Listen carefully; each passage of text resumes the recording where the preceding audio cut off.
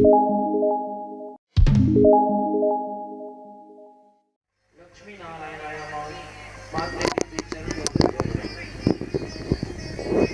श्री अखिल ब्रह्मांड नायक राजाधिराज योगीराज पार ब्रह्म परमेश्वर जगत आधार भगवान बांके बिहारी विश्वेश्वर आनंद गंध श्री कृष्ण चंद्र जी और आदि शक्ति पराशक्ति महाशक्ति अनंत शक्ति लाघवी शक्ति जगत जननी की कृपा से मुझे यह मंच प्राप्त हुआ और मैं इस व्यास मंच से ग्राम के देवता, घर के देवता, प्रिय देवता सभी का अभिनंदन करता हूँ कि आज सभी देवता आकर के विराजित हैं और विराजित रहकर हम सभी भक्तों का कल्याण करें और अपना आशीर्वाद बनाए रखें। जिस उद्देश्य से हम इस महायज्ञ को कर रहे हैं उस उद्देश्य को भगवान पूर्ण करें। और उद्देश्य कब पूर्ण होता है? जब हमारा मन निस्वार्थ भाव से रहे, जब हम सबका मन पवित्र रहे और जब हम मन कर्म वचन वाणी से भगवान की आराधना करें, तभी भगवान की भक्ति सहज हमें प्राप्त होती है। तो आज इस महायज्ञ में हमारे श्री घसियाराम यादव जी, श्रीमती सुशीला यादव और उनके भ्राता खेमराम यादव, श्रीमती कांतिबाई यादव और उनकी माता श्रीमती सुखमबाई यादव और उनके परिवार है ना। कौन कौन है परिवार में? स्वर्गीय जो बड़े बुजुर्ग हैं जिन्होंने अपना नाम अमर कर लिया है ना, जो भागवत महापुराण महायज्ञ कर लेता है, जो बड़ा बड़ा दान करता है, ऐसे भक्तों के ऊपर भगवान की दृष्टि हमेशा बना रहता है। तो इन्होंने भी, जो कौन है, स्वर्गीय श्री जयलाल यादव एवं गोपाल पिंकी यादव पुत्रवधू, योगेंद्र प्रेमिन यादव पुत्रवधू, त्रिलोक, कुंती, कविता, गोमती, मेघराज, मोनिका एवं समस्त यादव परिवार, बिंदाबाई यादव जो बहन है, बोधनी धनीराम बहन दामाद, श्यामा गंगा बहन दामाद, हेमिनी यादव बहन, मालती कुलेश्वरी कुलेश्वर बेटी दामाद, ओमिन दीपक बेटी दामाद एवं जो छोटे बच्चे भी हैं, उपेंद्र, योगिता, लीलाधर, दिगेश्वर, योगेश, खुशी, मिताली, काशीराम, कविता, मिलन, साकिन, वीरेंद्र, दिगेश्वर, परमिला, ये पूरे यादव परिवार के ऊपर भगवान की कृपा विशेष करके हुआ है। इस कारण आप सभी अपने पूरे शरीर से है ना, मन कर्म वचन वाणी कहा जाता है इसको, इस पूरे शरीर को हमने अपने भगवान बांके बिहारी में समर्पण कर दिया है। इसलिए भगवान की जब भी हम भक्ति करते हैं तो उसके पहले हमें क्या करना चाहिए? भगवान की स्तुति करना चाहिए, सत्संग करना चाहिए और कहना चाहिए हरि ओम। तन के तमोरे में दो, तन के तमोरे में दो, सांसों के तार बोले, जय सिया राम राम, जय सिया राम, जय सिया राम राम, जय राधे श्याम श्याम। तन के तमोरे में दो, तन के तमोरे में दो, तन के तमोरे में दो, तन के तमोरे में दो, सांसों के तार बोले,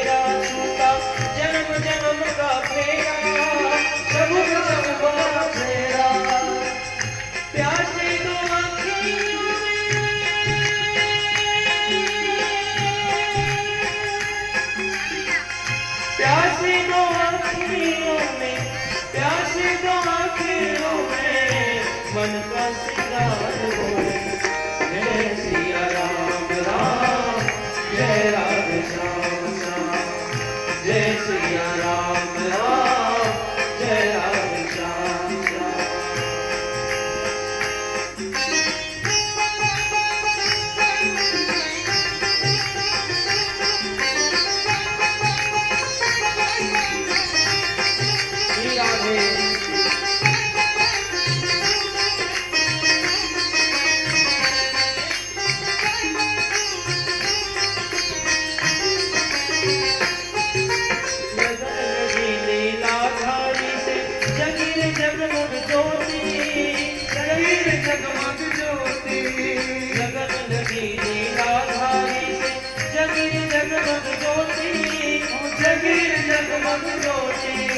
श्याम नाम का हीरा पाया राम नाम का मोती राम नाम के मोती मन की मुरलिया में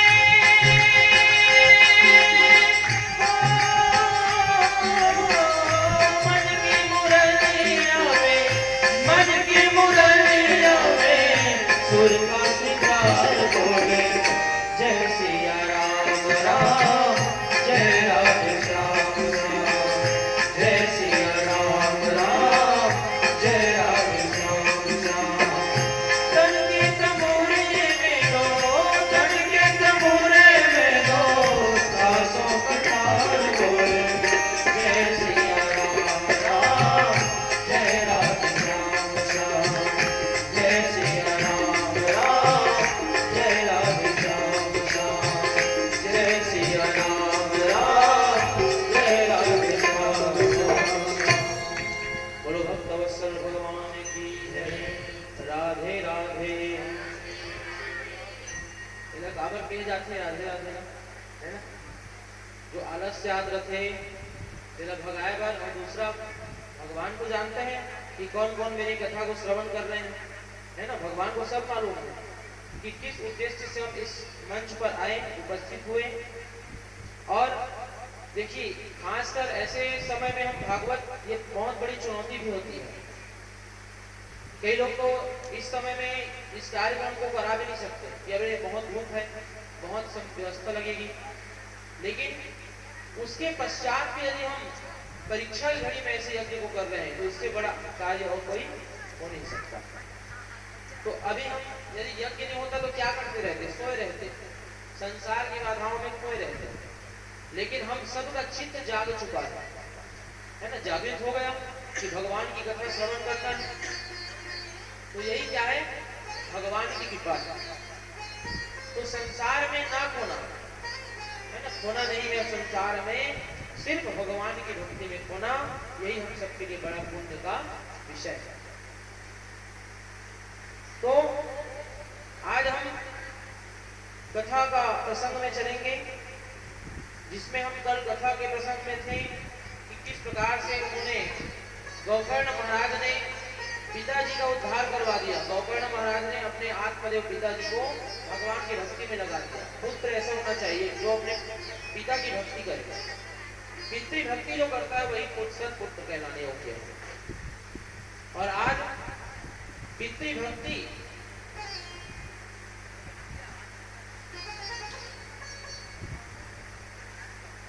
तो भगवान की इस भक्ति को किए गोकर्ण महाराज ने गया का श्राद्ध किया।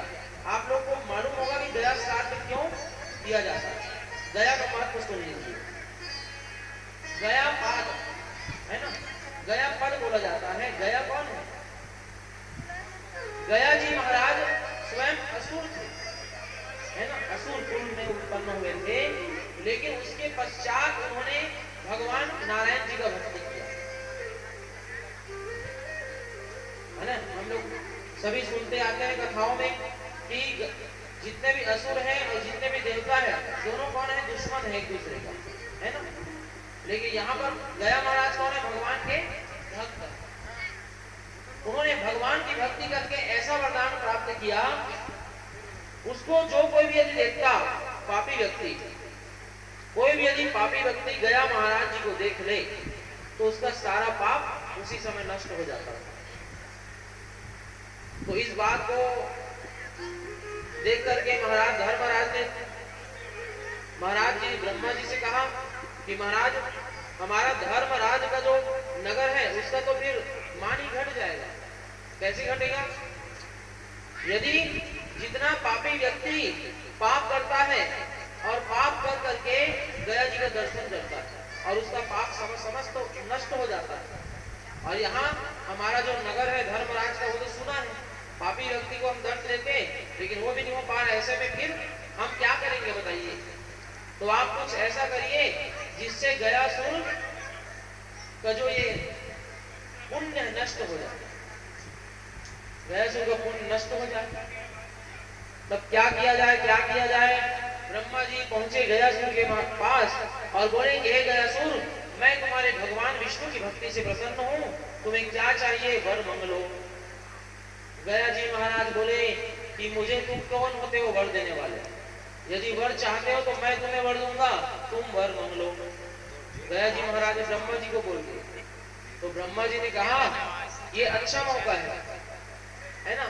गया जी से वर मांग लिया कि तुम मुझे अपना शरीर दे दो, इस शरीर में मैं तुम्हारे हृदय में क्या करूंगा? यज्ञ करूंगा। ऐसे कह करके भगवान विष्णु की यज्ञ हेतु उन्होंने उनके शरीर को मांग लिया और गया जी महाराज लेट गए। और लेट गए तो उसके पश्चात ब्रह्मा जी ने यज्ञ कुंड बनाया हृदय में गया के, और यज्ञ कुंड बना करके उन्होंने यज्ञ करना प्रारंभ कर दिया। अब बीच बीच में जब यज्ञ चलता रहता था तो गया महाराज उठ जाते थे बार बार, तो डिस्टर्ब होता था। और गया जी महाराज जैसे उठते थे बार बार, तो आज भगवान विष्णु का आह्वान किया गया, ओम नमो नारायणाय, ओम नमो नारायणाय। भगवान विष्णु को बुलाया और भगवान विष्णु जी जैसे ही प्रकट हुए तो कहां प्रकट हुए? उनके हृदय पर खड़े हो गए। किनके हृदय में खड़े हो गए बताइए ना आप लोग? कहां है ध्यान? कहां है आप लोग का ध्यान बताइए?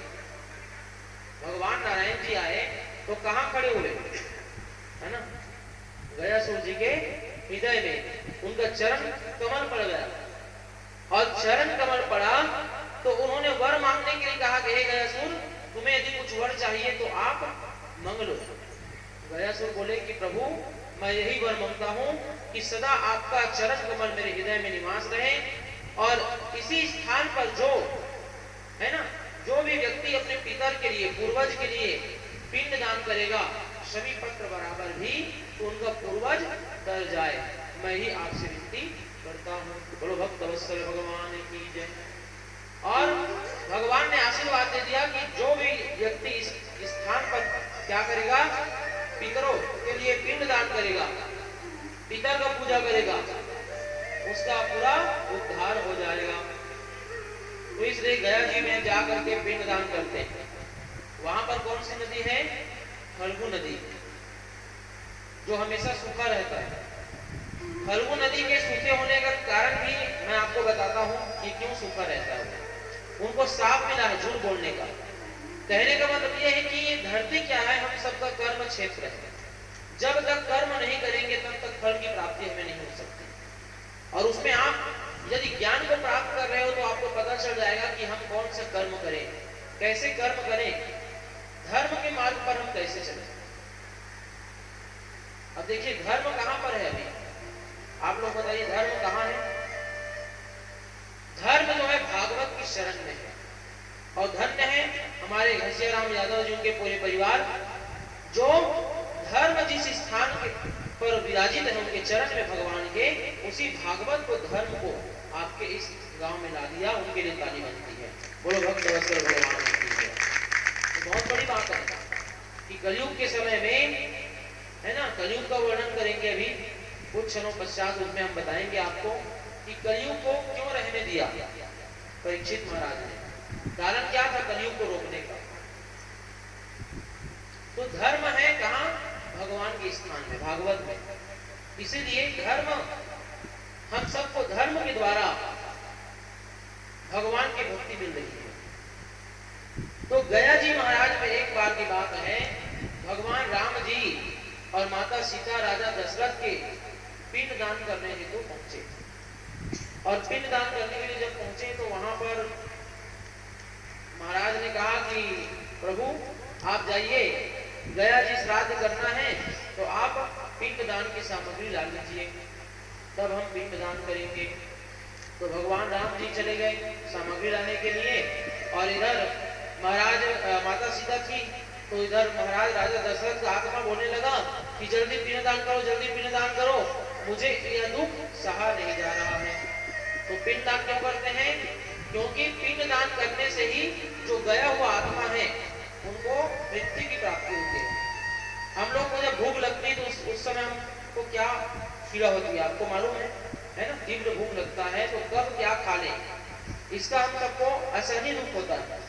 उसी प्रकार यदि मर कर चला गया आत्मा, उसको कब तृप्ति मिलती है? जब हम पिंड दान करते हैं, परिवार लोग पिंड दान करते हैं तो उसी को खा करके वो आगे बढ़ने में सामर्थ्य होता है। तो आत्मा तड़पने लगा। दशरथ जी महाराज ने कहा कि महारानी सीता तुम जल्दी से पिंड दान कर दो। तो उन्होंने रेत का पिंड बनाया, और रेत का पिंड बनवा करके जल्दी जल्दी महाराज को बोल करके पिंड दान करवा दिया। जैसे ही भगवान राम आए, बोले कि लीजिए मैं सामग्री ला लिया, तो माता सीता ने कहा कि महाराज जी पिंड दान तो मैंने कर दिया है। अरे पिंड दान कर दिया है, सामग्री तो मैं अभी ला रहा हूँ, क्या सबूत है पिंड दान हुआ उसका? तो माता सीता ने कहा कि गौ माता इधर आओ, तुम अभी यही थी, तुम बताओ कि मैंने पिंड दान किया है कि नहीं किया है? तो गौ माता ने झूठ बोल दिया कि आपने पिंड दान नहीं किया है। उसके बाद फल्गु नदी को बुलाया, तुम बताओ क्या तुमने देखा पिंड दान करते हुए? फल्गु नदी बोली मैंने भी देखा, पिंड दान नहीं हुआ है। उसके बाद वहीं पर वट वृक्ष है ना, वट वृक्ष, तो वट वृक्ष को पूछे कि तुम बताओ पिंड दान किया है कि नहीं? तो उन्होंने कहा कि पिंड दान हो गया। दोनों को झूठ बोलने के कारण माता सीता ने श्राप दिया कि तुमने नदी होकर तुमने झूठ बोला है तो तुम हमेशा सूखा रहोगे, और गौ माता तुमने झूठ बोला इस कारण तुम मैंने कुचैले गंदे वस्तुओं को खाना पड़ेगा। ये श्राप माता सीता ने उनको वहां दिया, और श्राप देकर के उनको वरदान दिया, किसको? वट वृक्ष को। वट वृक्ष को वरदान दिया कि इसी वट वृक्ष के नीचे जो भी भक्त बनाएंगे सभी पत्र बराबर भी अपने पूर्वजों का पिंड दान करेंगे, उनका हमेशा कल्याण हो। यही माता सीता ने उद्धार के बाद आशीर्वाद दिया। बोलो भक्त वत्सल भगवान की जय। तो इस प्रकार गया जी महाराज का भी उन्होंने में जाकर पिंडदान किया, भागवत महापुराण करवाया, जिससे उनके पूरे पूर्वज कर गए। और उसके पश्चात हम चलते हैं 24 अवतारों की कथा, है ना। भगवान ने जो 24 अवतार लेकर के सभी अधर्म को हटाकर धर्म की स्थापना की, उनके अवतारों की कथा। प्रथम अवतार भगवान सनकादिक के रूप में आए। कल हमने कहा था ना, कौन सा रूप कहा था, बताइए आप लोग, कौन सा अवतार था? कल बोले थे, है ना, सनक, सनातन, सनत कुमार, ये चारों ऋषि का आगमन हुआ। इनका आगमन ब्रह्मचर्य आश्रम को बताने के लिए हुआ कि ब्रह्मचर्य आश्रम कैसे जीना चाहिए। दूसरा अवतार भगवान वारा के रूप में आए। इनका अवतार संतान की उत्पत्ति करवाने के लिए, शिक्षा को बताने के लिए हुआ। गृहस्थ आश्रम को कैसे जीना चाहिए इसको बताने के लिए हुआ। बोलो वारा महाराज की जय। उसके पश्चात हुए नारद जी महाराज। नारद जी महाराज का आगमन वानप्रस्थ आश्रम बताने के लिए हुआ। उसके पश्चात नर नारायण के रूप में भगवान आए, जिसमें संन्यास को ग्रहण कैसे किया जाए, है ना। अब हम लोग कहते हैं कि संन्यास सब घर बार छोड़ करके जंगल में जा करके भगवान का भजन करता है, उसको कहते हैं संन्यास, है ना। पत्नी को भी छोड़ दे, परिवार को छोड़ दे। लेकिन यहाँ पर बड़े बड़े भगवान स्वयं आकर, ये तो आश्रम बताने के लिए हुआ। गृहस्थ आश्रम में रहते हुए ही आप संन्यास आश्रम ग्रहण कर सकते हो, आपको कहीं बाहर जाने की आवश्यकता नहीं है। संन्यास आश्रम गृहस्थ आश्रम में रहते हुए भी किया जा सकता है। उसके बाद कपिल महाराज के रूप में आए भगवान, जिसमें उन्होंने सांख्य शास्त्र का उपदेश दिया। उसके पश्चात दत्तात्रेय के रूप में आए जिसमें आत्मविद्या, अपने आत्मा से चिंतन करके जो ज्ञान प्राप्त होता है और अपने आत्मचिंतन करने के बाद अपने से ही खुश कैसे रहे, इसको बताने के लिए इनका स्वरूप हुआ। उसके पश्चात भगवान का अवतार यज्ञ के रूप में आए। यज्ञ से सभी कामनाओं की पूर्ति करना है ना। यज्ञ मतलब क्या होता है? यज्ञ मतलब विष्णु। यज्ञ कौन से देवता है बताइए आप लोग यज्ञ का? हाँ, जो अच्छे से श्रवण करता है ना कथा वही बता सकता है, क्योंकि ध्यान इधर उधर भटकता है, फिर हम सबका ध्यान भटक करके हम भूल जाते हैं। यज्ञ क्यों किया गया? यज्ञ के रूप में क्यों आए? कामनाओं की पूर्ति करने के लिए। और यज्ञ का फल कब मिलता है हम सबको? जब हम उस यज्ञ को पूर्ण रूप से अच्छे से करें तब। ऐसा नहीं कि आप हवन कुंड जला दिए और इधर उधर ऐसे स्वाहा, कोई ऐसे ऊपर फेंक रहा है, कोई नीचे फेंक रहा है, कोई ऐसा ऐसा कर रहा है, करते हैं ना स्वाहा। तो ऐसे करने से नहीं होता, उसका भी प्रकार है जिसमें हम इसको दूर करते हैं। जब भी हवन करना है तो स्वाहा इस उंगली से दिया जाता है। और इस उंगली को बाहर क्यों रखा गया? क्योंकि ये पितर का उंगली है। जब भी हम पूजा करते हैं पितरों का तो इस उंगली से पूजा किया जाता है। और देवताओं का पूजन इस उंगली से, मनुष्य का पूजा इस उंगली से, गंधर्व का पूजा चीनी उंगली से और अप्सराओं का पूजा इस उंगली से। जब भी हम टीका लगाते हैं किसी को, मनुष्यों को, तो अंगूठे से लगाना चाहिए, क्योंकि अंगूठे से लगाने से उम्र की बढ़ोतरी होती है।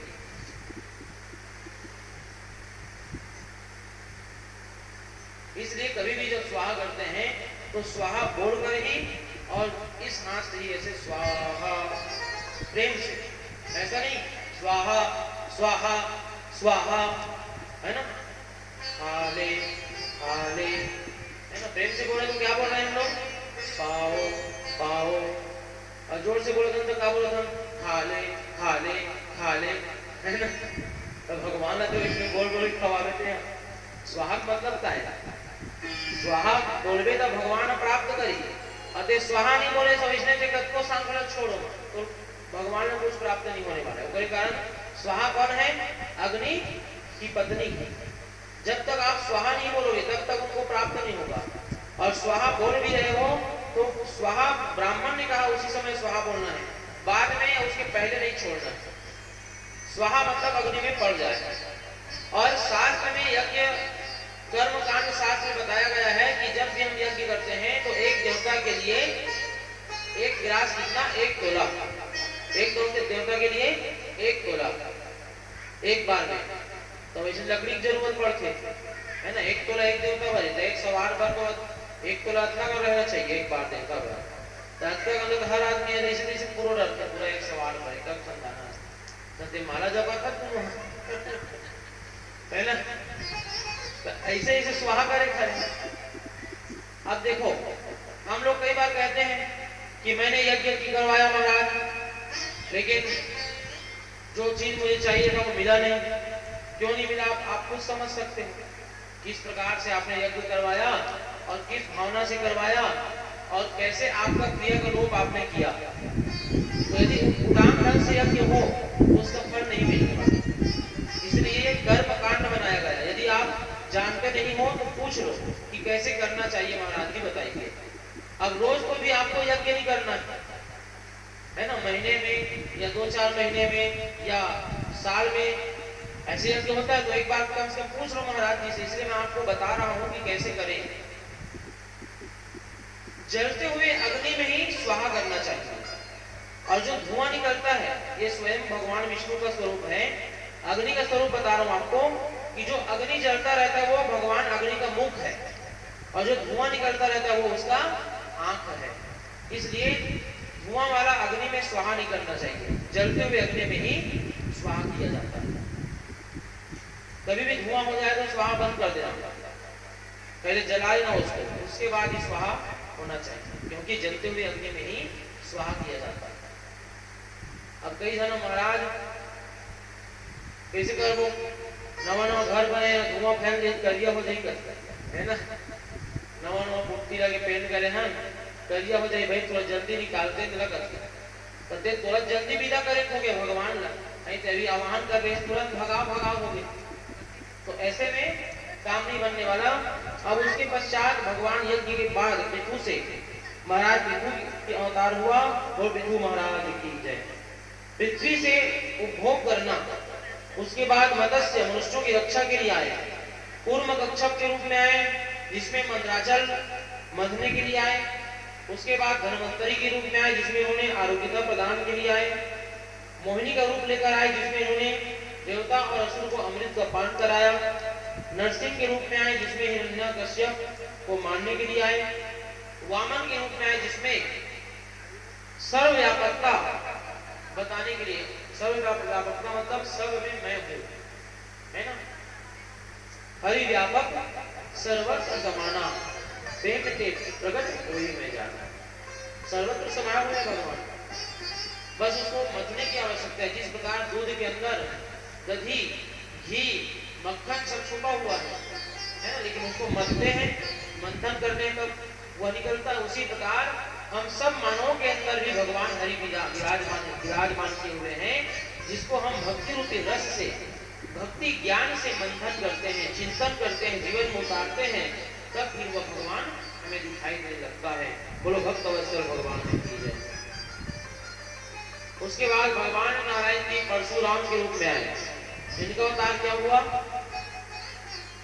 क्यों हुआ, रक्षक के भक्षक को बताने के लिए। इनका अवतार इसलिए हुआ कि क्षत्रिय लोग क्षत्रिय होकर, जो उनका काम क्या था, सबका रक्षा करना है क्षत्रियों का काम, लेकिन क्षत्रिय लोग सबको मारना पीटना चालू कर दिए। इसको देखते हुए भगवान ने परशुराम के रूप में आए और आकर सभी क्षत्रियों का 21 बार संहार किया और धर्म की स्थापना की कि तुम लोग का काम सबको मारना नहीं बल्कि सबका रक्षा करना है, ये तुम्हारा काम। उसके बाद वेद व्यास के रूप में आए जिन्होंने वेदों की रक्षा किया, विस्तार किया, शास्त्रों का ज्ञान दिए। उसके बाद भगवान का अवतार भगवान राम के रूप में आए, इनका अवतार मर्यादा बताने के लिए हुआ। उसके बाद कृष्ण के रूप में आए, इन्होंने कृष्ण के रूप में आकर के सबको प्रेम दिया, प्रेम का अवतार है। उसके बाद हयग्रीव के रूप में आए जिसमें वेद की रक्षा किया, बुद्ध के रूप में आए जिसमें यज्ञों में फैले हुए हिंसा को दूर करने के लिए आए, हंस के रूप में आए जिसमें ब्रह्मा जी को वेद का दान किया, ऋषभ के रूप में आए जिसमें जड़ योग जो जैसा है ठीक है ये बताने के लिए अवतार हुआ। उसके बाद बलराम जी आए अत्याचारियों को मारने के लिए। उसके पश्चात भगवान श्री नारायण जी जब कलयुग का अंत होगा तो 24वें अवतार उनका अवतार होगा और इस 24 अवतार भगवान की जय। हमारे सनातन धर्म में आप लोग ध्यान देना ये बात, हम सब हिंदुओं का क्या है, सनातन धर्म है। तो सनातन धर्म में हम सबको ऐसा नहीं है कि भागवत में ही हम आए हैं तो टीका लगा कर आना, रोज टीका लगाओ, है ना। टीका लगाने से मस्तक ठंडा होता है, ज्ञान की बढ़ोतरी होती है, रोज निरंतर होना चाहिए। माताओं को मैं यही बोलता हूँ कि सुबह माता हो चाहे जितने भी सूर्य हो, सबका कर्तव्य यही है कि सुबह से हम उठकर सर्वप्रथम स्नान करना चाहिए।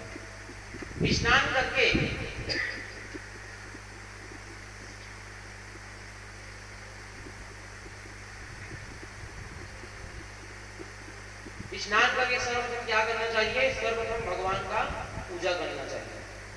और बालकों को क्या करना है, स्नान ध्यान करके सर्वप्रथम उठ करके माता पिता का प्रणाम करना है। ऐसा नहीं कि मदर दिवस हो गया है, माता पिता डे है आज, माता पिता पूजा करो, माता पिता दिवस है, तब माता पिता दिवस तो रोज हरेगा, रोज तो घर माता पिता है तो कहाँ मंदिर घूमे जावे, कहाँ विमोरा पूजल जावे, बताओ, माता पिता घर में। अब एक दिन चुने हो ये मदर दिवस से कहा है, दूसरा जैसे मनाते जैसे हम ओकर पीछू चलत और रोज तो घर माता पिता है, अजय लड़का अभी माता पिता दिवस का तब एक दिन माता पिता बनना है, बुजुर्ग बनना है तो संस्कार लगे अभी चालू कर दे रहे, सिंचत रहे, वैसे तोर ऊपर संस्कार है, तोर लेकर कर ही देख के तेगा कारण पहले संस्कार सीखे जाते हैं। तो माता पिता का प्रणाम रोज करो, क्योंकि जो सत्पुरुषों का प्रणाम करते हैं उतना ज्यादा उसको आशीर्वाद प्राप्त होता रहता है। जितना ज्यादा आप बुजुर्गों का, ब्राह्मणों का प्रणाम करोगे। और प्रणाम ऐसा नहीं भाई कि ऐसा किया और उसके बाद यहाँ लगा लिया, करते हैं ना कई लोग ऐसे छूते पावला ऐसे छाती ठोका सकते हैं नहीं मैं बैठा नहीं। अब धीरे धीरे ना दावत गा पहली ये मैंने शुरू रही, अब माड़ी चालू हो गई, जांग में चालू हो गई, होकर बाद पेट में धीरे धीरे उतरत हो, है ना। लेकिन असलियत क्या है, चरण स्पर्श करके अपने मस्तक पर ले जाना। इससे क्या होता है कि जैसे हम झुकते हैं तो हमारे जो पाप रहता है मस्तकों पर वो गिर जाता है और उनके चरणों से जो किया हुआ पुण्य है उस चरण के द्वारा हमें पुण्य अपने सिर पर पकड़ाते हैं, आशीर्वाद करते। ये है प्रणाम करना। अब माड़ी बस में मत छूना का करो भी, माड़ी बस के प्रणाम मत करे करो। काबर जो कृपा आशीर्वाद प्राप्त होना है वो चरण से ही होगा। आप कितना भी माड़ी को किसी का भी प्रणाम करते हो उससे पुण्य की प्राप्ति नहीं बल्कि उसमें पाप और समा जाता है। इसलिए माड़ी का प्रणाम मत करना, कभी भी चरणों के प्रणाम करना है, चरणों का अवसर प्राप्त होना चाहिए। कई जन कथा में कैसे थे जैसे छूटा सा वैसे अर्थ गई तो कहते पैंट टंगावत महाराज है एकदम खिंचावत यही डांस करता तो वैसने वाला जीन से आजकल एकदम तो धोती रोके का आजकल कहेगा धोती का है सुविधा युक्त केसनों के पालकी मोड़ के बैठ जाए धोती। अब फुल पैंट में बार बार खींचने लगी थे, आराम से बैठे नहीं सके, एक घंटा बैठा के दिखा दो, बार बार होती करत रही होती। तो इसलिए सनातन धर्म में क्या करना है, हर समय हम सबको सकारात्मक ऊर्जा यदि प्राप्त करना है तो सुबह से स्नान ध्यान होना चाहिए। माताओं को मैं ये कहूंगा कि रोज हमें आदत बना लेना चाहिए कि सुबह से स्नान करके रसोई में प्रवेश करें, रसोई में प्रवेश स्नान ध्यान करके पहुंचे, क्योंकि रात्रि में हम शौच में कई प्रकार की क्रिया में लिप्त हैं और सुबह उठ करके हम सबके लिए भोजन बना रहे हैं। तो ये क्या है, हमारा संस्कार सनातन धर्म कर्म कांड बताया जा रहा है। अब सनातन धर्म में है ना कितने देवता है, सब जन कहे 33 कोटि देवता की जय हो, तो 33 कोटि नहीं होता है वो, 33 प्रकार होता है, 33 कोटि नहीं है वो, 33 प्रकार के देवताओं की जय हो। और हम सबके मुख्य देवता, हिंदुओं का जो मुख्य देवता है वो कौन है, पंचदेव। आप लोग ने देखा है शिव पंचदेव कहां देखा है? नहीं देखे हैं? पंचदेव किस किस ने देखा है? हाथ ऊपर कर। तुम्हारा याद नहीं आवा, देख चुके हो हमारे शनि मंदिर के पीछे है ना शिव पंचायतन का। हाँ शिव पंचायतन कौन कौन है, विष्णु, दुर्गा, सूर्य, गणेश और शिव। मतलब 5 देवता को छोड़कर छठवा देवता और कोई संसार में नहीं है, बस 5 देव हैं। कहावत है 5 देव मिल रक्षा करे ब्रह्मा विष्णु महेश, इतनी रामायण में नहीं तो पंचदेव एक अतिरिक्त कोई और देवता है चली। कहावत यही में प्रकट हो सब देवता, माता गौरी है, विष्णु है और तो शिव जी है, सूर्य है। तो जितने भी स्वरूप लिया गया है भगवान शिव से ही, भगवान विष्णु जी से लिया गया है। और हम सबको भी 5 देवता को छोड़कर और कोई देवता का पूजा नहीं करना चाहिए, सभी देवता उसी में समाहित है, पंचदेव। तो ये क्या है, ये हम सबका नॉर्मल ज्ञानप्रद का बात है जिसको हमें सीखना चाहिए, जीवन में उतारना चाहिए। क्योंकि जब हम जीवन में उतारते हैं और कथा को सुनकर हम एक दूसरे को बताते हैं तो उनको भी ज्ञान हम हमारे द्वारा प्राप्त हो जाता है। तो आइए भगवान की भजन करें, फिर आगे कथा कहेंगे। बोलो भक्त भगवान की जय।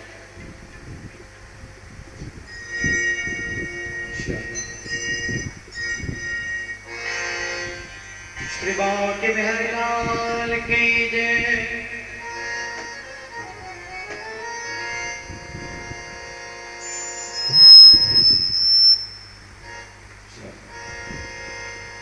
आप हो इस नैलन में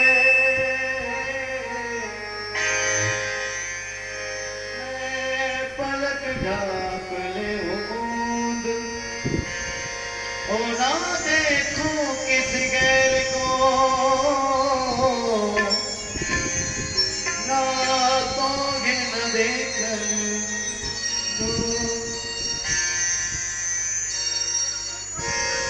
सावरे को दिल में बसा कर तो देखो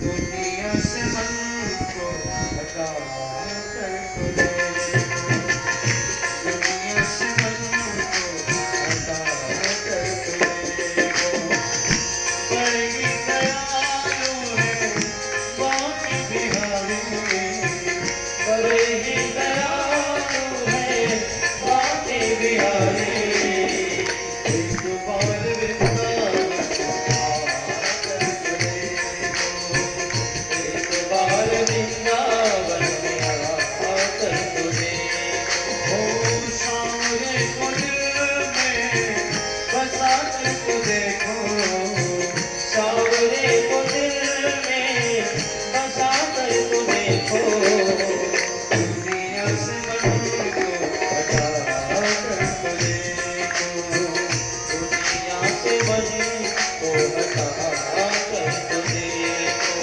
कौन बिहारी भक्तों के दिलदार सदा लुटाते हैं कृपा के भंडार कौन बिहारी भक्तों के दिलदार सदा लुटाते हैं कृपा के भंडार कौन बिहारी भक्तों के दिलदार सदा लुटाते हैं कृपा के भंडार कौन बिहारी भक्तों के दिलदार सदा लुटाते हैं कृपा के भंडार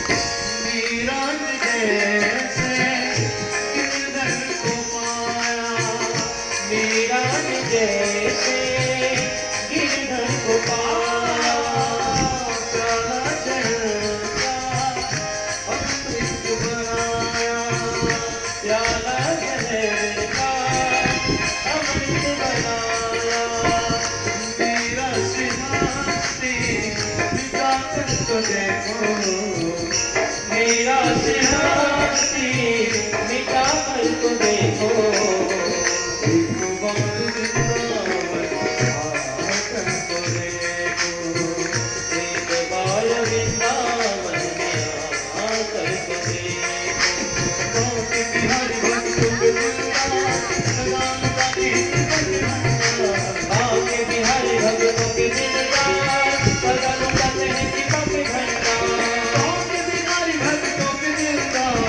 सदा लुटाते हैं कृपा के भंडार बाकी बिहारी भक्तों के दिलदार सदा लुटाते हैं कृपा के भंडार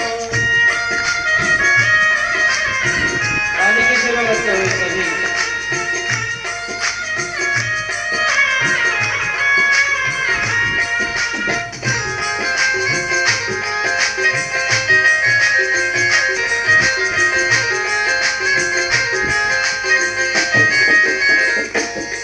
श्याम बिना तेरे कोई न अपना श्याम बिना तेरा कोई न अपना दुनिया में झूठा सपना ये दुनिया है एक झूठा सपना नजरों से पर्दा हटा कर तो देखो नजरों से पर्दा हटा कर तो देखो एक बार वृंदावन आकर तो देखो एक बार वृंदावन में आकर तो देखो सावरे को दिल में बसा कर तो देखो सावरे को दिल में बसा कर तो देखो दुनिया से मन को हटा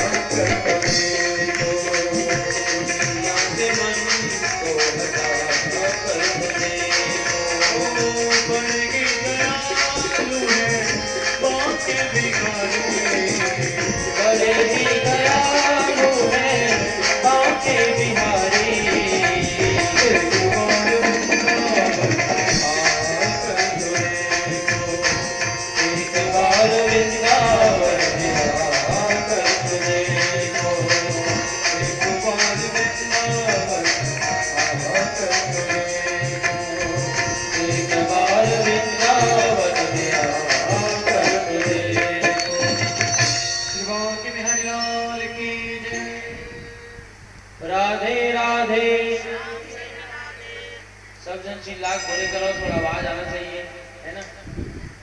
सुस्ती के समय नहीं है, अभी जागृत अवस्था में रहना है। जो सोया वो खोया, है ना। जो जागा हो पाया तो अभी जागृत अवस्था में रह करके अपने जीवन को तारना है, क्योंकि ना जाने किस पुण्य को का उदय हुआ है जिसके माध्यम से हम भागवत की इस कथा को श्रवण कर रहे हैं। क्योंकि हम लोग यदि भागवत भी नहीं होता है, यदि होता भी है तो दूर में होता है, तो हम लोग समय बनाए रहते हैं, आज जाएंगे, कल जाएंगे, परसों जाएंगे, नरसों जाएंगे। तो ऐसा बात नहीं है, जितना ज्यादा आप जाओगे उतना ज्यादा आपका पुण्य बढ़ेगा। बहाना भी बनाने की आवश्यकता नहीं है। और हम लोग क्या करते हैं, जो अच्छा काम करना उसमें बहाना बना देते हैं, और जो बुरा काम करना उसमें बहाना नहीं बनता, उसको उल्टा और कर देते हैं। इसीलिए हमारा जो पाप का भाग्य है वो और बढ़ जाता है।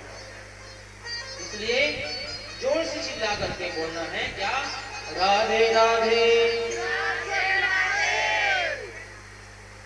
लाज का बात नहीं है ना। भगवान की भक्ति में कैसी लाज रखना, बताइए। तो आज हम अमर की कथा, अमर कथा क्या है? अमर कथा, भगवान भोलेनाथ जी जब अपनी दृष्टि को बंद किए रहते हैं तो वो भगवान का ध्यान करते रहते हैं, और भगवान का ध्यान करते रहते हैं। तो आज माता पार्वती जी ने पूछ लिया कि महाराज, देवों के देव महादेव, आप किसकी चिंता करते रहते हो, क्या सोचते रहते हो मन में? तो इस बात को जब पूछे तो उन्होंने कहा कि हे देवी, मैं मन ही मन अपने आंखों को मूंद करके मेरे आराध्य का ध्यान करता रहता हूं।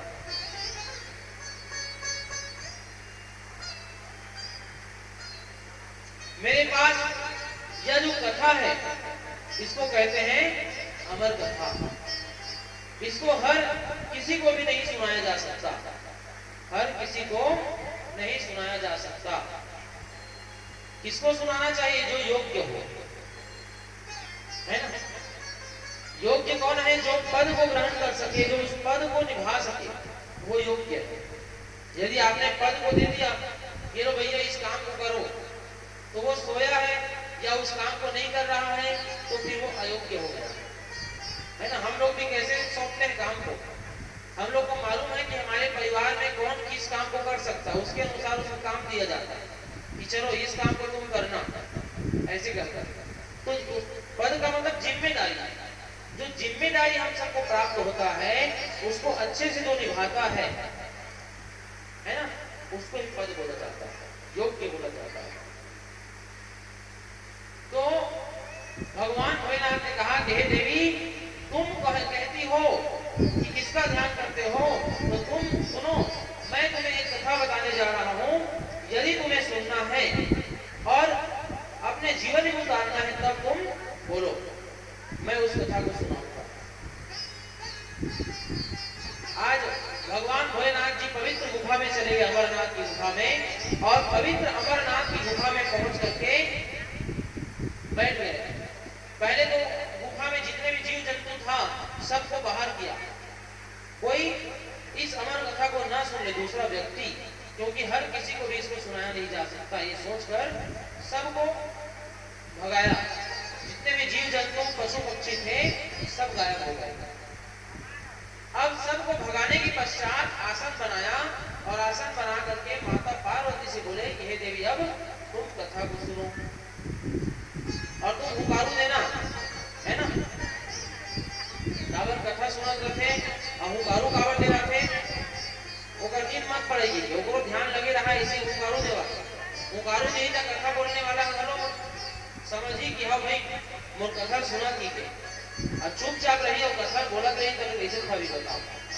कोई मन हाँ महाराज ऐसे थोड़ा सिर लहराता तो मोहन लगते कि सुना थे इसीलिए, है ना। अवेती देखी ना कैसे बनी। तो माता पार्वती ने कहा कि प्रभु आप सुनाइए तो सही, मैं इस कथा को सुनने के लिए तैयार हूं। तो उन्होंने श्री गणेशाय नमः बोल करके अमर कथा को श्रवण करवाने लगे। कौन सी कथा को? ये क्या है? अमर कथा, श्रीमद् भागवत महापुराण की कथा। आप सब भी अमर हो गया आज भागवत की कथा सुन गए, है ना। तो ये अमर कथा ही है, इसी कारण इसको बताया गया, इसलिए यह जगह जगह होता है। कल्याण करने का कथा है, भगवान के चरणों तक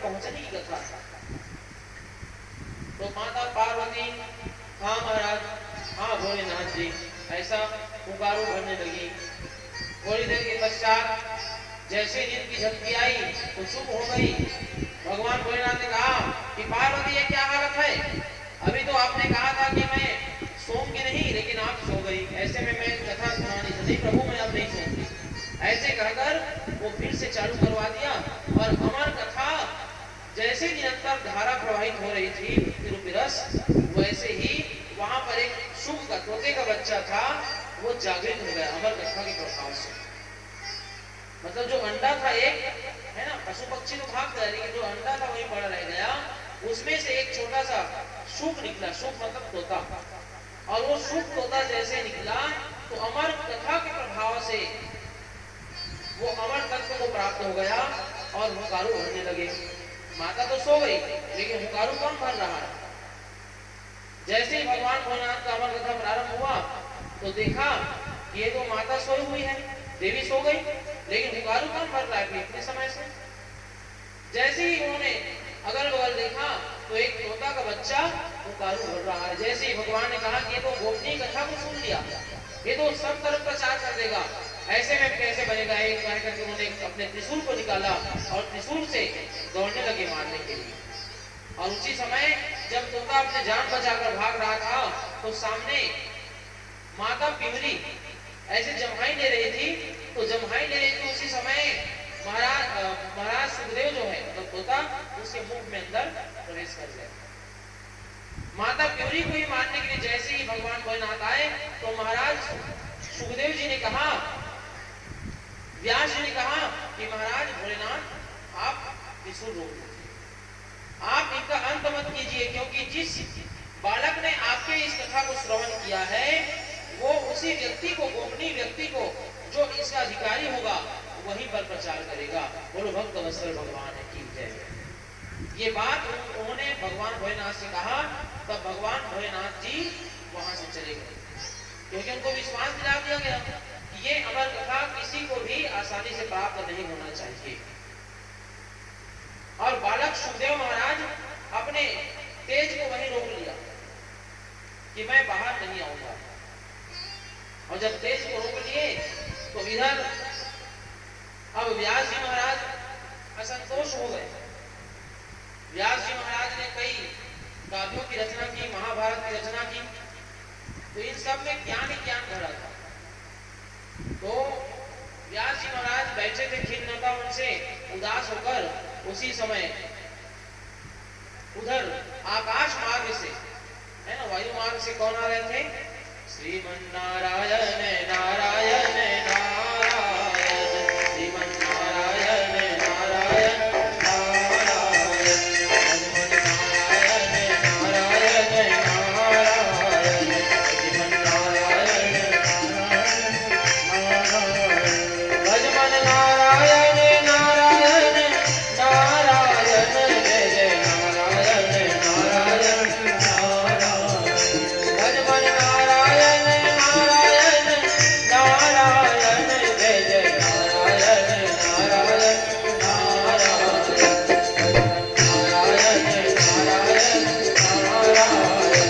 नारायण नारायण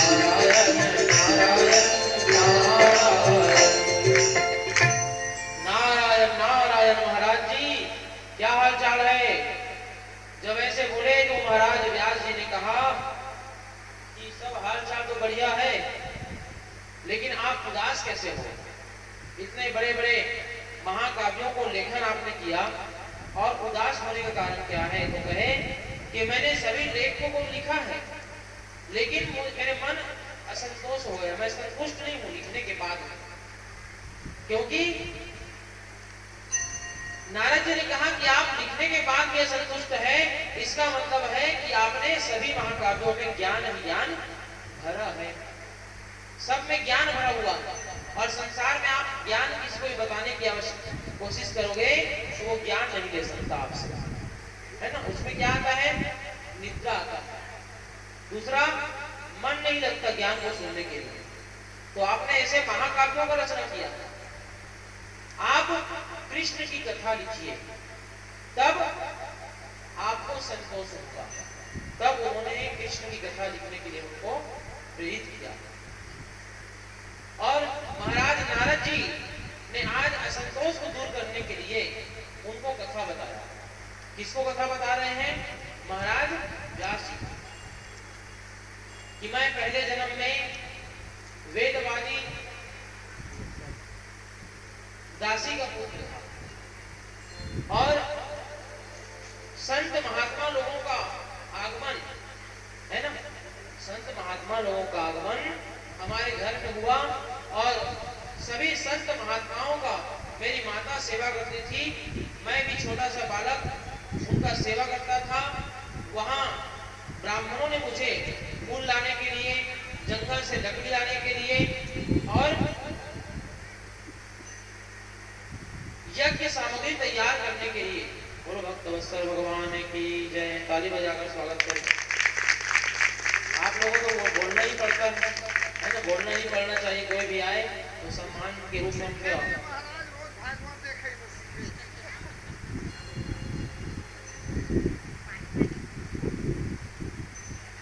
तो आज भगवान श्री कृष्ण की कृपा से बालक नारद है ना, नारद क्या बता रहे हैं? अपनी कथा बता रहे हैं कि पूर्व जन्म में वो कौन था, है ना। हम लोग हर कथा में सुनते हैं नारद महाराज आ रहे हैं करके, लेकिन वो कौन है पूर्व जन्म? एक दासी के पुत्र है और दासी के पुत्र के समय में उन्होंने क्या किया था, इसको आप सुनिए। आजकल तो हम देखते हैं बालकों को, सब कोई खेल रहा है, कोई इधर उधर का बात कर रहा है, कोई मोबाइल देख रहा है, कोई टीवी में व्यस्त है, कोई और कुछ चीज में व्यस्त है। लेकिन वो समय नारद जी महाराज ब्राह्मणों की सेवा में व्यस्त है। लकड़ी लाना, फूल लाना, यज्ञ की सामग्री तैयारी करना और ब्राह्मणों की प्रसाद को, जूठा को प्रसाद को खाने का काम उनका। जैसे जैसे हम सब बालकों को बचपन में शिक्षा दिया जाता है, बचपन में शिक्षा मिलता है, हम उसी को ग्रहण करके आगे बढ़ते हैं। और आज उसी शिक्षा को लेकर नारद जी महाराज कह रहे हैं कि मैं दासी का पुत्र होकर ब्राह्मण जैसे जैसे मुझे आज्ञा देते थे वैसे वैसे मैं उनका स्वागत करता था। एक दिन तो ब्राह्मण जी ने कहा कि हे भक्त, अरे बेटा आ इधर आ, तूने भोजन किया है? नहीं महाराज, आप जब तक भोजन नहीं करोगे तब तक मैं कैसे भोजन करूंगा। ये बात उन्होंने कहा तो उन्होंने कहे कि मैंने पत्थर में जो जूठा छोड़ा है प्रसाद के रूप में, इस प्रसाद को तुम ग्रहण कर लो। तब नारद जी महाराज ने उस प्रसाद को पा लिया और उसी प्रसाद के कारण, कृपा प्रसाद के कारण, संत महात्मा का अर्थ यह है कि संत महात्मा तब तपस्वी होते हैं, योगी होते हैं, जो हमेशा भगवान का ध्यान करते रहते हैं। संत कौन है? जो वैराग्य धारण कर ले, दुनिया से, धन से, परिवार से कोई मतलब न रहे, सिर्फ भगवान से मिलने का उद्देश्य है, वही है संत।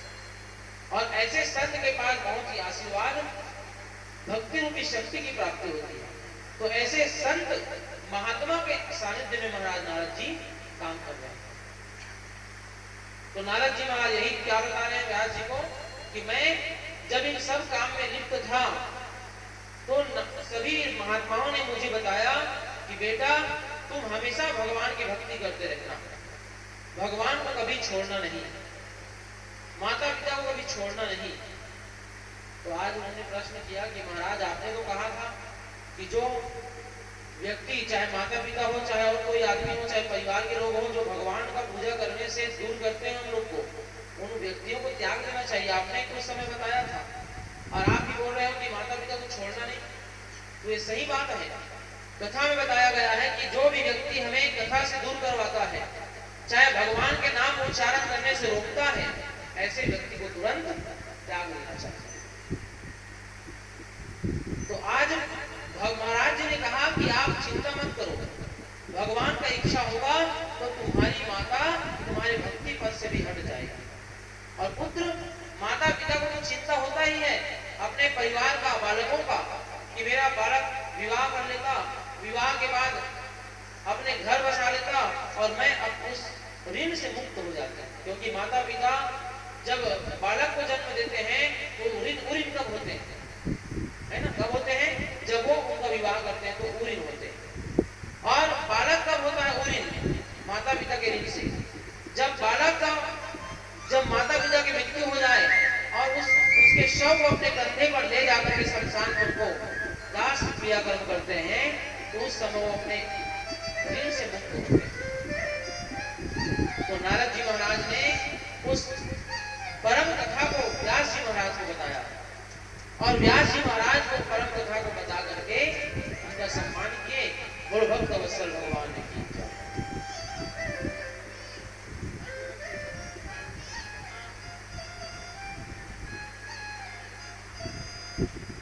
उसके पश्चात नारद जी महाराज ने तपस्या करना प्रारंभ कर दिया, भगवान हरि का स्मरण करना प्रारंभ कर दिया। तब आकाशवाणी हुआ कि हे महाराज, अभी आपका जो भक्ति है पूर्ण रूप से सिद्ध नहीं हुआ है, इसलिए आप प्रतीक्षा करो, मेरी भक्ति और करो। उसके पश्चात आपका जन्म जो है ब्रह्मा जी के मानस पुत्रों में से, मतलब भगवान की गोदी से आपका उत्पत्ति होगा। बोलो भक्त वत्सल भगवान की जय। और आज नारद जी महाराज ने भगवान श्री संत महात्माओं का आशीर्वाद प्राप्त किया। और एक दिन की बात है, उनकी माता लकड़ी लाने के लिए गई थी जंगल में, तो एक सर्प ने उसको डस लिया और उसकी माता का देहांत हो गया। माता के देहांत हो जाने के पश्चात नारद जी महाराज ने उनका यथोचित यथासंभव दाह संस्कार किया, उनके लिए यथा योग्य उनको तारने के लिए गया श्राद्ध किए, पिंडदान किया और मातृभक्ति के द्वारा उनकी माता ने जो आज्ञा दिया था उसको पूर्ण करवा करके उन्होंने अपने शिक्षा को पूर्ण की। और अंत में वो कहां पहुंचे? भगवान के गंधर्व बन गए। गंधर्व बने उसके पश्चात भगवान के पार्षद हुए। पार्षद होने के पश्चात जब ब्रह्मा की गोदी से 10 मानस पुत्रों में से गोदी से उत्पन्न हुए तो भगवान का पार्षद के रूप में भक्त बना। बोलो नारद जी महाराज की जय। तो अब जैसे ही नारद जी महाराज ने बताया व्यास जी महाराज को कि आप भागवत महापुराण की रचना करो, कृष्ण की कथा लिखो, तब उनको प्रसन्नता हुई। देखिए, मैंने कहा ना कि भगवान राम का जो अवतार हुआ था वो क्यों हुआ? मर्यादा बताने के लिए। प्रातः काल उठ के रघुनाथा, माता पिता गुरु नामहि माता। उनका कर्म क्या था? सुबह से उठकर रोज प्रणाम करते थे माता पिता का और वंदन करते थे जो सर्वस्व स्वामी है। वो ये मर्यादा बताने के लिए कि हम सबको कैसे जीवन में जीना चाहिए। तो ये क्या है? मर्यादा के रूप है, शिक्षा ज्ञान के रूप है। और भगवान कृष्ण जी प्रेम के रूप है। सांवरे घनश्याम तुम तो प्रेम के अवतार, हंस रहा हूं संकटों में तुम ही केवल हार। प्रेम के अवतार है भगवान। तो प्रेम जब हम करने लग जाते हैं भगवान से, है ना, तब जाकर के भगवान हमको प्रेम देते हैं, अपनी भक्ति को प्रदान करते हैं। इसलिए आज उस प्रेम को वो अपने अंदर समाहित किए और भागवत की रचना किया। जब भागवत की रचना किए ना तो महाराज सोचने लगे कि मैं इस भागवत को किसको सुनाऊंगा, क्योंकि मेरा पुत्र तो जैसे ही जन्म लिया वैसे ही वो, आप मेरे पिता नहीं हो, मैं आपका पुत्र नहीं हूँ, ये संसार मेरा नहीं है बोलकर चला गया है। ये संसार सब जड़ है, भगवान नारायण परमात्मा है। मुझे इस संसार से कोई लेना देना नहीं है, ना तो मेरे माता पिता से मुझे लेना देना नहीं। क्योंकि आपने सुना होगा कि वो सिर्फ हरि का ध्यान करते सुखदेव महाराज, स्वयं नारायण के अवतार भगवान का हरि चिंतन करते हुए जंगल में चले गए और जंगल में जाकर के तप करने लगे। तो उसी समय की बात है, शिष्यों को व्यास जी ने जंगल में भेजा कि जाओ तुम लोग हवन पूजन करने के लिए पुष्प और लकड़ियों का आवश्यकता है, लाडो। तो सभी उनके शिष्य गए जंगल में। तो वहां बहुत हिंसक पशु रहते हैं। हिंसक पशु ने जब आवाज लगाया तो हिंसक पशु को से डर करके सभी शिष्य भागे भागे वापस आ गए। और जब वापस आए तो कहे कि अरे शिष्यों, तुम लोग वापस कैसे आ गए? तो कहा कि हम लोग हिंसक पशु से डरते हैं। तो उन्होंने मंत्र दिया, ये लो इस मंत्र को पकड़ो और मंत्र को पकड़ करके जैसे कोई हिंसक पशु आए तो इस मंत्र को बोल देना, फिर वो तुम्हारा कुछ नहीं बिगाड़ पाएगा। तो उस मंत्र को दे दिया और मंत्र को ले जाकर के जंगल में वो बोलने लगे। तो उस मंत्र को जैसे ही सभी हिंसक पशुओं ने सुना तो सब लोग शांत हो गए। दूसरा, उस मंत्र को महाराज सुखदेव जी के कान पर पड़ गया कि ये कौन सा मंत्र है, ये मंत्र मुझे चाहिए, ये मंत्र मुझे कहां मिलेगा, है ना। ये भागवत का मंत्र था। ओम अहमेवास्मे वाग्रे नान्यथा संपरम पंचादहं हृदय तच्च सो अविश्य से सो अस्म्यहम् हृदय अर्थ यत् प्रत्येक ना प्रत्येक चात्मनि तद मानो मायाम यथा आभासो यथा तमः यथा भान्ति भूतानि भूतेषु चावदेषु प्रविष्टानि तथा तेषु न तेष्वहम्। ये भागवत महापुराण के मंत्र के द्वारा सुखदेव महाराज जो घर को छोड़कर चले गए थे जंगल में, वो आकर्षित होकर के दौड़े दौड़े अपने पिताजी के पास आ गए और पिताजी के पास आकर के बोले कि हे महाराज, ये मंत्र कैसा है, इस मंत्र के बारे में आप मुझे बताइए। तब व्यास जी महाराज ढूंढ रहे थे कि इस कथा को कौन बोलेगा, कौन बताएगा संसार को। तो आज सुखदेव जी महाराज आए और उन्हीं के द्वारा ये कथा को कहाँ बताया गया, गंगा नदी के तट पर महाराज परीक्षित जी को बताया गया।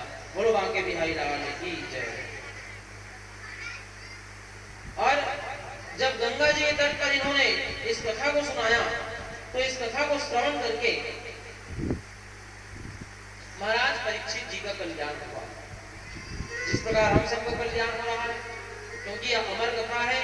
यह श्रीमद् भागवत महापुराण 18,000 श्लोक है ना, 365 अध्याय और 12 स्कंद है, 12 स्कंद है। यह स्वयं एक कल्प वृक्ष है। इस कल्प वृक्ष में हमेशा क्या रहता है, फल रहता है, लेकिन इसमें गुठली नहीं रहता, रस से भरा हुआ। ये कभी हम सबके ताप को, भय का नाश करने वाला है। ऐसा इसमें भगवान का कृपा प्राप्त है, जिसको जो भी सुनता है उनका भगवान कल्याण कर देते हैं। अब सूत जी महाराज ने बताया कि हे महाराज, जैसे ही जो व्यास जी को असंतोष हुआ था कि मैं अपने इस कथा को किसको सुनाऊंगा, कौन इसको प्रचार करेगा संसार में, तो उनको पता चल गया कि मेरे पुत्र हैं सुखदेव महाराज, ये प्रचार करेंगे। तो अब हम चलेंगे पांचों पांडवों की कथा की ओर, जिसमें महारानी सत्यवती के पुत्र, 2 पुत्र हुए, विचित्र, वीर्य और चित्रांगद। सत्यवती के पति हुए शांतनु, है ना। तो शांतनु महाराज की कथा में हम श्रवण करते हैं कि शांतनु महाराज कौन है। तो एक समय की बात है, ये शांतनु महाराज महाभीष नाम के राजा थे। ये महाभीष राजा बहुत से पुण्य कर करके इंद्रासन में जाने के योग्य बन गए। और इंद्रासन में जब पहुंचे तो वहां जितने भी देवता थे वो उन्होंने इकट्ठा होकर के यज्ञ करना प्रारंभ कर दिया। और इधर माताएं जो है ना, अप्सराएं जो है, वो भी उसी सभा में आने लगी। और उसी सभी के बीच में जब गंगा मैया आई, तो गंगा मैया को जो वस्त्र था, साड़ी था, वो हवा में उड़ गया। सभी ने अपने आंखों को नीचे कर लिया, लेकिन महाभीष राजा उनको देखते रह गए। जब महाभीष राजा उनको देखते रह गए तो ब्रह्मा जी ने श्राप दे दिया, कह रहे मूर्ख, तो जो पुण्य करके आया था उसको तुमने समाप्त कर दिया, है ना, तूने नियम का उल्लंघन किया है, तो तू जा पृथ्वी पर गिर जा। और गंगा महाभीष दोनों तुम एक दूसरे को देखने लगे, इस कारण गंगा को भी नीचे धरती पर जाकर तुम भोगना पड़ेगा। ये बात श्राप देकर के उन्होंने कह दिया। और ब्रह्मा जी के श्राप को आज उन्होंने धारण किया और सोचने लगे कि हम लोग कैसे अब किस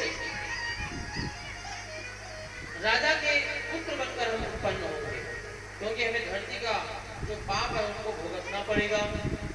ये बात मन में विचार करके शांतनु महाराज मतलब महाभीष राजा जाने लगे। अब उन्होंने राजा को खोज किया कि कौन सा ऐसा अच्छा राजा होगा जिसके पुत्र बनकर मैं आऊंगा। और इस तरफ माता गंगा उस तरफ आकाश मार्ग से जैसे ही आ रही थी तो उनको 8 वसु मिले। वसु की पत्नियां मिली। पत्नियों ने प्रणाम किया माता गंगा को और बोले कि हे माता, आप कहाँ जा रही हो? माता गंगा ने कहा कि पहले आप बताइए कि आप लोग कहाँ जा रहे हो। तो उन्होंने एक वृतांत बताया कि हम लोग महाराज वशिष्ठ के यहाँ से आ रहे थे, श्राप मिलकर के। क्या था इनको श्राप महाराज? तो सूर्य ने कहा कि ये जो वसु है, देव नाम की वसु की पत्नी, इन्होंने वशिष्ठ महाराज का जो गाय था, है ना, जो भी मांगो आप गौ माता से, तो वो गौ माता हर चीज प्रदान करने में सक्षम थी। दूध मांगो तो दूध, सोना मांगो सोना, चांदी मांगो चांदी, हर चीज जो भी मन में कामना था वो ऐसा गौ माता था। उसके दूध को जो पीता था वो हमेशा जवान रहता था।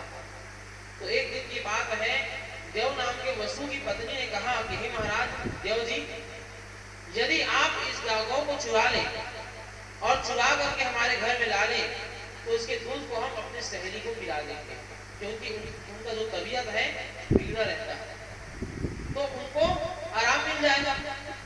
तो उन्होंने अधर्म से उस पशु को, मतलब गौ माता को आश्रम से हरण कर लिया। और जब आश्रम से हरण कर लिया तो वशिष्ठ जी ने देखा कि मेरा गौ माता कहाँ गया, ढूंढने लगे।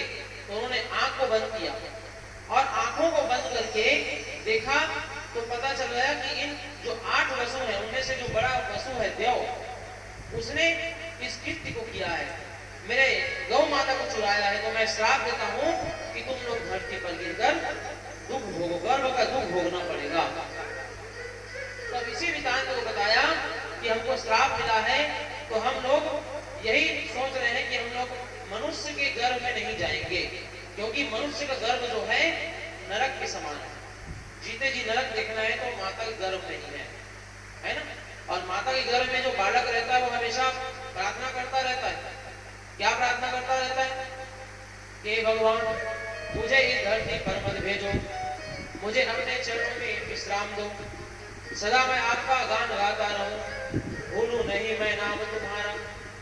क्योंकि धरती पर जाऊंगा तो फिर से जिस कर्म को करके मैं भोग करके आ रहा हूँ उसी को फिर भोगना पड़ेगा, माया में फंसना पड़ेगा। इसलिए आप मुझे अपने चरणों पर स्थान दीजिए। लेकिन ये ज्ञान तब तक है जब वो गर्भ में रहता है तब तक, और जैसे ही वो गर्भ से बाहर आता है तो वो अपने ज्ञान को भूल जाता है।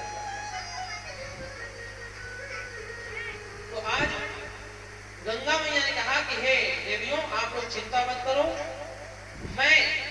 मुझे भी श्राप मिला है तो मैं भी अभी धरती में जा रही हूँ, तो तुम लोग मेरे गर्भ से जन्म लेना। ऐसा कहकर के उनको आशीर्वाद दिया, और आशीर्वाद देकर के इधर महाराज महाविष भी आए, और महाविष आकर के महाराज प्रतीक राजा की शरण में आए, और माता गंगा आज राजा प्रतीक को देख करके उनके जंघा में बैठ गई और बोले कि मैं आप मुझे अपना पत्नी के रूप में स्वीकार करें। लेकिन महाराज प्रतीक ने कहा कि आप तो मेरे वाम भाग में बैठी हो, है ना, मतलब दाया भाग में बैठी हो, इसलिए वाम भाग के अधिकारी कौन होते हैं? पत्नियां होती है, लेकिन आप दाया भाग में बैठ गई हो, इसलिए आप मेरे पुत्र वधू के रूप में मैं आपको स्वीकार करता हूँ। मेरा जो पुत्र होगा उसी की तुम पत्नी बनोगी। ये उन्होंने उसको बोला और कहा कि आप चिंता मत करें, कुछ समय पश्चात आप जंगल में रहें और जैसे ही मेरा पुत्र होगा वो आपसे वर्ण करेगा। तो आज अति शीघ्र ही महाराज प्रतीप के गर्भ से, मतलब प्रतीप की पत्नी के गर्भ से शांतनु महाराज का जन्म हुआ, और शांतनु नाम क्यों पड़ा? महाविष राजा का। राजा प्रतीप जो है बहुत शांत स्वभाव के थे, है ना, शांत स्वभाव के, इस कारण उसका नाम पड़ गया शांतनु। और शांतनु महाराज जैसे ही शिकार करने के निकले तो वहां पर जो गंगा मैया थी नदी के किनारे, उनसे मिलन किया, उनसे भेंट किया, और भेंट करके उन्होंने अपने इस राज्य शासन के बारे में बताया। तो उनको याद आ गया कि मैंने प्रतीप राजा से बोला था कि मुझे अपने पत्नी के रूप में स्वीकार करो, मतलब ये उन्हीं का पुत्र है। राजा शांतनु ने कहा कि देवी आप मुझसे विवाह कर लो। तो महारानी गंगा ने कहा कि मैं तो आपसे विवाह करूंगी, लेकिन शर्त है एक शर्त है। क्या शर्त है? विवाह होने के बाद मैं अपने मन का करूंगी। यदि मैं कोई भी काम करूं तो उसमें आप टोकेंगे नहीं, तब मैं आपसे विवाह करूंगी। और जिस दिन आप टोक देंगे उस दिन मैं आपको छोड़कर चली जाऊंगी। तो उन्होंने ये शर्त स्वीकार कर लिया और शर्त स्वीकार करके उनसे विवाह हो गया। एक पुत्र, दो पुत्र, तीन पुत्र, जैसे जैसे उनका संतान होता था वैसे वैसे उस संतान को नदी में बहा देती थी गंगा मैया। अब महाराज तो वचन से बंधे हुए थे, यदि मैं इनको रोक दिया तो फिर ये मुझे छोड़कर चली जाएगी, तो फिर इसको तो मैं रोक नहीं सकता। ऐसे कह करके 7 पुत्रों को बहा दिया। और जैसे ही 8वां पुत्र बहाने के लिए जाने लगे तो महाराज शांतनु ने सोचा कि मेरे जीवन में तो फिर कोई वंश ही नहीं बचेगा। तो इसलिए आज उनको रोका कि हे देवी, आप इस पुत्र को मत बहाइए, मेरा वंश रहने दीजिए। तब महारानी गंगा ने कहा कि महाराज, मैंने आपसे कहा ही था कि आप मुझे रोकना मत, लेकिन आपने मुझे रोक दिया, तो मैं जा रही हूँ आपको छोड़कर, और साथ में ही इस पुत्र को लेकर भी मैं जा रही हूँ। ऐसे कहकर वो चली गई। अब कुछ समय हुआ, उन्होंने बहुत सारे विद्याओं को सिखा करके जिस पुत्र को साथ में ले गई थी गंगा मैया, उस पुत्र को बहुत सारा विद्या अध्ययन करवा करके नदी किनारे छोड़कर चली गई। और जैसे ही महाराज शांतनु आए तो उन्होंने उस बालक को देखकर, उसके तेजस को देखकर, विद्वता को देख करके पहचान लिया कि ये मेरा जो बालक था, जो गंगा मैया मेरी पत्नी ले गई थी, वही बालक है। ऐसे कहकर उन्होंने अपने साथ में उसको रख लिया। बोलो भक्त वत्सल भगवान की।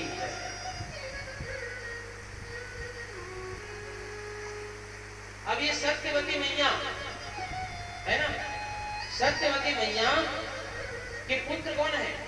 शांतनु महाराज। इनके पुत्र कैसे हुए?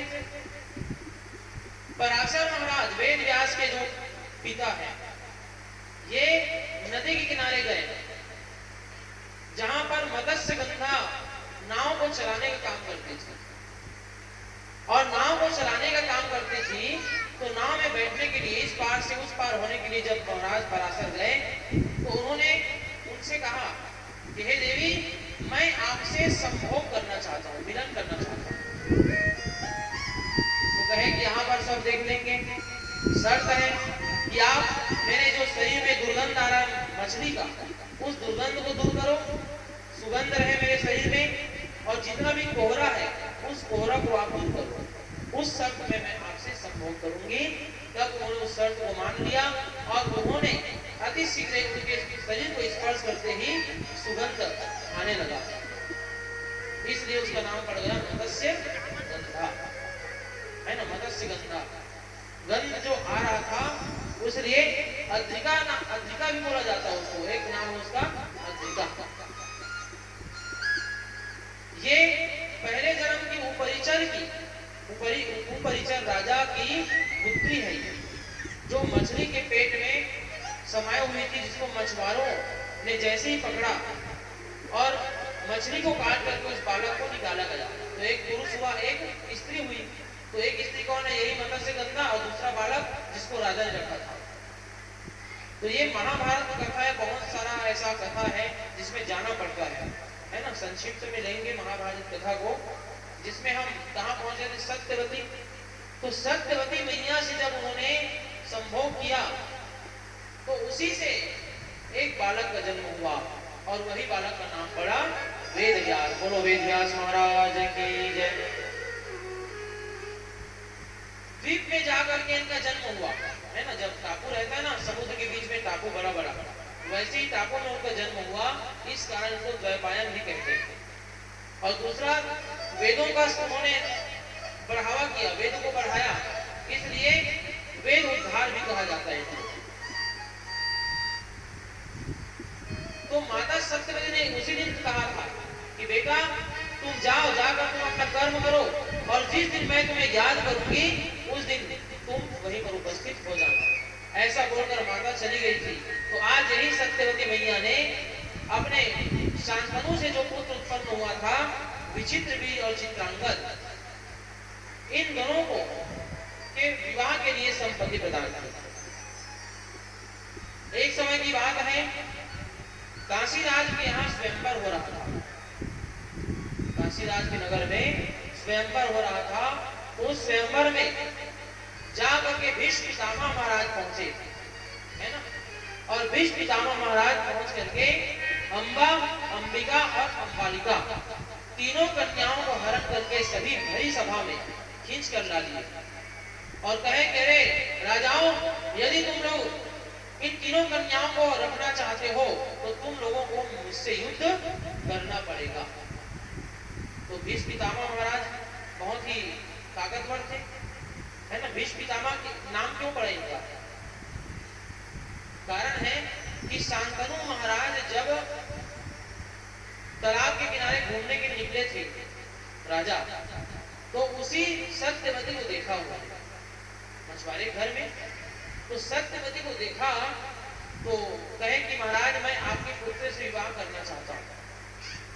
तो मछुआरे ने कहा कि महाराज आप विवाह करना चाहते हो तो मैं एक शर्त रखता हूँ। क्या शर्त?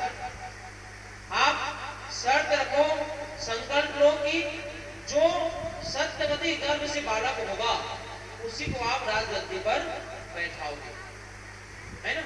आपका जो बालक होगा है उसका आप नामकरण संस्कार और राजगद्दी नहीं दे सकते। उस हालत में मैं आपको इसको दूंगा। तो इस बात को सुन करके आज महाराज वहां से चले गए और कैसे मैं ऐसे कर सकता हूं सोचकर और उदास मन से बैठ गए। महाराज शांतनु जब आए तो उन्होंने देखा कि मेरे पिताजी कैसे नाराज हैं। कारण क्या है, ये कहाँ गए थे, सबको पता किए जाकर के कि कहाँ गए थे मेरे पिता 2-4 दिन पहले। तो सभी उनके दूतों ने बताया कि आपके पिताजी मछुआरे घर में गए थे। वहां पहुंचे और पहुंच करके बोले कि महाराज बात क्या है, मेरे पिता के नाराज होने का कारण क्या है। तब उन्होंने बताया कि आपके पिता मेरी पुत्री से विवाह करना चाहते हैं, लेकिन मैं शर्त रखा हूं कि मेरी पुत्री से जो बालक होगा वही राजा बने। तो मैं वचन देता हूं महाराज, आप अपनी कन्या को मेरे पिता के लिए दे दो। मैं भीष्म प्रतिज्ञा करता हूं कि मैं विवाह कभी नहीं करूंगा। और भीष्म प्रतिज्ञा करने के कारण उनका नाम भीष्म पितामह पड़ गया। बोलो भीष्म पितामह महाराज की जय। बोलो भक्त वत्सल भगवान की जय। आइए भगवान की भक्ति करें, फिर अपने श्रद्धा करें।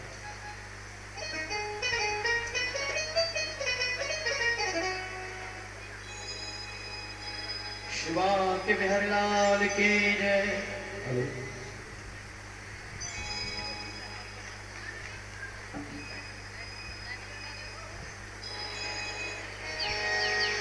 जीवन की नैया किनारे लगा ले,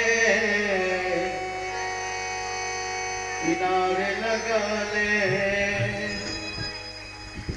गोविंद गाले,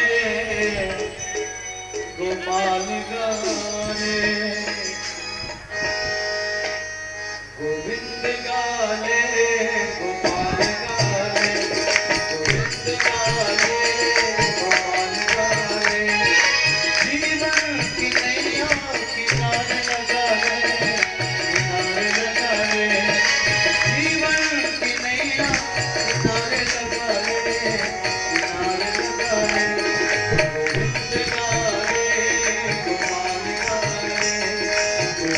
गाले, गोपाल गाले, गोविंद गाले, गोपाल गाले।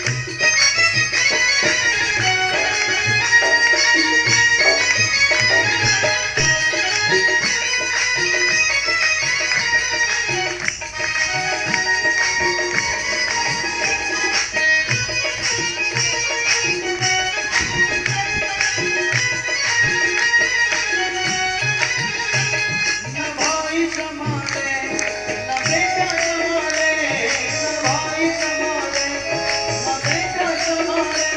हर एक दिन तुमको उनके हवाले, उनके हवाले। हर एक दिन तुमको उनके हवाले, उनके हवाले। गोविंद गाले, गोपाल गाले, गोविंद गाले, गोपाल गाले। जीवन की नैया किनारे लगा ले, किनारे लगा ले।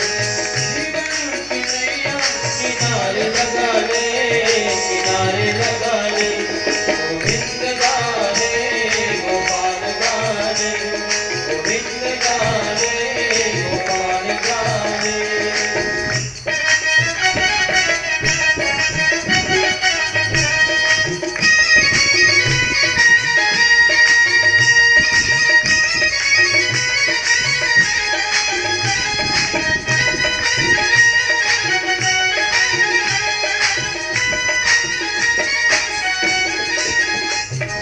दुनिया के साथी हैं सबसे निराले, दुनिया के साथी हैं सबसे निराले, ओ दुनिया के साथी हैं सबसे निराले, दुनिया के साथी हैं सबसे निराले। बाहर से उजले हैं अंदर से काले, अंदर से काले, बाहर से उजले हैं अंदर से काले, अंदर से काले। गोविंद गावे, गोपाल गावे, गोविंद गावे, गोपाल गावे। जीवन की नैया किनारे लगा ले, किनारे लगा ले, जीवन की नैया किनारे लगा ले, किनारे लगा ले।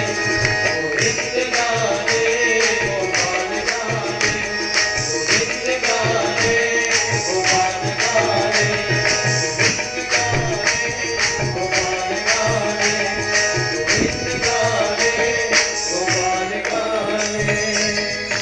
विवाह बिहलाल की जय। राधे राधे,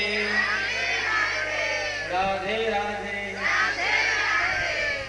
तो भगवान नारायण जी की कृपा से आज माता सत्यवती ने विवाह का चिंता किया और विवाह की चिंता करने के पश्चात महाराज विष्णु ने जाकर के काशीराज के यहाँ तीनों रानियों को, जिसका स्वयंवर होने वाला था, उन तीनों रानियों को अंबिका, अंबा, अंबालिका तीनों को हरण करके ला दिया।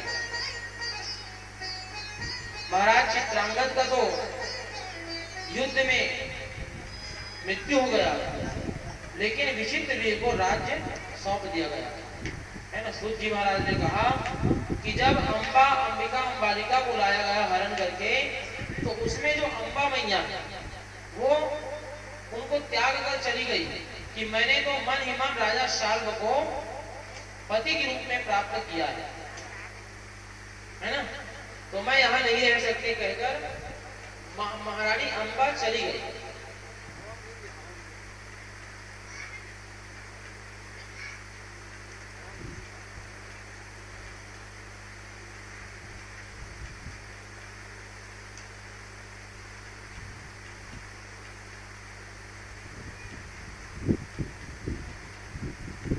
और महारानी अंबा जब वापस गई काशीराज घर में महाराज शाल्व को से मिलने के लिए, तो महाराज शाल्व ने कह दिया कि अरे तुम्हें पर पुरुष ने हरण करके है ना ले गए थे, उस रानी को मैं स्वीकार नहीं कर सकता। ये बोल करके उनको वापस कर दिया। और जैसे ही फिर से वापस आई और महाराज भीष्म से कहा कि महाराज मुझे रख लो, तो उन्होंने भी वापस कर दिया कि तुम तो चली गई थी कि मैं राजा को चाहती हूँ करके, तो मैं तुम्हें रख नहीं सकता। तो जा करके महाराज भीष्म का नाम, भीष्म का जो कृत्य था उनको परशुराम को बताया कि महाराज देखो ना, महाराज भीष्म जी हरण करके लाए तो जरूर, लेकिन मुझे अपने पास नहीं रख रहे हैं। तब उन्होंने कहा कि अब भीष्म का खैर नहीं। ऐसे कर परशुराम महाराज और भीष्म दोनों का युद्ध हुआ। जब दोनों का युद्ध हो रहा है तो दोनों में हार और जीत दोनों को पता नहीं चल रहा, क्योंकि भीष्म का भी शक्ति ज्यादा है, परशुराम का भी शक्ति ज्यादा है। कौन जीतेगा कौन हारेगा इसका मालूम नहीं, दोनों बराबर बलशाली हैं। इसलिए परशुराम युद्ध को छोड़कर चले गए और उनका मतलब जो कर्म था वो पूर्ण नहीं हो पाया। महारानी अंबा अब उस स्थान को छोड़कर चली गई।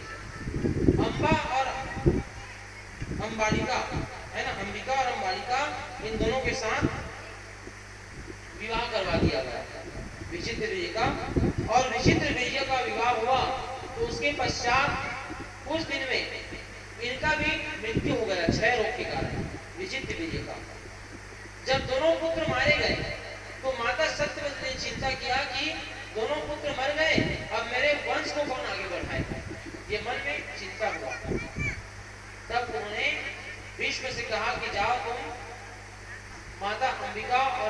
बालिका से पुत्र उत्पत्ति करो। लेकिन विष्णु महाराज ने कहा कि मैंने तो प्रतिज्ञा किया है कि मैं कोई संतान उत्पन्न नहीं करूंगा। तब उनको याद आया कि मेरा जो पुत्र है कौन, व्यास महाराज। उनको कहे थे ना कि जब कभी भी मुझे तुम्हारी आवश्यकता पड़ेगी उस दिन तुम उपस्थित हो जाना। तो आज महाराज व्यास जी को याद किया और महाराज व्यास जी को याद करते ही व्यास जी वहां पर प्रकट हो गए और कहा कि हे माता, आपको प्रणाम है, बोलिए मुझे क्यों आज याद किया। तब उन्होंने कहा कि मैंने इसलिए याद किया कि हमारे जो पुत्र हैं विचित्रवीर्य चित्रांगद दोनों की मृत्यु हो चुकी है और हमारे वंशज में कोई पुत्र नहीं है, संतान नहीं है। इसलिए तुम जाओ, जाकर दोनों रानियों से उपभोग करो और संतान की उत्पत्ति करो। तब महाराज ने आज्ञा का पालन करते हुए उनके पास गए। किसके पास? दोनों रानियों ने व्रत का नियम का पालन किया और 1 वर्ष तक माता की आज्ञा का पालन करके व्रत किया। और वेद व्यास ने बड़ी रानी अंबिका के पास गए तो जैसे उनके पास पहुंचे तो व्यास का तेज इतना ज्यादा था कि उन्होंने अपनी आंखों को बंद कर दिया, है ना, तेज को सहन नहीं कर पाई। उसके पश्चात अंबालिका के पास गए तो अंबालिका के पास गए तो उनका शरीर जो है पीला पड़ गया और शरीर पीला पड़ गया तो माता महाराज व्यास जी ने कहा कि हे माता, महारानी अंबिका के पास गया तो उन्होंने आंख को बंद कर दिया। इस कारण इनसे जो भी पुत्र होगा वो अंधा होगा। और जो अंबालिका के पास गया तो इन्होंने इनका जो शरीर था वो पूरा पीला पड़ गया, इसलिए इनका जो बालक होगा इनका पूरा शरीर क्षय रोग मतलब पीलिया से ग्रसित होगा, है ना, पांडु रोग बोलते हैं उसको, पीलिया को। तो पांडु रोग से ग्रसित होगा। अरे तो ऐसे में कैसे बनेगा? तो तुम जाओ।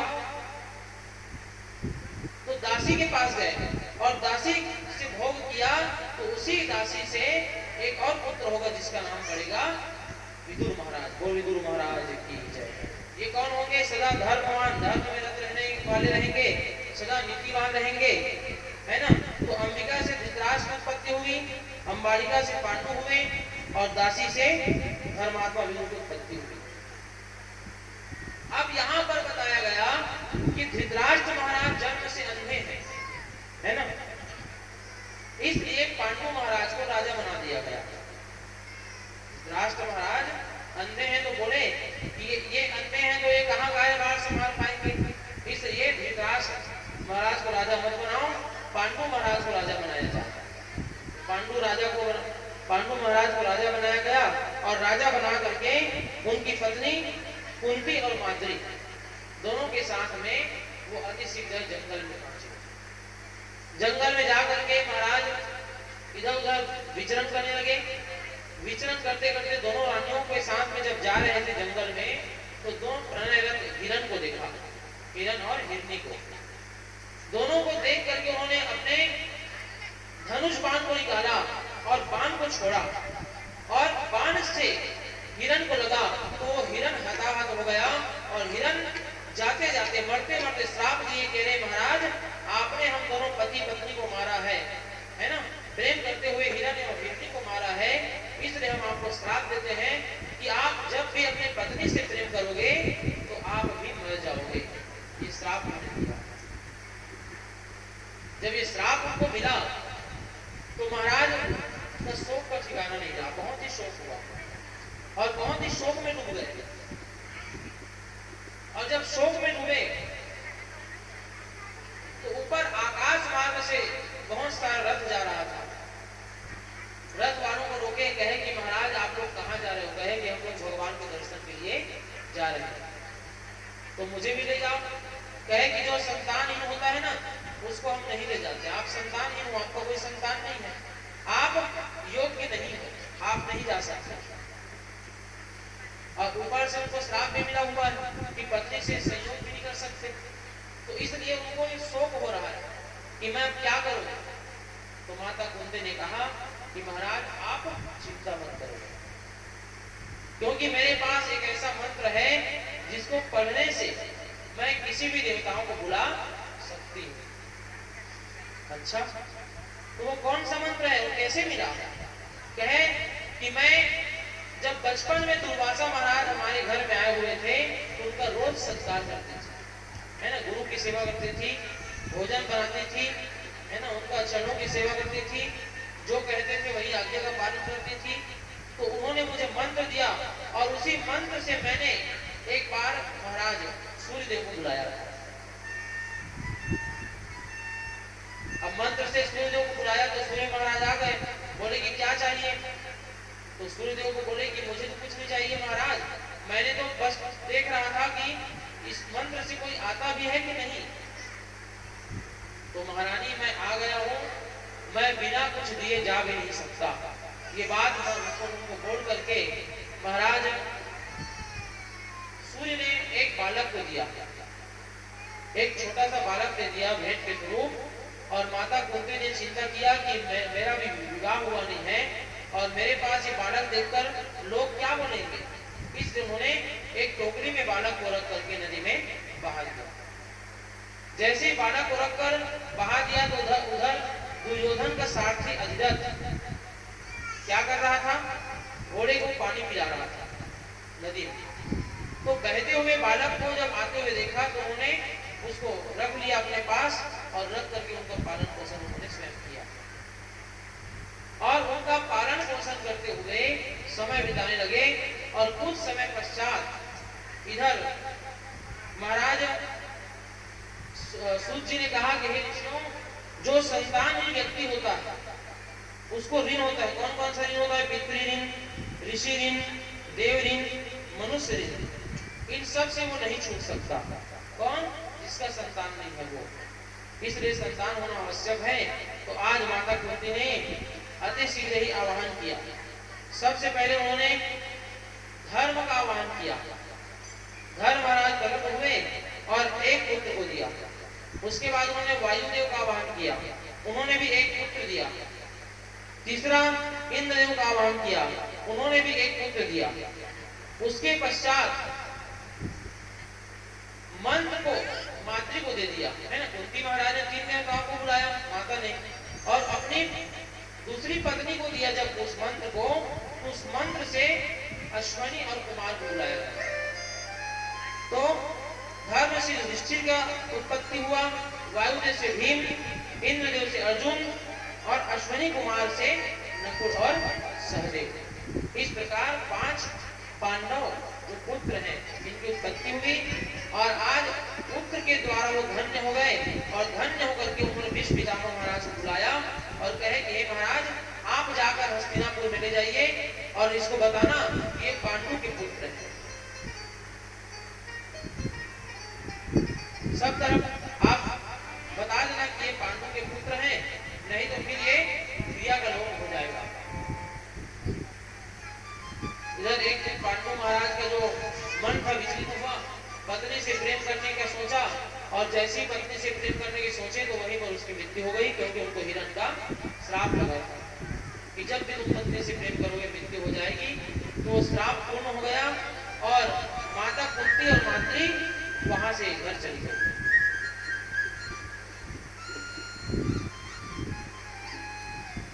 जब पांडु का पुत्र बताया गया तो इधर भीष्म ने पालन पोषण किया।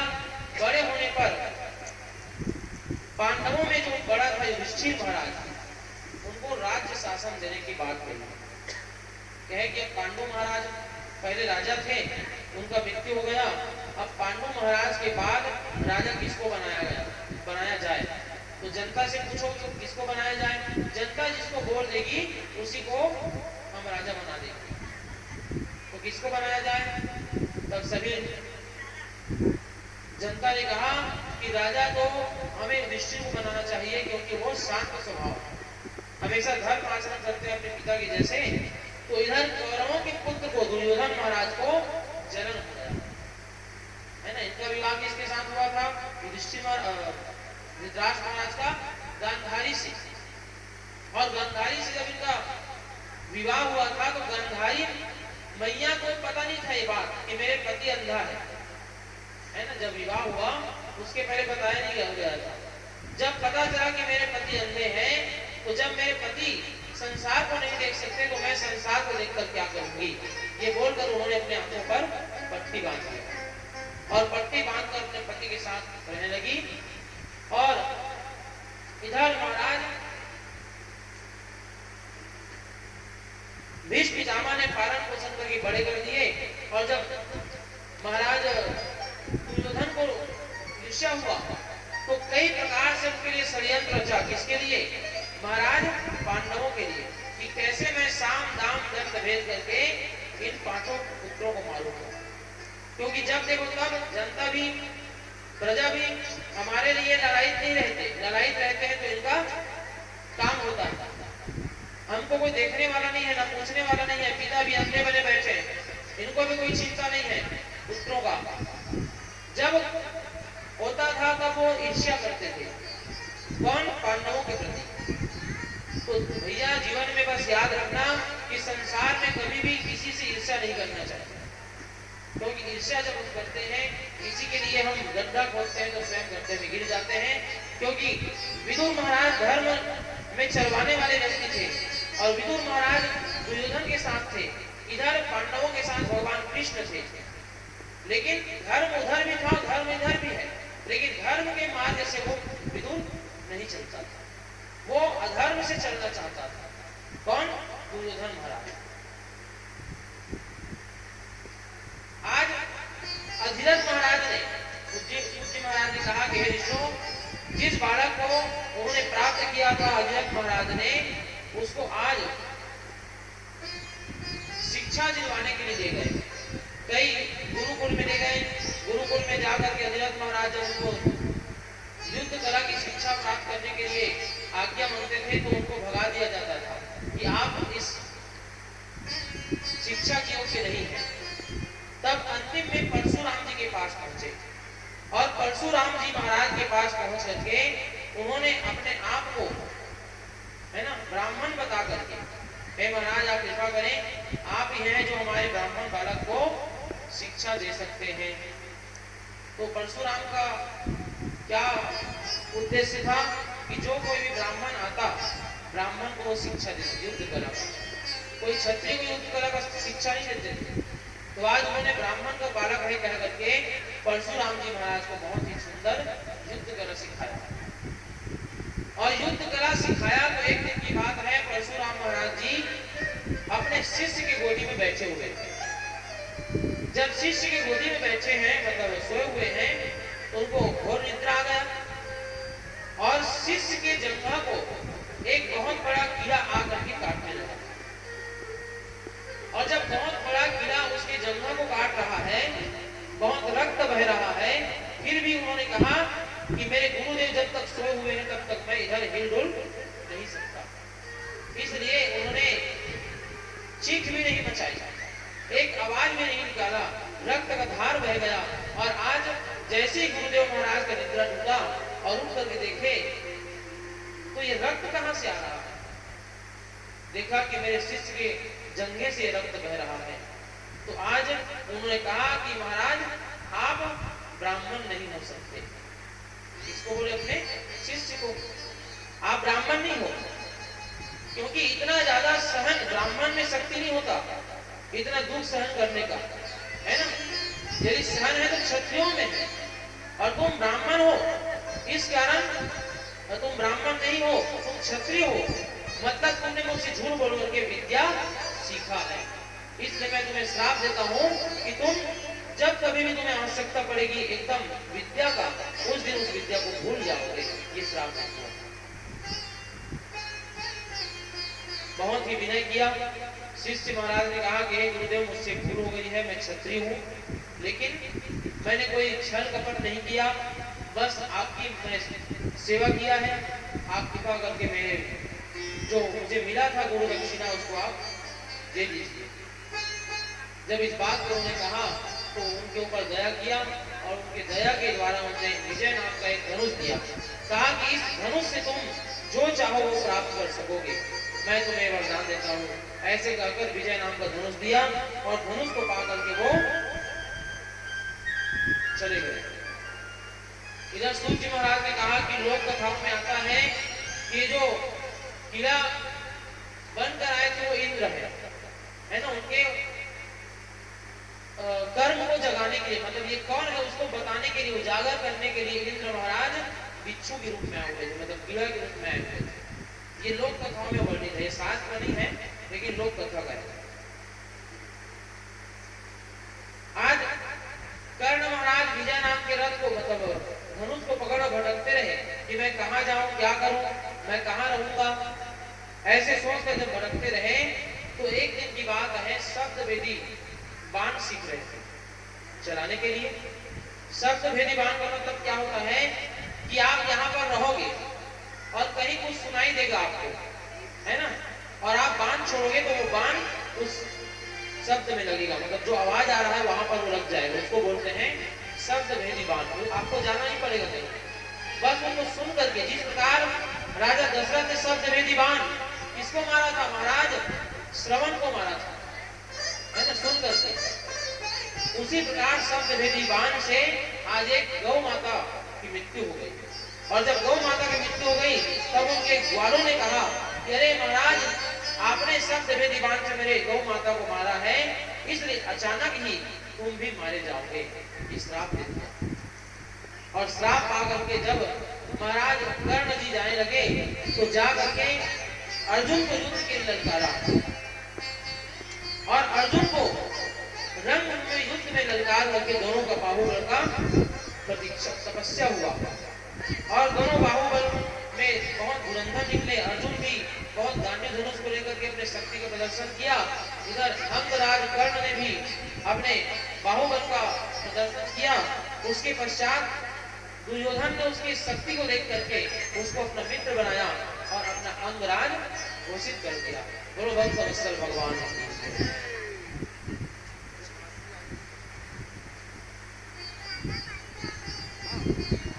कर्ण महाराज क्या काम करते थे? कर्ण महाराज अब दुर्योधन को अपने मित्र बना लिया तो वो उनको सलाह देते थे कि जितना भी हमारा दुश्मन है उनको कुटिलता से जीता जा सकता है, बाहुबल से जीता जा सकता है। ऐसा चाल चलो जिससे हम अपने शत्रुओं को मार दें। बहुत ही अच्छा विद्या सिखाता था, इसलिए वो अपने अंगराज घोषित कर दिया। एक दिन की बात है, राजा चित्रांगद की राजकुमारी के स्वयंवर में महाराज दुर्योधन को रानी ने अस्वीकार कर दिया कि मैं इसके साथ विवाह नहीं करूंगा। तो इस बात को सुन करके महाराज कर्ण भड़क गए कि मेरे मित्र के साथ में तुम कौन होते हो जो विवाह नहीं करने का सोच रहे हो। इसलिए उन्होंने उस कन्या का हरण कर लिया, और हरण करके जब जा रहे थे तो बीच मार्ग पर सभी राजाओं ने पीछा किया कि कैसे ये राजकुमारी को ले जा सकते हैं। लेकिन बीच मार्ग पर जब उनका पीछा किया तो सभी राजाओं को, बड़े बड़े धुरंधरों को महाराज कर्ण ने एक अकेला हरा दिया। उसके बाहुबल को देख करके महाराज जरासंध, दंडवत, शिशुपाल, साल्व और रुक्मी, इन राजाओं को उन्होंने हराया था। तो उन्होंने उनका प्रशंसा किया और मगध का आधा राज जो है, आधा भाग महाराज कर्ण को दान में दे दिया कि तुम बहुत ही धनुर्धर हो, तुम्हारे धनुर विद्या से हम प्रसन्न हुए, ये बोल करके उनको दान दे दिया। सूत जी महाराज ने कहा कि बाद में जरासंध महाराज कृष्ण की सहायता से भीम ने जरासंध को हराया था, और उसके पश्चात शकुनी के छल कपट से युद्ध किया हुआ, और युद्ध किया में सभी पांडव हार गए, और पांडव छल कपट से जब हार गए, है ना, अंतिम में भगवान का धाम भी मिला उनको। कभी भी हम कोई जगह हार सकते हैं, है ना, पूर्ण रूप से हम परास्त नहीं हो सकते। कोई भी सत्यता में जब चलता है तो सत्यता वाला आदमी थोड़ा बहुत दुख पा सकता है, लेकिन अंतिम उसको भगवान का भक्ति ही प्राप्त होता है। दुर्योधन महाराज का जो छल कपट था वो बंद नहीं हुआ पांडवों के प्रति, और छल कपट बंद नहीं करके उन्होंने बहुत ही कुटिलता का काम करने का प्रारंभ कर दिया। पांडवों को खीर में जहर देकर मारना चाहा, लेकिन पांडव महाराज बच गए। जल में डुबोकर मारना चाहा, फिर भी बच गए। इसलिए भगवान की कृपा जब जिसके ऊपर होता है, जा पर राम तापर कृपा करे सब कोई, जिसके ऊपर भगवान की कृपा होता है उसके ऊपर कोई हम एक बत्ती आंच भगवान आने नहीं देते। कैसे भी करके भगवान रक्षक बैठे हुए, इसलिए भगवान के ऊपर हमें हर जीवन को समर्पित करना पड़ता है। सर्वस्व कर दे अर्पण, गिरिराज की शरण में भगवान के चरणों में उसको अर्पण कर दो, फिर कोई भय नहीं रहता। यदि हम संसार के होकर रहते तो भगवान के नहीं बन पाते, यदि भगवान का बनना है तो संसार को त्यागना पड़ता है।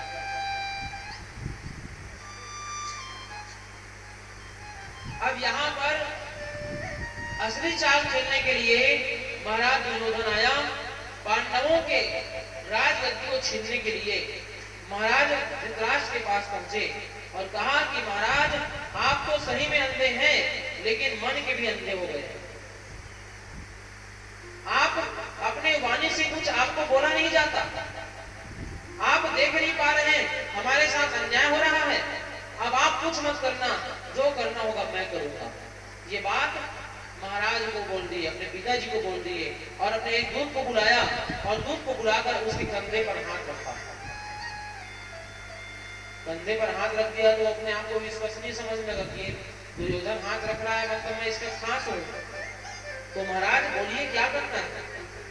कहे कि जाओ तुम जाकर पांडवों के पास में जाकर बोलना कि वारणावत में एक सुंदर मड़ाई मेला का आयोजन किया जा रहा है, जिसमें देखने लायक मेला होगा। ऐसे तुम बार बार जाकर वहां पर बोलना, ताकि वो लोग मजबूर हो जाए जाने के लिए। कौन लोग? पांडव लोग। तो बार बार उनके जो दूत थे जिनको सौंपा गया था अधिरथ महाराज, वो जाकर बोलता था कि वहां पर वारणावत में बहुत बड़ा मेला हो रहा है, वहां जाकर देखने योग्य है, उसके जैसा मेला आज तक हुआ नहीं है। क्यों ले जाना चाहते हैं? ताकि मैं उन पांचों पांडवों को वहीं ले जाकर के मार सकूं। ऐसा सोच करके वो उनको ले जाना चाहते हैं। तो अब माता कुंती ने, पांचों पांडवों ने उस बात को सुना कि वारणावत में बहुत बड़े मेले का आयोजन हो रहा है, तो हमें भी निमंत्रण मिल चुका है, तो चलो चलते हैं भाई, चला जाए। तो वहां पर महाराज दुर्योधन ने षड्यंत्र रचा था, अपने दूतों को भेजा था और वहां चर्बी लाख घास फूस से एक महल बनवाया था, ज्वलनशील पदार्थ से महल बनवाया था। उसी महल में पांचों पांडवों को ठहराया गया। जब पांचों पांडवों को ठहराया उसी महल में उन्होंने दूत को बता दिया कि जैसे ही पांचों पांडव यहाँ ठहरेंगे और मेरा इशारा मिलते ही तुम इसको आग लगा देना, ताकि मेरे रास्ते पर जो कांटा है ये हट जाए। देखिए, एक संसार के लिए, एक मतलब धन के लिए हम लोग भी यहाँ पर चीख पुकार करते रहते हैं। मर कर तो जाना ही है, लेकिन हम लोग क्या करते हैं? धन संग्रहण में लगे रहते हैं, दिन भर काम करते रहते। भगवान ये नहीं कहते कि आप अपने काम को छोड़ दो, भगवान ये कहते हैं काम को भले मत छोड़ो, लेकिन मुझे भी मत भूलो, धर्म को मत भूलो, सदा धर्म का काम करते रहो, भगवान को कभी भूलो मत, क्योंकि भगवान को भूलना ही पाप है। वारणावत के मेले में जब पहुंचे तो पांचों पांडव रहने लगे। इधर विदुर महाराज को पता चल गया कि जिस पांचों पांडव जिस स्थान पर रुके हुए हैं उसमें दुर्योधन ने षड्यंत्र किया है। तो ये बात महाराज भीम के पास ये खबर पहुंचवा दिया और एक दूत को भेज दिया कि तुम लोग महल के अंदर से ही एक सुरंग बनवाने के लिए कारीगर भेज रहा हूँ, उस कारीगर को आप लोग स्थान बता दो। तो जब तक वो मेला चला, 1 महीने तक मेला चला, तब तक 1 महीने के अंतर्गत उस कारीगर ने गुफा बना दिया, मतलब अंदर महल से कहां तक पहुंचा वो दरवाजा? जंगल तक गुफा बना दी। और उस गुफा को बना करके हम प्रतीक्षा करने लगे कि कब हमें यहाँ से निकलना है। तो एक दिन की बात है, भीम महाराज को विदुर जी महाराज का इशारा मिला और इशारा मिलते ही महाराज दुर्योधन का जो शिष्य था, मतलब योद्धा था, उसको उन्हें मार दिया और मार करके खुद महाराज पांडव ने आग लगा दिया महल में, और आग लगा करके उस गुफा के माध्यम से जंगल से भाग गए, है ना। घर से भाग कर जंगल में पहुंच गए सुरक्षित रूप से। और वो जो महल था वो जल कर राख हो गया। इधर पांचों पांडव मर गए करके खबर फैला दिया और पांचों पांडव मर गए कह करके दुर्योधन महाराज ने पिंडदान भी कर दिया। मेरे रास्ते का कांटा समाप्त हो गया। ऐसे करके पिंडदान भी कर दिया। अंदर अंदर हंस रहा है और ऊपर से दिखावा कर दे रहा कि मेरा भाई ऐसे कहकर। और अंधा क्या कर रहा है ना। तो नीति और मर्यादा से जो काम करता है उसमें हमें थोड़ा बहुत दुख मिल सकता है, लेकिन आगे चलकर सुख की प्राप्ति होती है। अति शीघ्र ही महाराज सुखदेव जी स्तुति महाराज ने कहा कि फाल्गुन शुक्ल अष्टमी के दिन रोहिणी में यह घटना हुआ था, है ना। जो षड्यंत्र का घटना था घर चलने का, वो फाल्गुन शुक्ल अष्टमी रोहिणी नक्षत्र में हुआ था। अब उसके बाद जंगल में वो लोग रहने लगे वेश बदल कर, ताकि हमें कोई पहचान मत पाए। पांडव लोग तपस्वी का योग बना लिए, माता तपस्विनी बन गई और एक कुटिया बना करके वही रहने लगे। अस्त्र शस्त्र को छुपा दिया, है ना। अस्त्र शस्त्र को कहाँ छुपाया था? शमी पेड़ के नीचे में। शमी पेड़ के नीचे में। अब देखिए जिस दिन वो होता है ना दशहरा, उस दिन उस अस्त्र शस्त्र को निकाल करके पूजा किया जाता है, इसलिए अस्त्र शस्त्र का पूजा करते हैं। दशमी के दिन आपने देखा होगा कि सेना के लोग अपने अस्त्र शस्त्रों का पूजा करवाते हैं। कारण क्या है? ये विजयदशमी है, विजय की प्राप्ति होती है उस दिन पूजा करने से अस्त्र शस्त्रों का। इसलिए शमी पेड़ के नीचे उसको छुपाया गया, छुपा दिए, अपने वस्त्रों को भी छुपा दिया और स्वयं क्या धारण कर लिए? तपस्वी के बल में आ गए और कुटिया में रहकर भिक्षा मांगने लगे।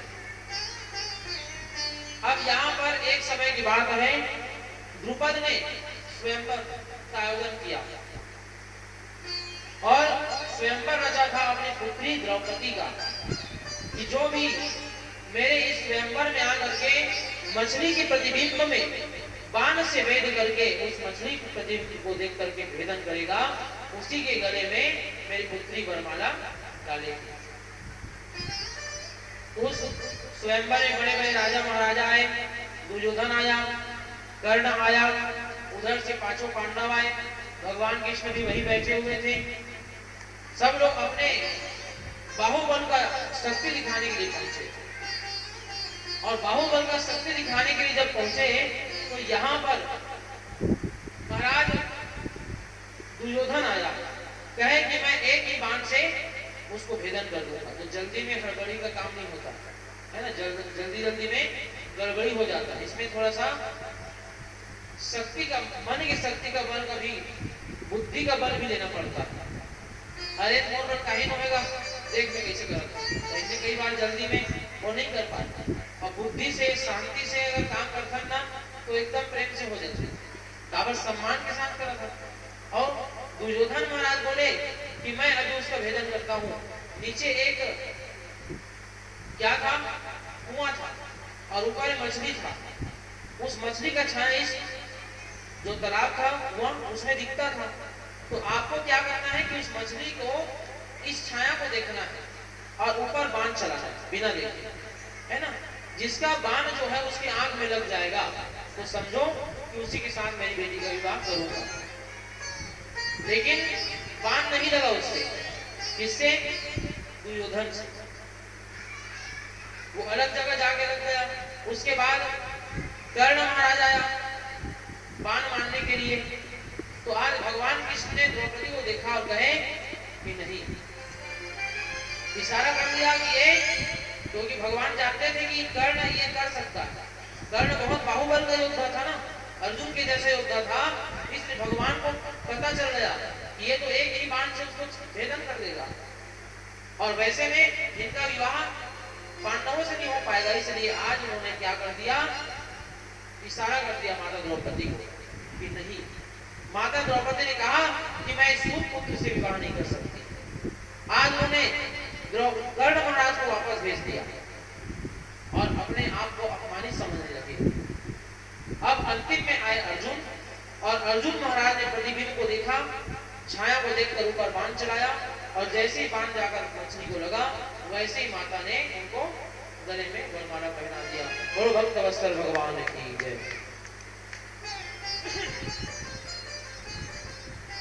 अब वरमाला पहनाते ही विजय प्राप्त हो गया और भगवान मुस्कुराने लगे। कृष्ण जी है ना, किसको देखकर? अर्जुन को देखकर। काबर भगवान को पता है कि ये तपस्वीमान अर्जुन है, पांचों पांडव है और दूसरा कौन पता नहीं होगा, है ना। कहां से बदल वह अर्जुन क्या काम किए? तो आज पांचों पांडव उसको जीत करके ले गए जंगल में अपने कुटिया में और पीछे पीछे भगवान भी दौड़े चले आए। माता से जाकर बोले कुंती से, हे माता आज हमने भिक्षा मांग कर लाया है, ये एकदम आज का भिक्षा अनोखा भी भिक्षा है। तो माता उस समय उस तरफ मुख कर भी कुछ काम कर रही थी, तो कहा कि बेटा इस अनोखे भिक्षा को आप आपस में बांट लो। और जैसे ही पीछे मुड़ करके देखा तो वहां पर अनोखा भिक्षा एक उनकी बहू के रूप में माता द्रौपदी खड़ी थी। कहा कि अरे मेरे मुंह से क्या निकल गया, आपस में बांट लो। तो पहले जन्म में माता द्रौपदी ने यही विचार किया था, यही तपस्या में मांगा था कि मेरे यदि पति हो तो पराक्रम वाले 5 पति हो, ऐसा उन्होंने इसको वरदान मांगा था। इस कारण इस जन्म में उनको 5 पांडव की प्राप्ति हुई और 5 के पति हुए। बोलो भक्त वत्सल भगवान। भगवान कृष्ण ने कहा कि बहुत बड़ी भूख लगी है, जाओ जल्दी से भिक्षा मांग कर लाओ। भगवान माता और कृष्ण के कहने पर 5 पांडव भिक्षा में निकल गए। जो कुछ भी प्राप्त हुआ उसमें से एक अंश भगवान को दिया और एक अंश को सभी ने बांट करके खा लिया। तो एक परिवार जब होता है, ये बात ध्यान रखना कि एक परिवार को क्या करना चाहिए, एक साथ बैठकर भोजन करना चाहिए। नौकरी में गए हैं या दिन मान का बात है वो अलग बात है, लेकिन रात्रि में जब हम भोजन करते हैं तो प्रयास यही करना चाहिए कि सब परिवार एक साथ बैठकर भोजन करना चाहिए। इससे प्रेम की बढ़ोतरी होती है। प्रेम की डोरी में बंधे हुए हम लोग, किसमें बंधे हुए? प्रेम की डोरी में बंधे हैं। रही मन धागा प्रेम का, मत तोड़ो जब खाए, टूटे से फिर ना जुड़े, जुड़े गांठ पड़ जाए। तो भैया रहीमन यही कहते हैं कि प्रेम रूपी धागा जो है इसको ऐसे ही फटाक से मत तोड़ दो। प्रेम रूपी धागा को बांध कर रखो। यदि उसको आप तोड़ दोगे आसानी से और उसको जोड़ने की कोशिश करोगे तो उसमें गांठ रूपी बंधन पड़ जाता है, कुछ न कुछ शिकायत उसमें पड़ा रहता है। इसलिए क्या करो, उसको तोड़ो मत, उसको जोड़ कर रखो। प्रेम रूपी धागा जो एक परिवार में हम बंधे हैं, उस परिवार में कब कौन बिखर जाएगा, किसकी मृत्यु हो जाएगी, मृत्यु को किसी को पता नहीं है। हर चीज की पता है लेकिन मृत्यु का पता नहीं है। इसलिए प्रेम से रहो। संसार में भगवान भागवत महापुराण अमर कथा यही कथा कहती है कि हमें प्रेम से रहना चाहिए और सब परिवार मिलकर के भगवान की भक्ति करना चाहिए। बोलो भक्त वत्सल भगवान की जय। आइए भगवान की भक्ति करें, फिर आइए कथा करें।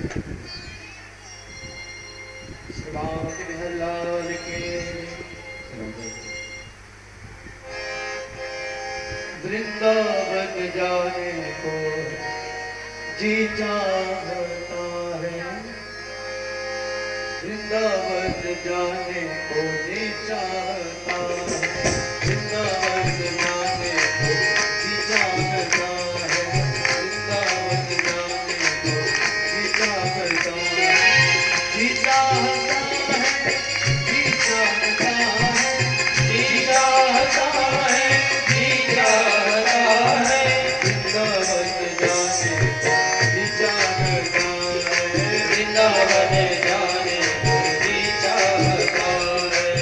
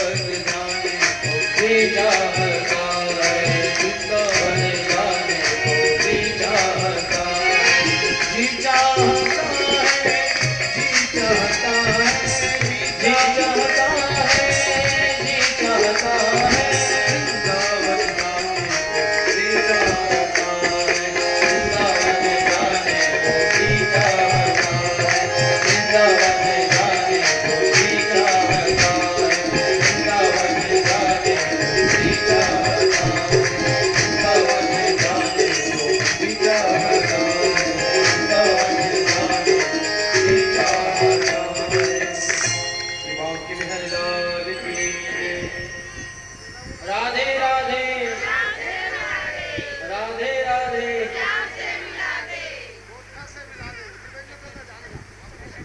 बोलो भक्त वत्सल भगवान की।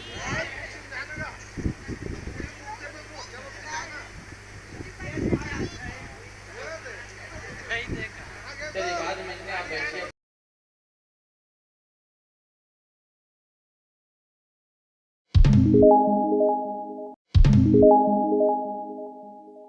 की कृपा से, कृष्ण की कृपा से पांचों पांडवों का विवाह तो हो गया, लेकिन यहाँ पर द्रुपद महाराज एक दिन सोच रहे थे कि मैंने तो सोचा था कि मेरे पुत्री का विवाह में 5 पांडवों के साथ में होना चाहिए, ये मैंने सोचा था, लेकिन इन तपस्वियों के साथ में कैसे हो गया? कारण क्या है? एक दिन चोरी छिपे जब गए तो देखा, पता चला कि ये तो जिनके साथ मैं सोच रहा था, मगर ये तपस्वी नहीं है, ये तो पांचों पांडव हैं। पांचों पांडवों को देख करके उनको खुशी का ठिकाना नहीं रहा कि जो मैंने सोचा था पुत्री का विवाह पांचों पांडवों के साथ, उन्हीं के साथ में मेरी बेटी का विवाह हुआ था। तो मेरा जीवन धन्य है जो इतना सुंदर दामाद मुझे प्राप्त हुआ है ना। जीवन में यदि संस्कार मिल जाए ना, आज हम धन देखते हैं, दौलत देखते हैं, शोहरत देखते हैं, धन दौलत सब कुछ होगा, लेकिन उनके पास कोई संस्कार नहीं होगा, तो फिर ऐसा वर कोई काम करता है। इसलिए संस्कार भी होना आवश्यक है। पुत्री के पास भी बहू बन रही है तो उनके पास संस्कार होना चाहिए, पुत्र भी दामाद बन रहा है तो उनको भी संस्कार होना चाहिए, तब जाकर के जो घर बसता है वो हमेशा आगे बढ़ता रहता है। द्रुपद महाराज पीछे पीछे जाकर देखे तो पता चला भगवान कृष्ण का धन्यवाद किया, प्रणाम किए कि आपकी कृपा से ये सब कुछ हो चुका है। आज अज्ञातवास में है ना, यहाँ पर जब अत्याचार किया महाभारत के युद्ध में, युद्ध कैसे हुआ है ना, एक स्त्री बात बात में बात बाढ़े सवा हाथ है ना, और कुकुर के उधर पूछीला चाहे 12 साल ले पोंगड़ी प्राप्त तो ज्यादा नहीं हुआ। 12 साल ले तेरा पोंगड़ी प्राप्त देवे, काला कुकुर के पूछी तेरगा नहीं हो निकाले एक बात, तो जे तेरगा आदमी हो तेरगा चले कबू सीधा नहीं हो, कतकोर समझा ले, वो तो मूर्खता अंदर भरे छुए, तो कहाँ लोग समझेगा? दुर्योधन महाराज के अंदर मूर्खता भरे है, आज तक कभी समझ में नहीं करी सो। और धर्म है ना, धर्मवान है, धर्म को बताने वालों के साथ विदुर जी चाचा जी हैं उनके, उनको कितना भी समझाया वो भी नहीं माने। तो आज उनको आ करके जब वापस आए अपने, तो भगवान कृष्ण ने कहा कि अपना हिस्सा मांग लो, तो उन्होंने कह दिया कि मैं एक सुई के नोक के बराबर ही तुम लोग को कुछ नहीं दे सकता, तुम लोग जाओ जो भी करना कर दो। जब ये बात बोल दिए तो उबड़ खाबड़ जमीन को दे दिया, जिसमें कुछ नहीं बन सकता उसको दे दिया, जाओ ये लो रखो, तुम लोग भी क्या याद रखोगे है ना। तो देने वालों वाले तो दाता है, तो हम क्या बात करते कि हमने दिया है, मुझे तुमने दाता बहुत कुछ दिया है, तेरा शुक्रिया है, तेरा शुक्रिया है। भगवान दाता देने वाला तो आप है, आपने मुझे दिया है, लेकिन मैं कौन हूँ? मैं कुछ नहीं हूँ, देने वाले तो आप हैं। इसलिए हमें यही धन्यवाद करना चाहिए कि हम आपने मुझे देने की योग्य बना दिया, यही सबसे बड़ा बात है। जीवन जीते तक ये सब, हम सबका ये एक रुमाल गिर जाता है तो क्या हो जाता है? शोक हो जाता है, अरे मेरा रुमाल गिर गया, कहाँ चला गया 10 रुपए का रुमाल, इसके लिए कितना क्या करते रहते, शोक करते रहते। 1 रुपया ऐसे हम लोग अधर में कई रुपया कमा देंगे, 10 रुपया 1 रुपया का सिक्का गिर गया उसको भी ढूंढने के लिए चले जाएंगे। इतना शौक और इच्छा शक्ति हम सबका जागृत है कि हम लोग इसी माया में पड़ करके उलझे हुए हैं। लेकिन उसी माया के बीच में ये भागवत महापुराण हमें आपके ज्ञान के माध्यम से प्राप्त हुआ, यही सबसे बड़ा ज्ञान आपको भगवान ने दिया। बोलो भगवान की जय। यदि इतना बड़ा माया प्रपंच में पड़े पड़े हमें एक ज्ञान मिल जाता है, या थोड़ा सा भी सत्संग करने का अवसर मिल जाता है, 1 घड़ी या 2 घड़ी पुण्य यादों की याद, तुलसी चर्चा राम की कटे कोट अपराध, 1 घड़ी या 2 घड़ी सत्संग सत्संग का बहाना होना चाहिए। कोई ना कोई बहाने से हमें रोज बोलना चाहिए, रोज हमें भगवान आपका पूजा करने का अवसर मिले, रोज हमें दान देने का अवसर मिले, रोज हमें गुरु माता पिता का दर्शन मिले। मैंने कहा ना कि आप एक नित्य क्रिया बना लो, तब आपको प्रेम बढ़ेगा घर में, परिवार में। जो फर्ज को समझ जाएगा, देखिए फर्ज का भी बात होता है, घर परिवार में कुछ कोई कई कई घरों में लड़ाई होता रहता है। कोई यदि किसी ने सौंप कर चला गया कि तुम इस काम को करके रखो, मान लो, तो वो उसके आधे तक वो काम नहीं हुआ है ना, आधे तक काम नहीं हुआ, और वो काम कर सकते थे, काम को करके सो जाते, फिर भी वो काम नहीं हुआ, तो वही क्या है, लड़ाई है। यहाँ पर क्या हो गया, फर्ज से हम हीन हो गए। यही हर घर का बात है, लड़ाई का बात यही है। यदि हम काम को कर देते, उनके बात को मान जाते, तो पति निराश नहीं होता, ना तो पत्नी निराश नहीं होता। पत्नी बोल देते हैं पति को कि ये काम कर लेना भैया, करके ला देना, अब पति भूल गया उसको, तो पत्नी निराश हो जाएगी, होगी नहीं होगी।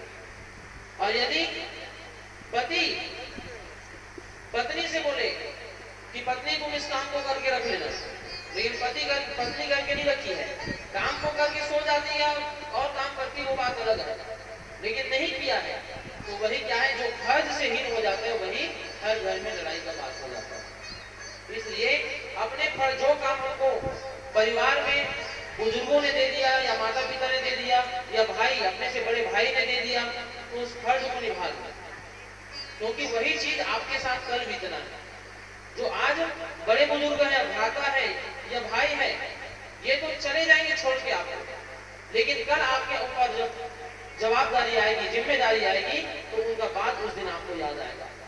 हम जवानी की जोश में उस समय हमें पता नहीं चलता, अरे ये सब तो बोलने वाला बात है, लेकिन जब अपने ऊपर आता है ना, उस दिन पता चलता है कि क्यों बोला गया और क्यों हमें सिखाया जा रहा था। बोलो भक्त वत्सल भगवान की जय। तो ये क्या है, तो इसलिए आज धन के चक्कर में धन को पूरा हड़प लिया, कुछ नहीं दिया पांचों पांडवों को, फिर भी वो संतुष्ट थे भगवान के कारण, क्योंकि हमारे पास तो भगवान है, हमें कोई धन की जरूरत नहीं। लेकिन भगवान की कृपा से खांडावन को जलने से बचाया। खांडावन ने उनके लिए बहुत बड़ा महल बना दिया। जब महल बना तो सब लोग देखने लगे, बहुत सुंदर महल था, दुर्योधन के महल से भी बड़ा महल बना। जल में थल, थल में जल, है ना, जहाँ जल दिखता था वहां थल था, जहाँ थल दिखता था वहां जल रहता था, मतलब माया जाल वाला वो घर था, इतना सुंदर बना था।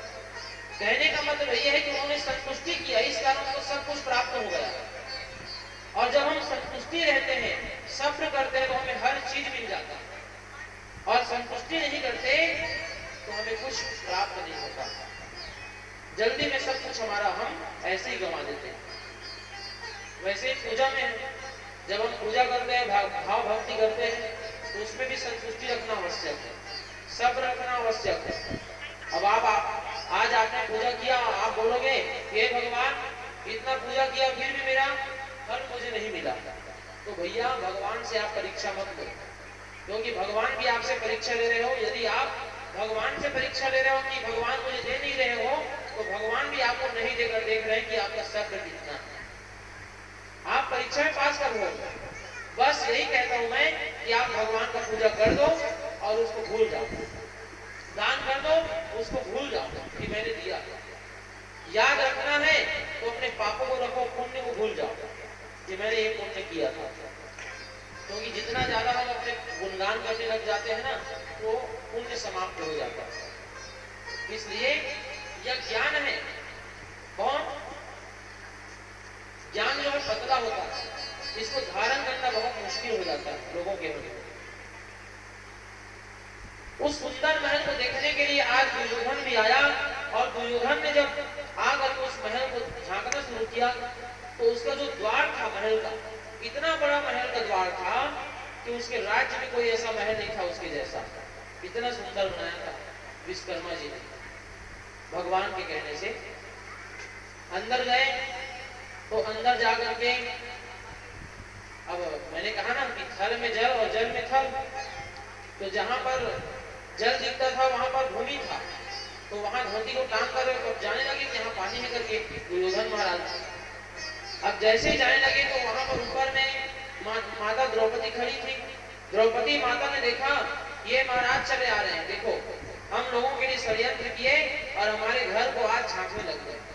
तो जैसे ही वो जाने लगे, आगे बढ़ने लगे, तो वहां पर कूदने लगे कि यहाँ पानी है करके, तो उसी पानी में जाकर वो गिर गए। और माता ने उसी समय हंस दिया कि अंधे का बेटा अंधा कर। जब माता हंसने लगी द्रौपदी, तो आज महाराज दुर्योधन को बहुत गुस्सा आया और उसी दिन से उसका महाभारत प्रारंभ हो गया। महाभारत का शंखनाद कर दिया गया और इधर भगवान कृष्ण जी पांचों पांडवों के साथ खड़े हो गए और इधर दुर्योधन के साथ बड़े बड़े योद्धा भीष्म पितामह, कर्ण, कृपाचार्य, अश्वत्थामा ये सब खड़े हो गए।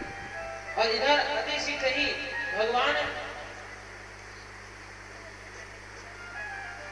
नारायण की कृपा से महाराज पांडव लोग महाभारत युद्ध में आए और महाभारत के रणभूमि में जब लड़ाई हुआ, 5 दिन हुआ था लड़ाई होते होते, तो भीष्म पितामह महाराज को महाराज दुर्योधन ने कहा कि लगता है कि आप हमारे साथ नहीं हो। क्यों महाराज, क्यों लगता है आपको? आप तो कुछ करते नहीं, इतना बड़ा युद्ध हो रहा है, आप कुछ करते नहीं, भीष्म पितामह हमारे साथ होकर के, तो इसलिए मैं कह रहा हूं कि आप हमारे साथ नहीं हो। यदि ऐसी बात बोलते हो महाराज, तो मैं प्रतिज्ञा लेता हूं कि कल सुबह मैं पांचों पांडवों को मारकर ही दम लूंगा। ऐसा किसने कहा? भीष्म पितामह ने। कल का सुबह पांचों पांडवों का मृत्यु के साथ होगा। और एक काम करना, तुम अपनी पत्नी को आज रात 12 बजे आशीर्वाद देने के लिए मेरे कक्ष में भेज देना। ऐसा बोल दिया। और इधर कृष्ण भगवान अब जल्दी से दौड़े पांचों पांडवों के पास। रात को नींद नहीं आ रहा है भगवान को कि जब सुबह होते ही पांचों पांडवों को भीष्म पितामह मार डालेंगे, तो मैं क्या करूं? बहुत चिंतित हो गए और चिंतित होकर सोचते सोचते नींद भी नहीं आया। और जैसे ही पांचों पांडवों के पास गए बताने के देखने के लिए, तो पांचों खर्राटा ले रहे हैं, सो रहे हैं, है ना? पांचों पांडव सो रहे हैं और भगवान कहते कि अर्जुन, ओ अर्जुन उठो, क्या है? तुम लोग को पता नहीं है क्या कि कल पांचों पांडव तुम लोग को मार देंगे, भीष्म पितामह तुम पांचों पांडवों को मार देंगे? पता नहीं है? पता है महाराज। तो पता है तो इतना नींद क्यों आ रहा है तुम लोगों को? तो आप हैं जिसका परमात्मा रक्षक है, आप रक्षक हो, आप चिंता करो, हमें कोई टेंशन नहीं है ना। चिंता करने वाले तो आप हो, तो हमें चिंता कहाँ होगा, हमें तो और नींद पड़ेगा।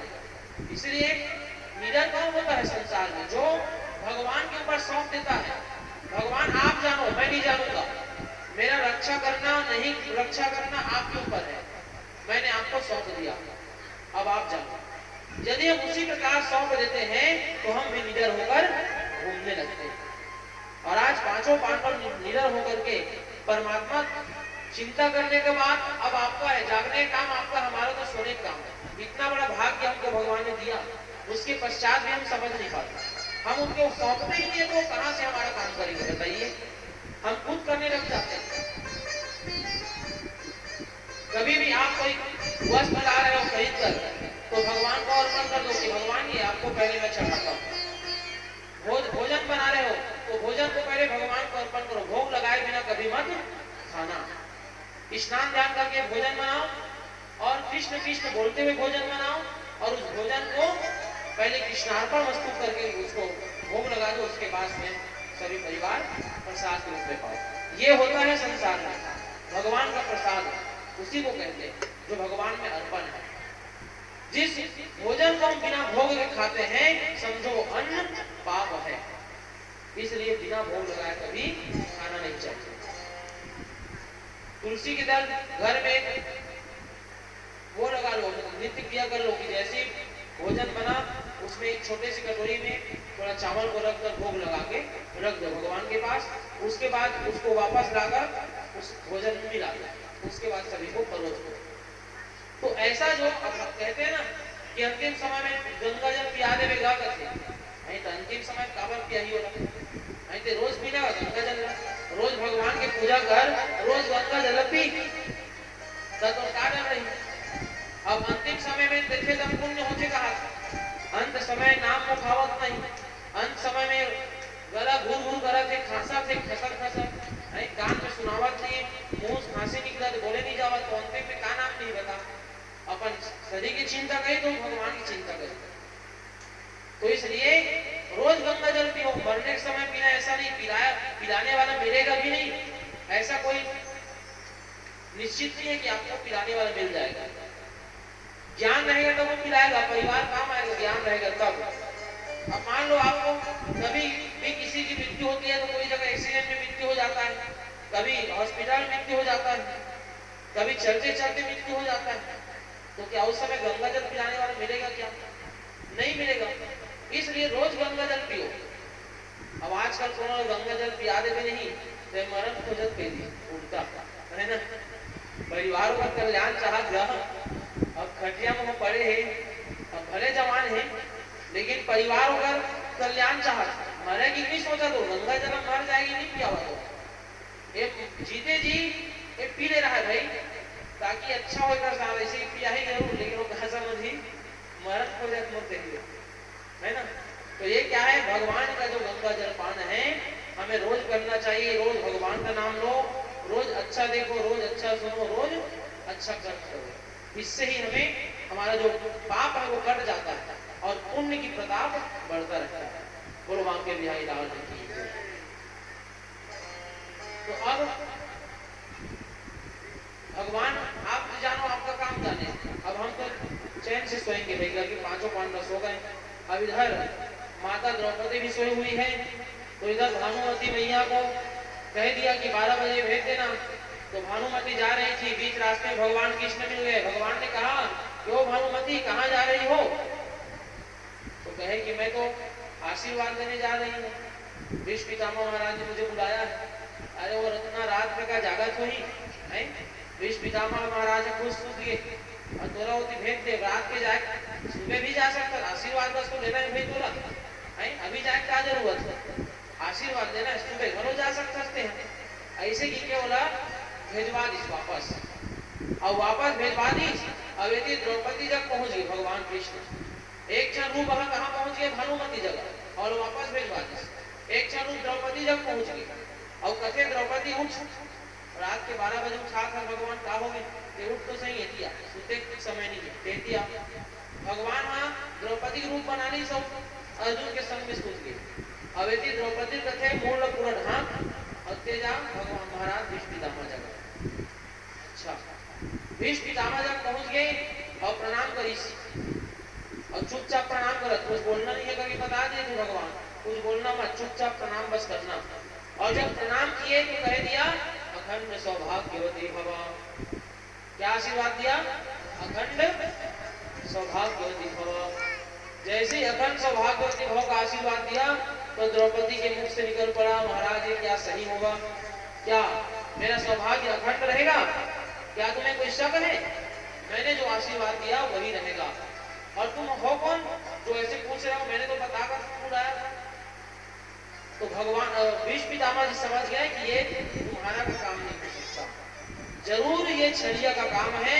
जिसने तुम्हें लाया है लगता है वो यही आसपास कहीं पर सुन रहा होगा ऐसे तो कौन है लाने वाला भगवान कृष्ण और भगवान कृष्ण जब आए तो कहा कि तुम ही हो कृष्ण जी जो ये काम कर सकते हो भीष्म पितामह महाराज कथे कृष्ण भगवान कैसे तेहा तुम्हारा कहा बार बार मिलस था कि मैं तोरे डांट होगी के और आज तेहा वो भानुमति बुला के आशीर्वाद देगा कैसे भगवान महाराज नहीं कृष्ण जी ऐसा बात नहीं है मैं तो मेरा शरीर वहां है कहां पर दुर्योधन के साथ है लेकिन मन कहां है आपके चरणों में शरीर मेरा वहां है लेकिन मन आपके चरणों में मैं ऐसा कदापि नहीं कर सकता मैं जो चाहता था वो आज आपने कर दिया ऐसा बोल करके भीष्म पितामह जी महाराज ने उनको प्रणाम किया और उनके से कहा कि आप जो चाहे वरदान मांग सकते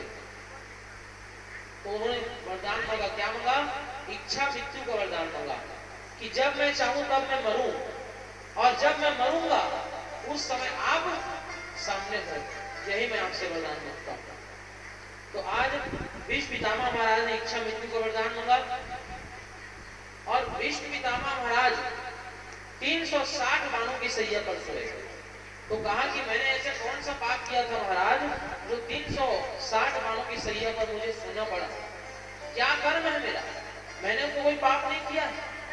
तो भगवान कृष्ण ने कहा कि पाप तुमने किया है। कौन सा पाप? भरी सभा में जब द्रौपदी का चीरहरण हो रहा था, दुशासन महाराज ने उसके बालों को खींचकर भरी सभा में लाए। उस सभा में बैठने वाले आप थे, और बैठकर आप देख रहे थे। तो आप भले कुछ मत करें, लेकिन जो देखने वाला उसको बहुत बड़ा पाप होता है।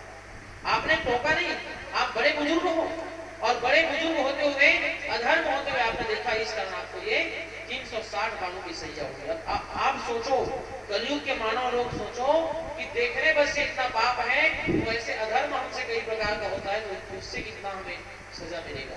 आप एक बार सोचो, है ना? हमारे सम्मुख है कर्म का फल। कर्म का फल आप कहाँ देखने जाओगे बताओ?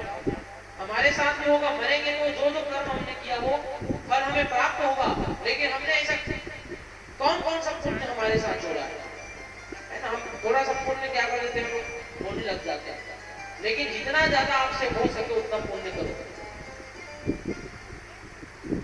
कहा कि आप दुर्योधन भरी सभा में आपने चीरहरण को रोका नहीं, आपने टोका नहीं। क्या करूं महाराज, मैंने उसका नमक खाया था, इसलिए मैंने रोका नहीं। जैसा खाओ अन्न वैसा होता है मन। इसी तो मैंने बोला ना कि जब भी आप भोजन बनाते हो तो कृष्ण कृष्ण नाम बोलकर बनाओ, ताकि वो भोजन भी कृष्ण में हो जाए, है ना? तब वो कृष्ण में अन्न रहेगा, वो हमारे अंदर जाकर भक्ति के रूप में घुलेगा, और कृष्ण से नाम लेने से हमारा जीवा भी शुद्ध हो जाएगा। इसलिए नाम उच्चारण ही धरती पर, नाम उच्चारण ही धरती पर हमारे पापों को काटता है। इसलिए नाम उच्चारण कभी भी मत भूलना। क्या बोलना? कृष्ण कृष्ण राम राम नारायण नारायण, ऐसा आप लोग नाम उच्चारण कभी मत भूलना। तो आज द्रौपदी महारानी तो जब चीरहरण हुआ था, तो उस समय उन्होंने भगवान को पुकारा, तू आजा कहाँ है मेरे श्याम प्यारे, तू आजा कहाँ है मेरे श्याम प्यारे, तू आजा कहाँ है मेरे श्याम प्यारे, तू आजा कहाँ है मेरे श्याम प्यारे।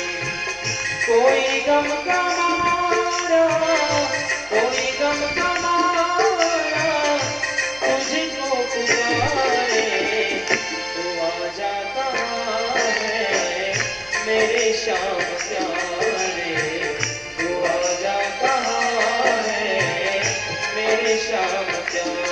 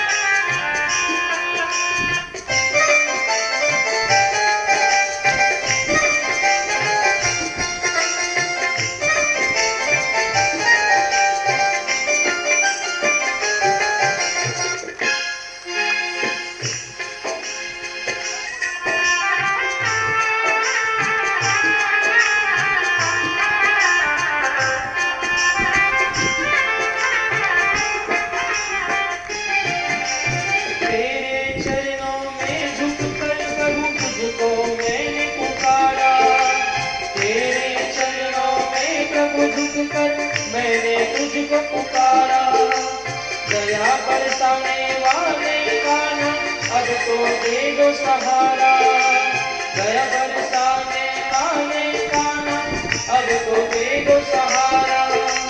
तेरे चरणों की यही कृपा है, तेरे चरणों की यही कृपा है, मिल जाएगा किनारा प्रभु, मिल जाएगा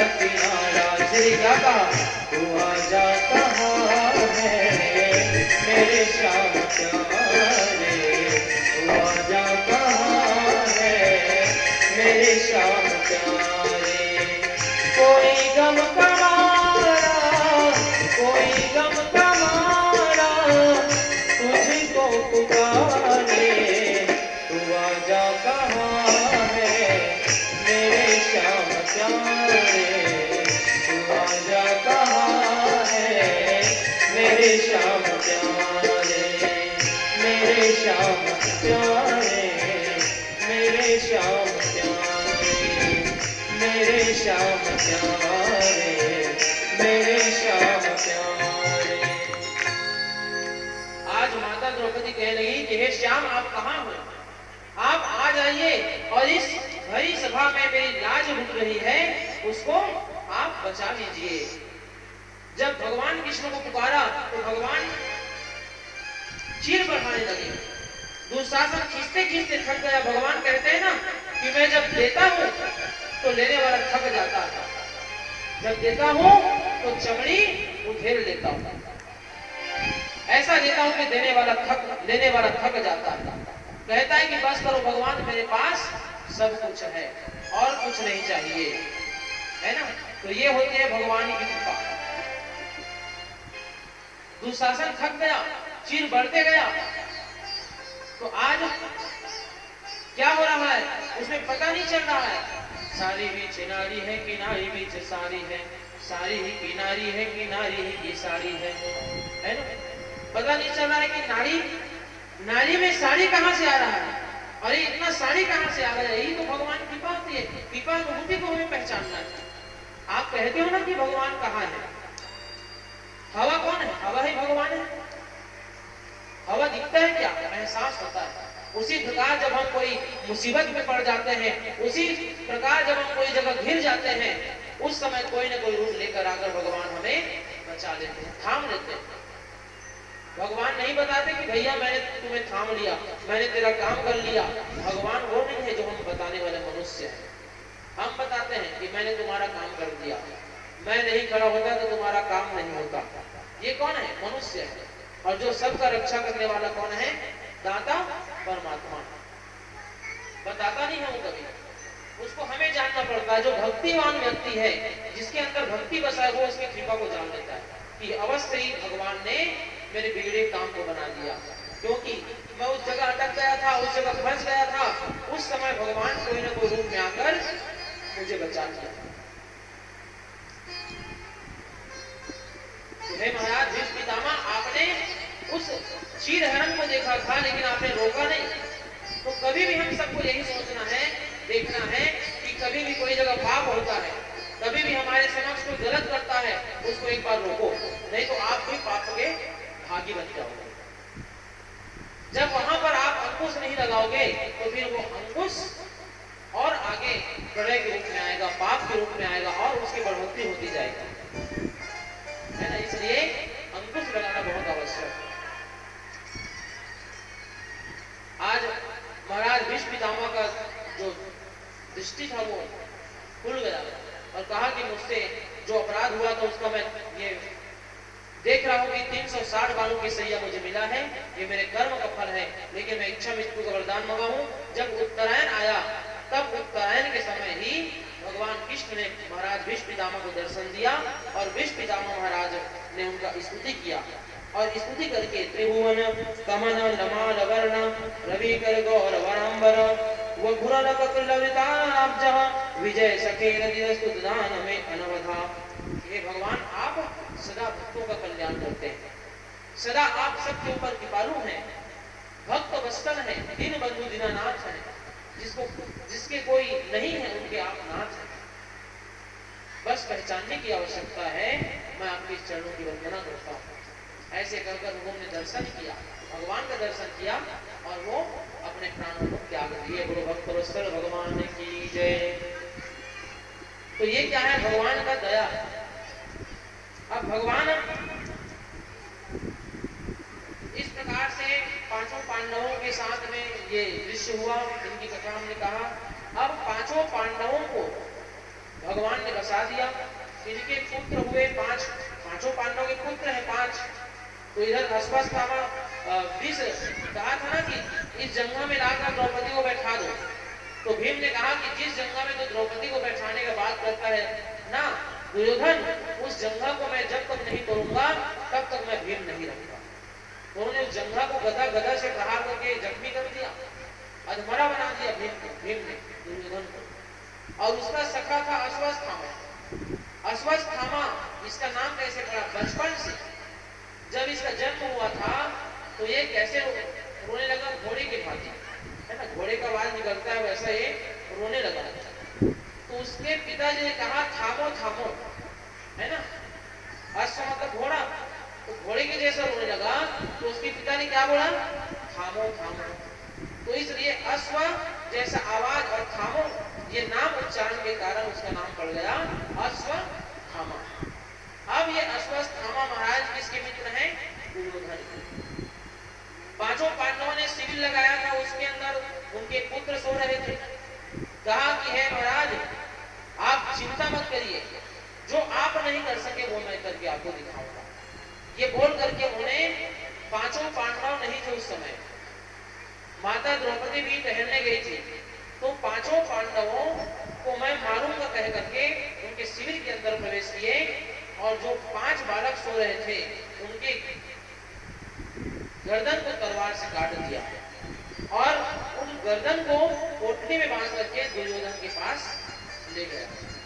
कहे कि ये लो, मैं पांचों पांडवों के सिर को काट करके लाया हूं, इसको आप मार करके दबा करके प्यास बुझाओ। अरे वाह, अश्वत्थामा इतना शक्तिशाली होने के बावजूद मैं ये काम नहीं कर सका, उसको आपने कर दिया, ये बहुत बड़ा आपने मित्रता दिखाया।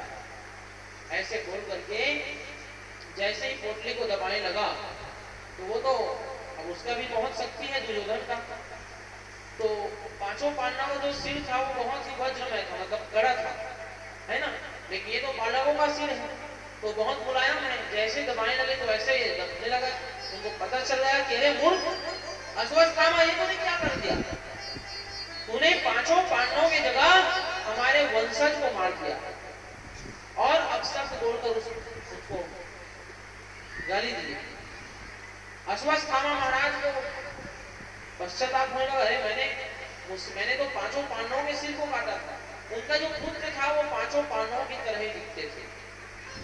माता द्रौपदी जैसे ही शिविर में आई, देखा कि उनके पांचों पांडव मरे हुए थे, मतलब पुत्र मरे हुए थे, सिर नहीं है, रोने लगी, विलाप करने लगी। उसी समय भगवान कृष्ण और अर्जुन आए।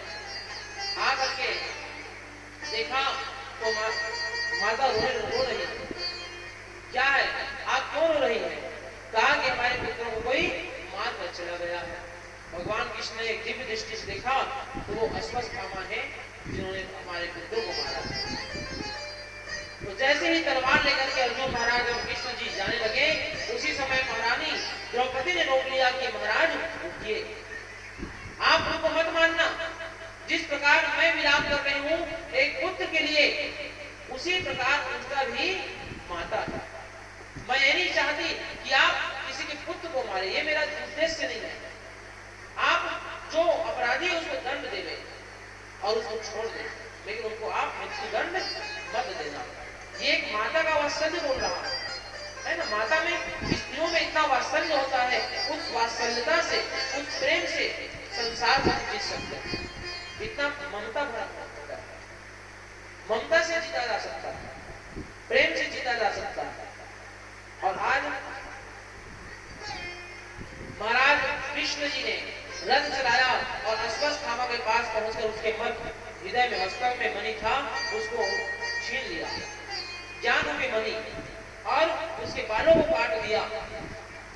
इनके जो पूरे वंशधर थे, उत्तरा के घरों में जो बालक पल रहा था, उसके लिए फिर उन्होंने ब्रह्मास्त्र छोड़ा कि तुमने मेरा अपमान किया है, अब तुम्हारे वंशधर बालक को भी नहीं छोड़ूंगा कह करके भगवान अश्वत्थामा ने ब्रह्मास्त्र छोड़ दिया। और जब ब्रह्मास्त्र छोड़ा तो आज माता उत्तरा ने भगवान कृष्ण को पुकार बुलाया, हे बांके बिहारी, हे कृष्ण जी, आप कृपा करें, कृपा करें, कृपा करके मेरे बच्चे को बचावें। आज ब्रह्मास्त्र को रोकने के लिए भगवान ने अपने चक्र को भेजा और चक्र में वो ब्रह्मास्त्र आकर समाहित हो गया। और इधर भगवान ने जब भक्त का लाज बचाना चाहा तो गर्भ में भी जाना पड़ा, तो वहां गर्भ में जाकर भगवान ने उसका रक्षा किया। बोलो रक्षक सर्वेश्वर भगवान ने की जय। कहने का मतलब होता है कि जब हम उनकी दिव्य दृष्टि बने रहते हैं, है ना, रोज क्या करते हैं, हम लोग पूजा करते हैं, रोज शिव जी की पूजा करते हैं, रोज नारायण जी की पूजा करते हैं, तो उनकी दृष्टि में बने हुए हैं हम लोग। वो रोज देख रहे हैं कि ये मेरा रोज नित्य प्रतिदिन पूजा करता है, रोज करता है, कभी आड़ नहीं करता। यदि हम घर में भी पूजा नहीं कर रहे, मान लो मैं गांव चले गए, तो वो पूजा आप गांव में करो, एक भी दिन किया कर रोक मत हो, उसी से भगवान की दृष्टि हमारे ऊपर हमेशा बनी रहती है। तो भगवान नारायण जी की कृपा से आज जो बालक गर्भ में था उसका रक्षा किया। कहने का मतलब यह है कि हम परमात्मा को भूल जाते हैं, थोड़ी सी माया क्या आता है, उस रक्षक को भजना भूल जाते हैं और माया में पड़ करके भूल करके अंत में फिर जब दुख आता है फिर उसकी शरण में आते हैं। तो ऐसा नहीं होना चाहिए। यहाँ पर सूत जी महाराज ने कहा कि पांचों पांडवों को बसा दिए, अश्वत्थामा को भगा दिए और इधर इधर परीक्षित महाराज का रक्षा किया, बालक का जो मन्नु की पत्नी उत्तरा के घर में पड़ रहा था बालक, वही उसके वंश हुए। और इधर जो उनके पूरे परिवार है, विदुर महाराज हैं, पांचों पांडव हैं, सभी लोग अपने अपने घर चले गए। इधर जब भगवान परम धाम गए तो पांचों पांडवों में से अर्जुन को भेज दिया कि जाओ सबको व्यवस्थित कर दो, मैं परम धाम जा रहा हूँ। तो परम धाम जा रहे हैं भगवान को, जब उनको बसाने के लिए गए थे तो उधर अर्जुन को भी लूट लिया गया, क्योंकि जिसके पास भगवान की शक्ति नहीं है, जिसके पास भगवान स्वयं नहीं है, तो उनका रक्षा कोई कर नहीं सकता। तो भीड़ों ने उनको लूट लिया। तो आज अर्जुन जी महाराज यही चिंता करने लगे कि ये मेरे साथ क्या हो रहा है। जब मैंने महाभारत का युद्ध किया उसमें मैंने तो सब कुछ जीत लिया था, तो भैया अभिमान मत करना संसार में, क्योंकि जो महाभारत का कौरव हो चाहे पांडव हो, सभी में भगवान बसे हुए थे। वो युद्ध ना तो कौरवों ने लड़ा, ना तो पांडवों ने लड़ा, उसको युद्ध को तो भगवान ने लड़ा था। इस अभिमान में थे अर्जुन कि मैंने युद्ध को जीत लिया। तो भगवान थे तब तुमने जीता, और आज भगवान चले गए तो तुम्हें लूट लिया गया भीड़ों के द्वारा। तुम्हारा ना तो गांडी धनुष तो वही है, अर्जुन तो वही है, फिर भी तुम जीत क्यों नहीं सके? क्योंकि उस समय तुम्हारे साथ परमात्मा नहीं थे। इसका अब इधर सूत जी महाराज ने कहा कि सत्य परमात्मा है, सत्य है वही जो परमात्मा है।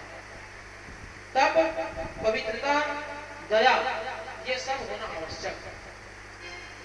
यहाँ पर परीक्षित जन्म की कथा के बारे में चलते हैं आगे, जिसमें परीक्षित जन्म में महाराज सुंदर घड़ी आई, शुभ घड़ी आया, ग्रह अनुकूल हुआ और ग्रह अनुकूल होकर फूलों की वर्षा होने लगी और सुंदर सुग्रह ठंडी हवाओं के साथ बालक परीक्षित का जन्म हुआ। बोलो परीक्षित जी महाराज की जय, श्री कृष्णचंद्र भगवान की जय।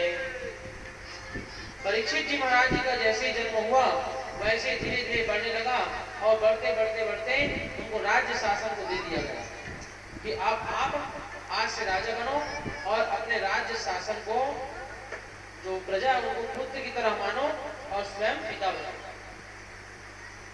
राजा कौन है? जो प्रजा का देखभाल करे, है ना, प्रजा का देखभाल करे, जो सियान रखे ना, वो लड़का मन के ध्यान करता। वही प्रकार के राजा का काम रखे, जब तक प्रजा है ओकर मन के ध्यान देना, काकर ऊपर का दुखावत है, काकर का कमी है पूरा करना और राजा का काम है ना, नहीं तो राजा को। तो आज परीक्षित जी महाराज राजा बन गए, उनके ऊपर जिम्मेदारी आ गई, तो वो भी अब अपने कर्म को करने लगे। दिग्विजय के लिए घूमने के लिए निकले तो सब तरफ कहे कि मैं आज देखता हूँ कि मेरे राज्य में कहाँ कहाँ क्या हो रहा है, क्या घटना घट रहा है, कौन सुखी है कौन दुखी है। तो घूमने के लिए जब जा रहे थे तो देखा ये एक काला पुरुष जो है माता पृथ्वी को, है ना, एक बैल को एक 3 पग कट चुका है और एक पग बचा हुआ उसको भी काटने वाला है। उसी समय राजा परीक्षित पहुंचा और कहे, अरे मूर्ख तू कौन है, मेरे राज्य में अहिंसा करने वाला, है ना, मेरे राज्य में हिंसा कर रहा है, तेरा खैर नहीं कहकर तलवार को जैसे ही निकाला, वैसे ही महाराज जो काला पुरुष था वो है कलयुग, वो राजा परीक्षित के चरण में आ गया और बोले कि महाराज मुझे क्षमा करिए, मेरा नाम है कलयुग और जो बैल के रूप में खड़े थे वो धर्म है और एक जो गाय खड़ी थी वो पृथ्वी। अब देखो इसमें सत्य, दया और तप इन तीनों को काट दिया, चार पद है ना, सत्य, दया, तप और दान, धर्म का चार पद है, उसमें से तीन पद को काट दिया गया। सत्य नहीं है संसार में, काट दिया मतलब सत्य कहाँ है बताइए, कोई सत्य बोलता ही नहीं है, सत्य पर चलता ही नहीं है, तो सत्य है ही नहीं तो कहाँ चलेगा। दया भाव है ना, ये धर्म के कारण दया भाव बना हुआ है भागवत के कारण, नहीं तो वो भी नहीं रहता। अब वो भी जा रहा है, दया भाव भी गायब हो रहा है। और तप का मतलब क्या है, जो अभी आप बैठे हो वो भी तप है ना। भगवान की कथा सुन रहे हो, एक जगह बैठकर लगातार बैठना ये भी असंभव बात, संभव नहीं है।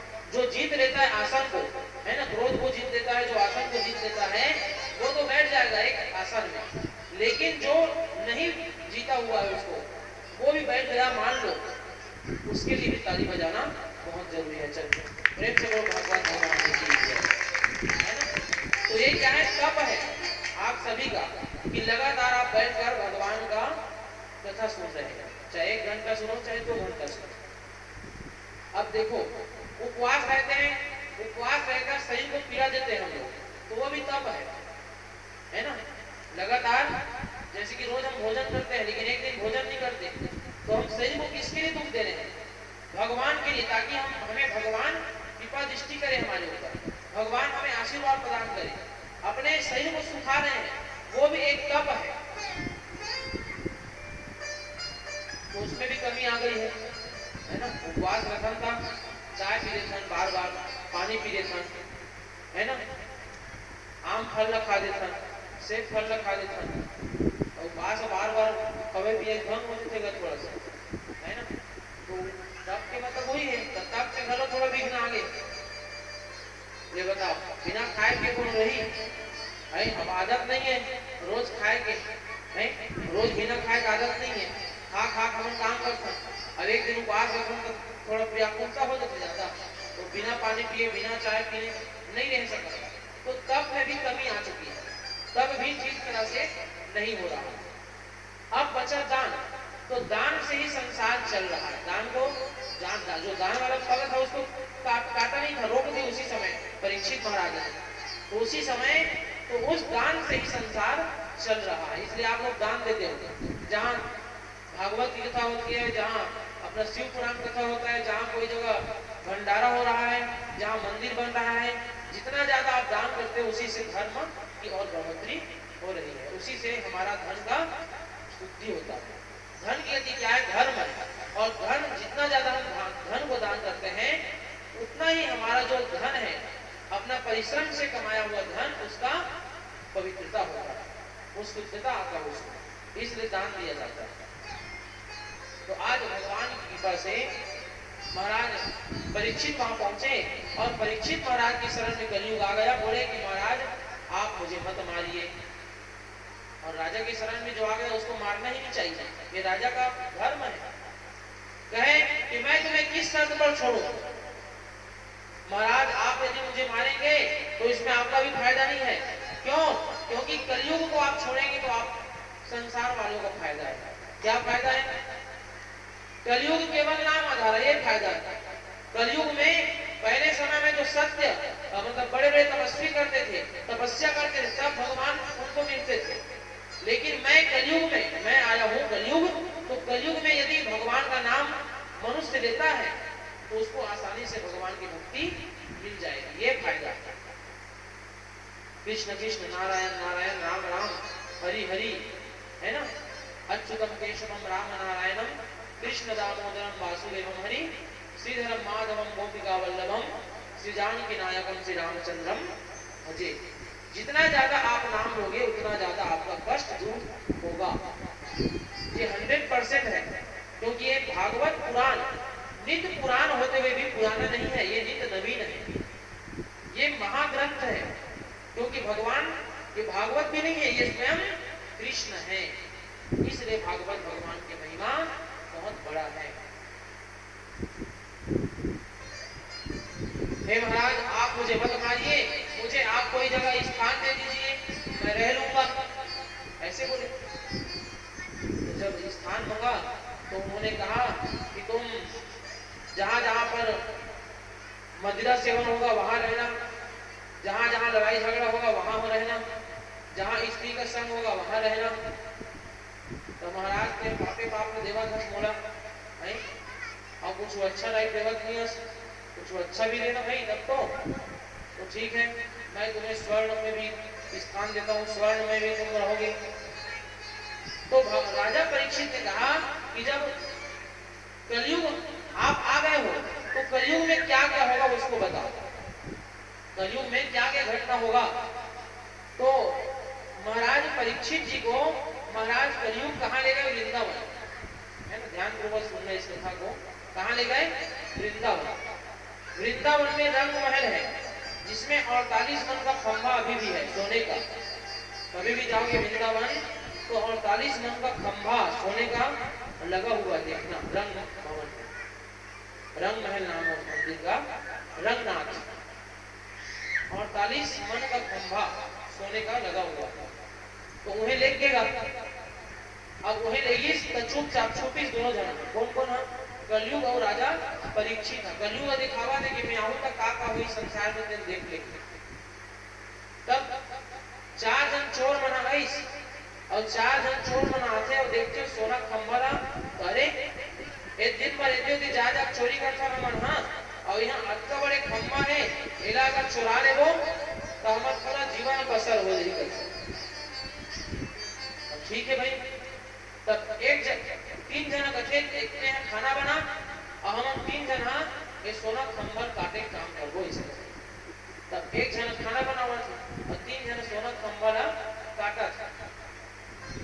तब ये कथे खाना बनैया मन में सोचते कि तीनों जन अब 4 जन तो 4 जन में सोना खंभा बांटबो तो एक का नहीं ज्यादा नहीं आवे, तेरा ले काम करता हूं, ये सोना खंभा में ही अकेला पाना चाहता, ये सोना खंभा कट ही दाना अकेला मोह हो जाता, कैसे हुई हुआ? एक खाना में जहर डाल देखा है ना, और जहर डाल देखो अरे खाना खाई 10 किलो जन मर दे, अरे सोना खंभा मोर हो जाए, ऐसे करते।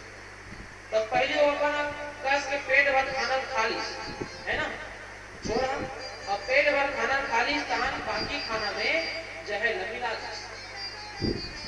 अब वो रहा 3 जन कथे ये तो बंटवारा होई ताने सोना बटा दे तन कम कमाई, तेकर ले जो खाना बनावत तेरा हमन हां मार दे, तहन खाना खा को आके ये सोना हमन ले के ऐसे ही के।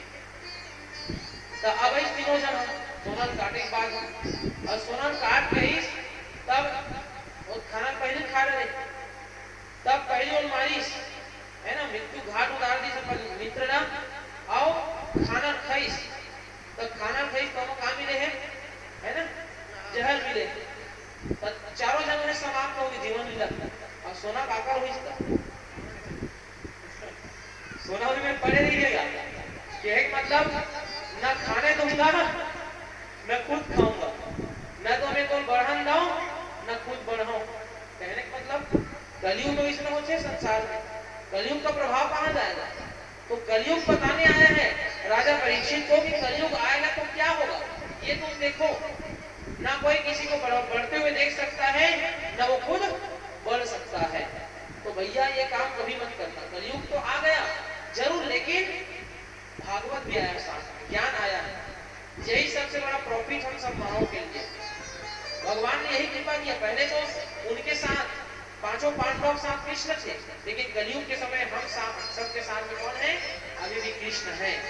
उसको जो मानने वाला है, जो भगवान की भक्ति में तत्पर है, वही समझ सकता है। बोलो भक्त अवसर भगवान की जय।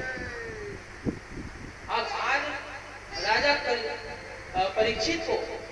परीक्षित ने कलयुग को सोने में भी स्थान दे दिया और दे करके वो चले गए। अब जैसे वो गए घर में तो हमारे परदादा ने हमारे लिए क्या छोड़ा है भाई, देखा जाए क्या क्या रखा है पेटी में। अब वो लोग चले गए परम धाम, पांचों पांडव लोग, दुर्योधन लोग, तो हमारे दादा भीम ने क्या रखा है हमारे लिए कहके, जैसी पेटी को खोला तो उसमें एक सोना का मुकुट था। अब उस मुकुट को देखा तो वो मुकुट जो है अन्याय से कमाया हुआ मुकुट है ना। उसको पेटी में क्यों भर के रखा था कि वो अन्याय से कमाया हुआ धन। 1 रुपए भी आप यदि भागवत में चढ़ा रहे हो और वो यदि आपका परिश्रम से मिला हुआ धन है तो आपको डबल चौगुना प्राप्त करवाएगा। ये आप लिख के ले लो, ये बात आप ध्यान में रखना। परिश्रम का होना चाहिए, अपने द्वारा कमाया हुआ धन से होना चाहिए। ऐसा नहीं कि आप कहीं भी से लूट कर खसोट कर ला लिया और भगवान ने चढ़ा दिया और अपने पाप को आप तोप रहे हो, ऐसा नहीं होना चाहिए। न्याय से कमाया हुआ धन होना चाहिए जो हम दान करते हैं।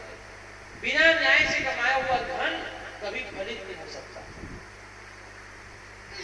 अजय नहीं चले थे भगवान में देखा, सुनिए महाराज के कोई चढ़ा देना झील चिप के बारे में, बोलो भगवान नहीं 10 सिक्का चढ़ा मोड़ो जगह पर सब लागे 10 सिक्का कहाँ चढ़ाओगे सोचता तो रोज मोहर मन में आगे 10 सिक्का ज्यादा ले नहीं धरा इसी के तरह खाए छो तो खरियार रोड जाता हूँ यहाँ चलाता हूँ उन्हें चलते हो, बोलो भगवान कहने का मतलब जो कहीं नहीं चलता वो कहाँ चलता है, भगवान के पास चलता है। चढ़ा देना का कई जगह, अभी हमने 1 रुपया घर नोट देखे बार नहीं कई जगह 5 रुपया नोट अभी नहीं चला कई जगह ले नहीं है ना। तो कहने का मतलब जो जिसको कोई धारण नहीं करता उसको मेरे बांके बिहारी धारण कर देते हैं। बांस में क्या वासना है, बांस को कभी जलाना नहीं चाहिए। बांस यदि शमशान घाट में जाता वहां भी नहीं जलाया जाता, उसको फेंक दिया जाता क्योंकि वंश का नष्ट होता है।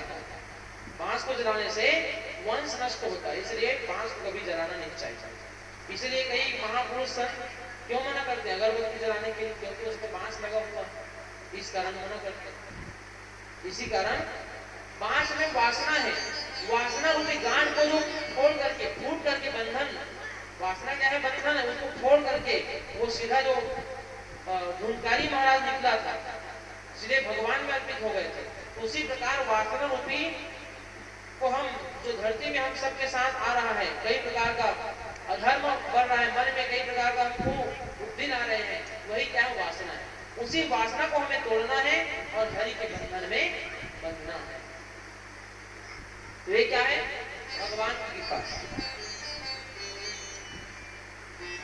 तो अन्याय से कमाया हुआ वो मुकुट था, उस मुकुट को उन्होंने पहन लिया, जरासंध का था मुकुट, और मुकुट को पहन करके अब जंगल में पहुंच गए शिकार करने के लिए। और शिकार करने के लिए जब पहुंचे तो वहां पर अब उनको बहुत जोर से प्यास लगी, राजा परीक्षित को। और जब जोर से प्यास लगा तो एक कुटिया था, उस कुटिया में वो पहुंचे और पानी मांगने लगे। तो वहां कौन बैठे थे महाराज, शमीक, शमीक का आश्रम था।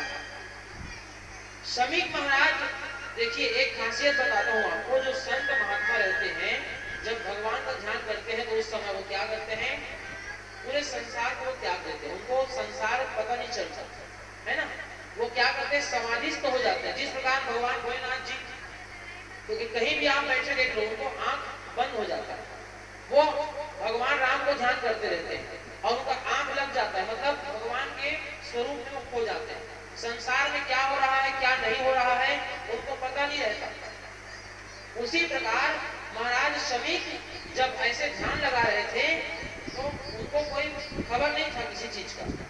हम कलयुगी मानव में ध्यान लगाता तो काका देखते है, कोई भगवान के पूजा करता तो काका देखता, कौन मेरे मोबाइल बाजा तेरे देखते जा देख तो मोबाइल बाजा एक क्षण दू क्षण अगर घरे छे ओम जय जगदीश जा मोबाइल बाजा उठाओला अभी नहीं ये करे बोला, अभी पूजा करत करे यदि पूजा करत था तुम मोबाइल में पूछिया कर ले, मोबाइल में पूछिया एकर बाद पूजा कर दे तो का करत ध्यान करत होगा।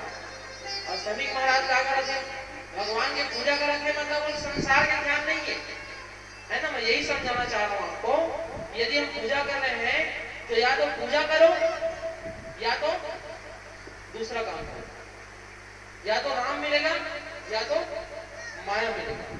प्रेम गली अति साकरी तामे दोना समाये।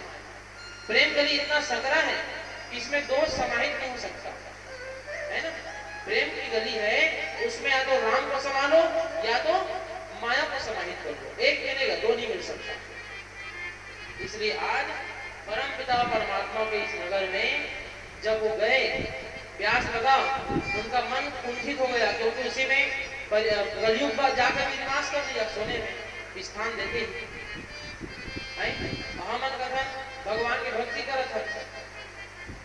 और एक जन कहता हूँ काबर बार बार उड़ा देख सकते हैं, अभी भागवत कथा में और हमने बार बार देखा है, तो भागवत कथा में ध्यान नहीं गया तो काबर देखता है।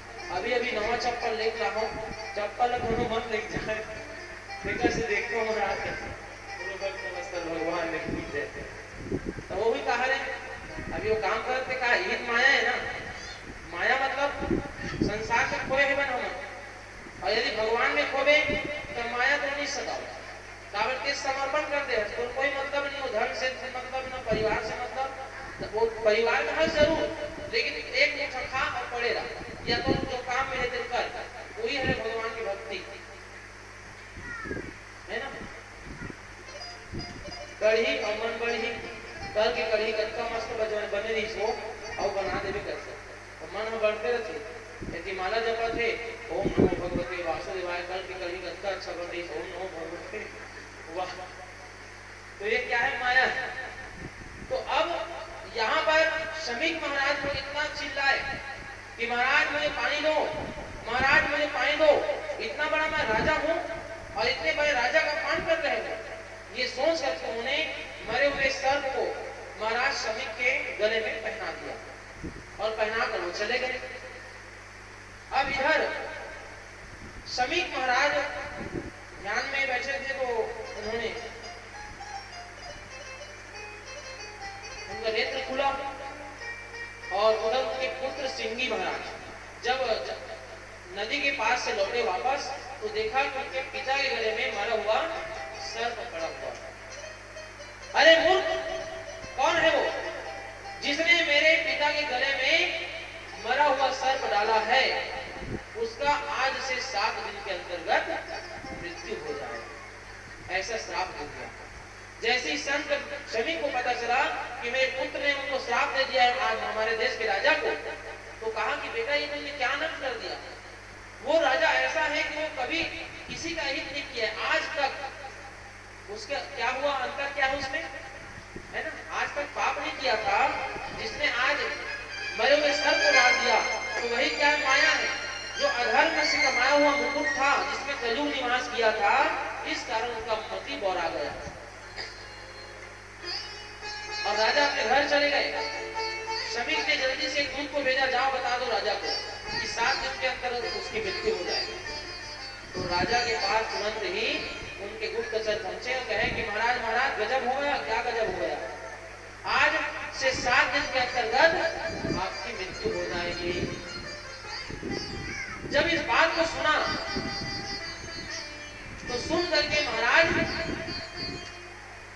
सोचने लगे कि मेरी गति कैसे होगी, है ना, ये तो बहुत बड़ा बात है, एक बहुत बड़ी कृपा की बात था कि आज हम देखेंगे कि हर व्यक्ति को पता नहीं है अपने मृत्यु का दिन, लेकिन राजा परीक्षित को मृत्यु का दिन पता चल गया कि मेरा मृत्यु 7 दिन के अंतर्गत होगा। तो मृत्यु 7 दिन के अंतर्गत हो गया होगा, तो मुझे क्या करना चाहिए, मैं ऐसा क्या करूं जिससे मेरा उद्धार हो जाए, ये बात राजा सोचने लगे। उसी समय उन्होंने अपने जो राजसी वेशभूषा पहना था उसको त्याग दिया, ये मेरा कुछ काम का नहीं है। तपस्वी योगी में आ गए और तपस्वी योग में आकर के सीधे गंगा तट पर चले गए और गंगा तट पर पहुंच करके सभी ऋषि मुनियों से पूछने लगे कि मैं ऐसा क्या करूं जिससे मेरा उद्धार हो जाए महाराज। तो आज इस बात को उन्होंने पूछना प्रारंभ किया और पूछना जब प्रारंभ किए तो कोई बता नहीं पा रहे। उसी समय जो व्यास जी महाराज ने अपने पुत्र को भागवत महापुराण का को सिखाया था, जिसने बचपन की अवस्था में ही अमर कथा को सुख के रूप में सुना था, वही सुखदेव महाराज आज गंगा के तट पर उनका आगमन हुआ। आप लोग भी ताली बजाकर सुखदेव महाराज का स्वागत करें। बोलो सुखदेव महाराज की। सुखदेव महाराज का सभी ने स्वागत सम्मान किया, आसन दिया और उस आसन में बैठा करके उनके चरणों को धोया। और जैसे ही सुखदेव महाराज आए उनके चरणों में लेट गए। कौन? परीक्षित महाराज। 7 दिन में आना है और 7 दिन में जाना है ना? यहाँ आना और जाना लगे, यहाँ आना और जाना लगे, भैया भैया कुछ भैया भैया कुछ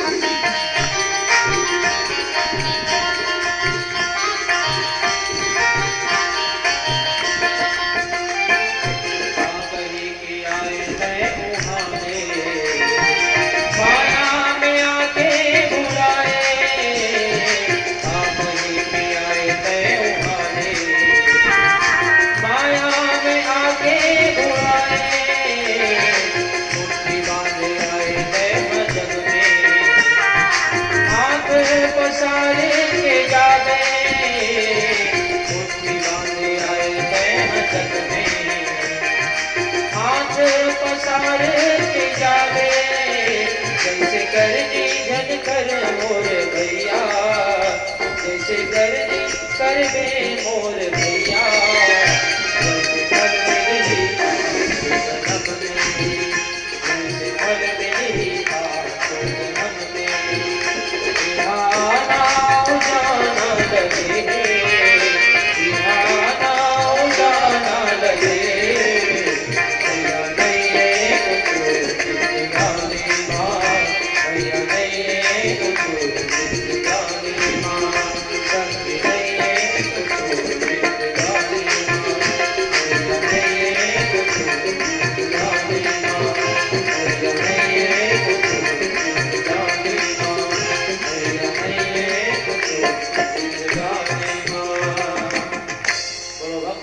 भगवान की जय। राधे राधे राधे राधे।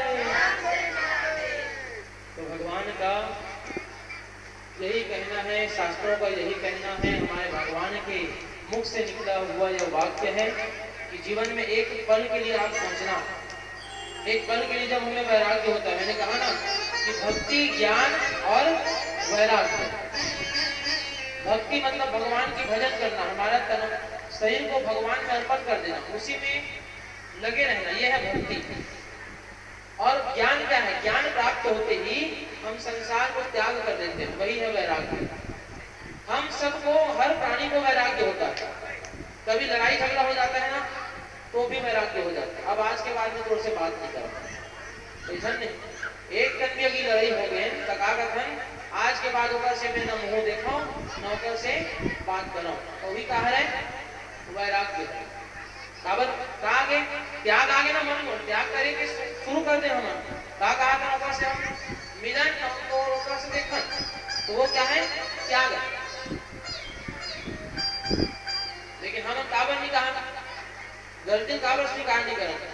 लेकिन भैया गलती हो गई तो थोड़ा सुधार ले, मैंने ऐसे नहीं कहा। आज के बाद नौकर से बातें नहीं करते, तो नहीं कहा थिलेन भाई जो गलती दे सुधार लेता हूँ, ऐसे नहीं कहा। आज के बाद में काम लेक्चर नहीं करो भाई, गलत हो नहीं इस मोड़ से, अब आज से मैं सुधार लूँ, ऐसे नहीं कहा। तो जा तो फिर रोज बोलता तमें करवे नहीं करता, ऐसे वो कहा रे वैराग्य। मैं यही समझाना चाहता हूँ कि वैराग्य जो है हर व्यक्ति के मन में आता है एक न एक दिन। हम घर परिवार को छोड़कर जब कुछ लड़ाई हो जाता है या कुछ खटपट हो जाता है तो घर परिवार को छोड़कर कहीं और चले जाते हैं 1 घंटा या 2 घंटा के लिए। तो वही क्या है? वैराग्य है। यदि यही चीज हम सबके मन में रहे तो इसी के माध्यम से हम भगवान को प्राप्त कर सकते हैं। वैराग्य होना, वैराग्य मतलब क्या है? तो आप अपने से जो गलत कर्म हो रहा है उसको त्याग करने की कोशिश करें। मन में एक बार सोचो बैठकर कि मुझसे जीवन में क्या गलती होता है। इस स्वरूप से जो भगवान ने हमें यह स्वरूप दिया है मनुष्य मानव जन्म, इस मानव जन्म से क्या गलती हो रहा है? किस मार्ग पे हमसे गलती हुआ? किसको मैंने गलत कह दिया? कौन मुझसे रूठ गया? क्यों रूठा? और इस हाथ से मैं अधर्म क्या कर रहा हूं? तो भैया मैं इसको सुधारूंगा। ये बात विचार करो। इसलिए संसार में कोई आता है अपने कर्म के बंधन से बनकर और जैसे ही वो कर्म का क्षय हो जाता है वैसे ही हमको छोड़कर वो चला जाता है। जावत रे भैया वो हपट के मर गई है ना, वो मैं हपट के मर गई, मैं कहे रहे हूं ना वो मैं मत जाएगी लेकिन वह चल तो तुरे कहे वही हुआ। भगवान है तो कुछ और रच नहीं। वो बहाना छोड़ दी, हपट के मरीज गए, कैसे मरीज गए? तबीयत खराब हो मर गई। वो बहाना है, तबीयत खराब होगा तो मृत्यु होना नहीं। कद को देखे हो तुम ना 10 पलटी खा ली तो नहीं मरे वो, बच क्या ही। लेकिन एक भक्त लगी देखो मर जाए ओकर मृत्यु है खींचा, ओकर जन्म हो खींचा। डॉक्टर कहे 10 दिन बाद 11वें दिन में तो अक्का महीना में कर डिलीवरी हो जाएगी। लेकिन डॉक्टर ये नहीं बताए कि अक्का मिनट में अक्का बजे वही नहीं बताया है ना, आस पास बता रहे अक्का दिन के अंतर है काबर नहीं बताया। काबर भगवान थोड़ी भाई वो अनुमान किया है।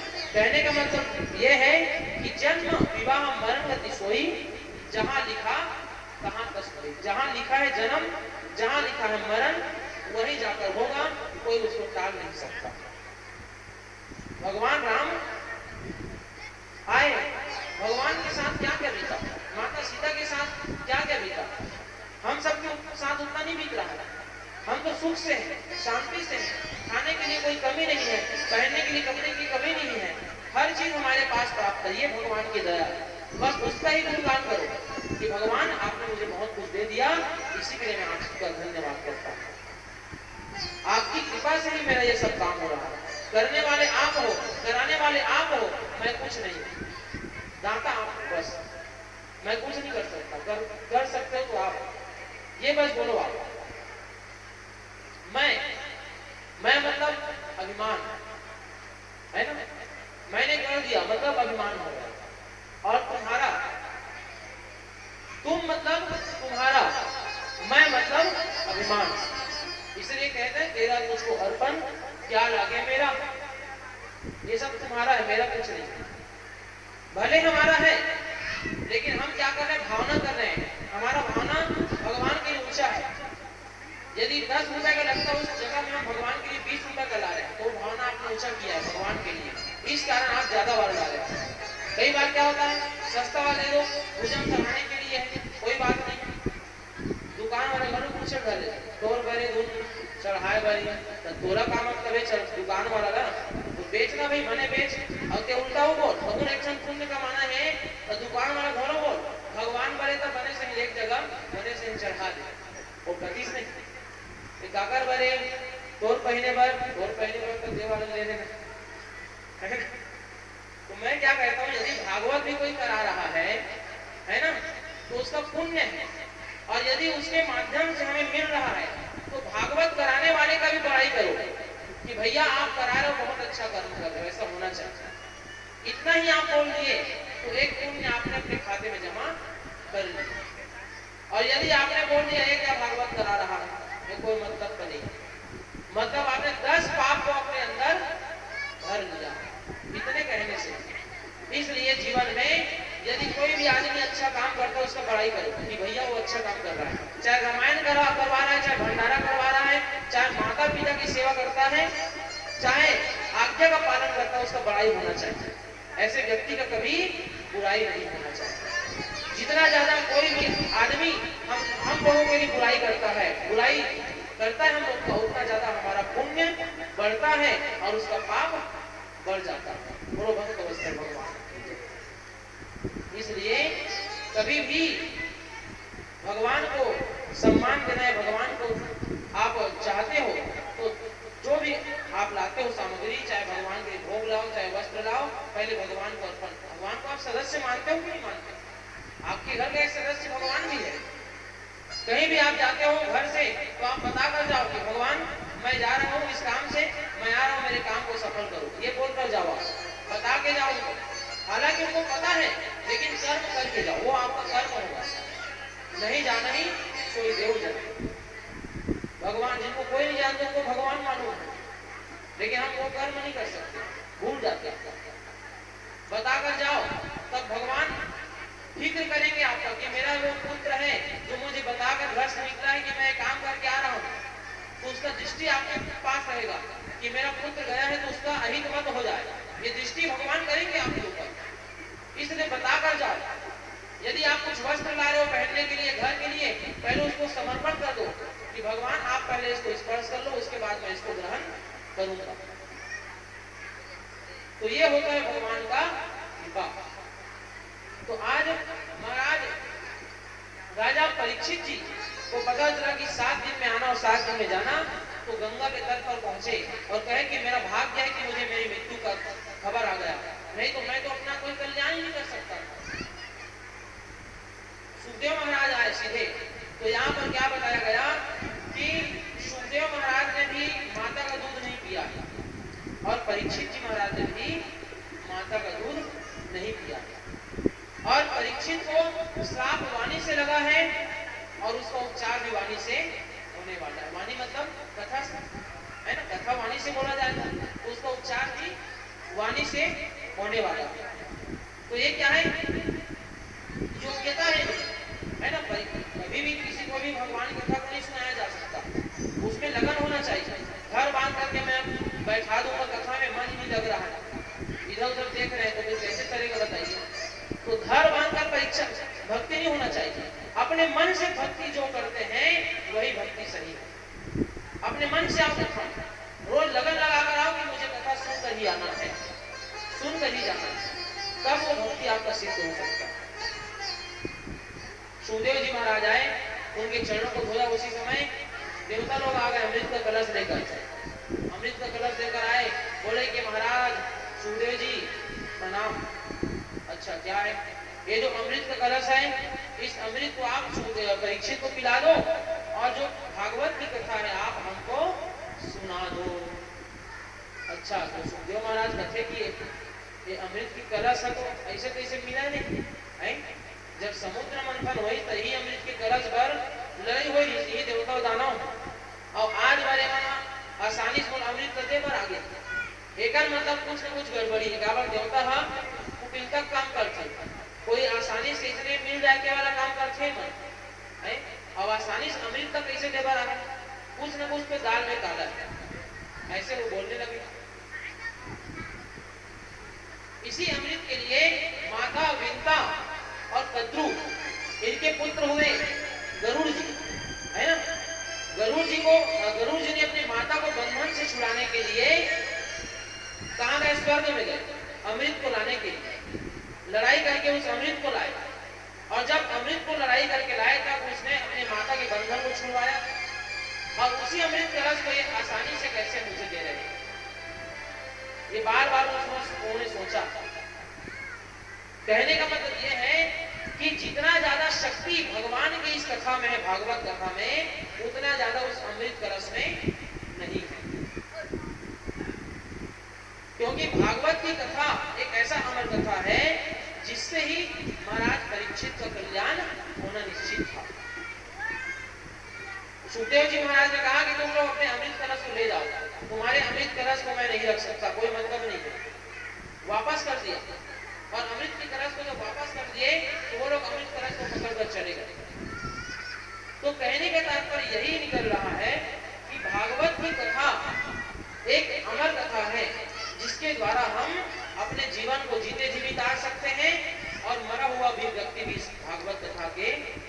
कहने से डर जाता है। जो भागवत कहता है उसका भी कुल गुणों का उद्धार हो जाता है, और जो भागवत करवाता है उसका भी कुल का उद्धार हो जाता है। बोलो भक्त वत्सल भगवान की जय। देखिए भागवत महापुराण कथा पहले समय में 100 बार यज्ञ करते थे, तब वो अश्वमेध यज्ञ कहलाता था।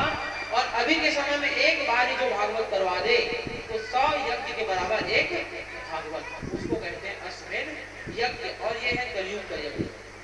कलयुग के समय में एक भागवत मतलब 100 यज्ञ के समान है। राजा बलि ने करवाया ना अश्वमेध यज्ञ, अब देखो उसका अश्वमेध यज्ञ भी पूरा नहीं हो पाया। इतना यज्ञ 99 और 100वां यज्ञ करवा रहा था तो बलि महाराज आ गए, महाराज वामन जी आ गए रोकने के लिए यज्ञ को, उसको नहीं करवा पाए। और वो भाग्य आज भगवान ने हमें दाता ने दिया है कि 100 यज्ञ के बराबर एक भागवत, उसका बहुत बड़ा पुण्य का प्रताप है, भगवान की विशेष कृपा है। इस कारण ये यज्ञ हमें प्राप्त हुआ। इसमें सब नियोजित है, भगवान ने नियम दिया कि कौन इस भागवत में आएगा, कौन इस भागवत को सुनेगा, इसमें सब निर्धारित है।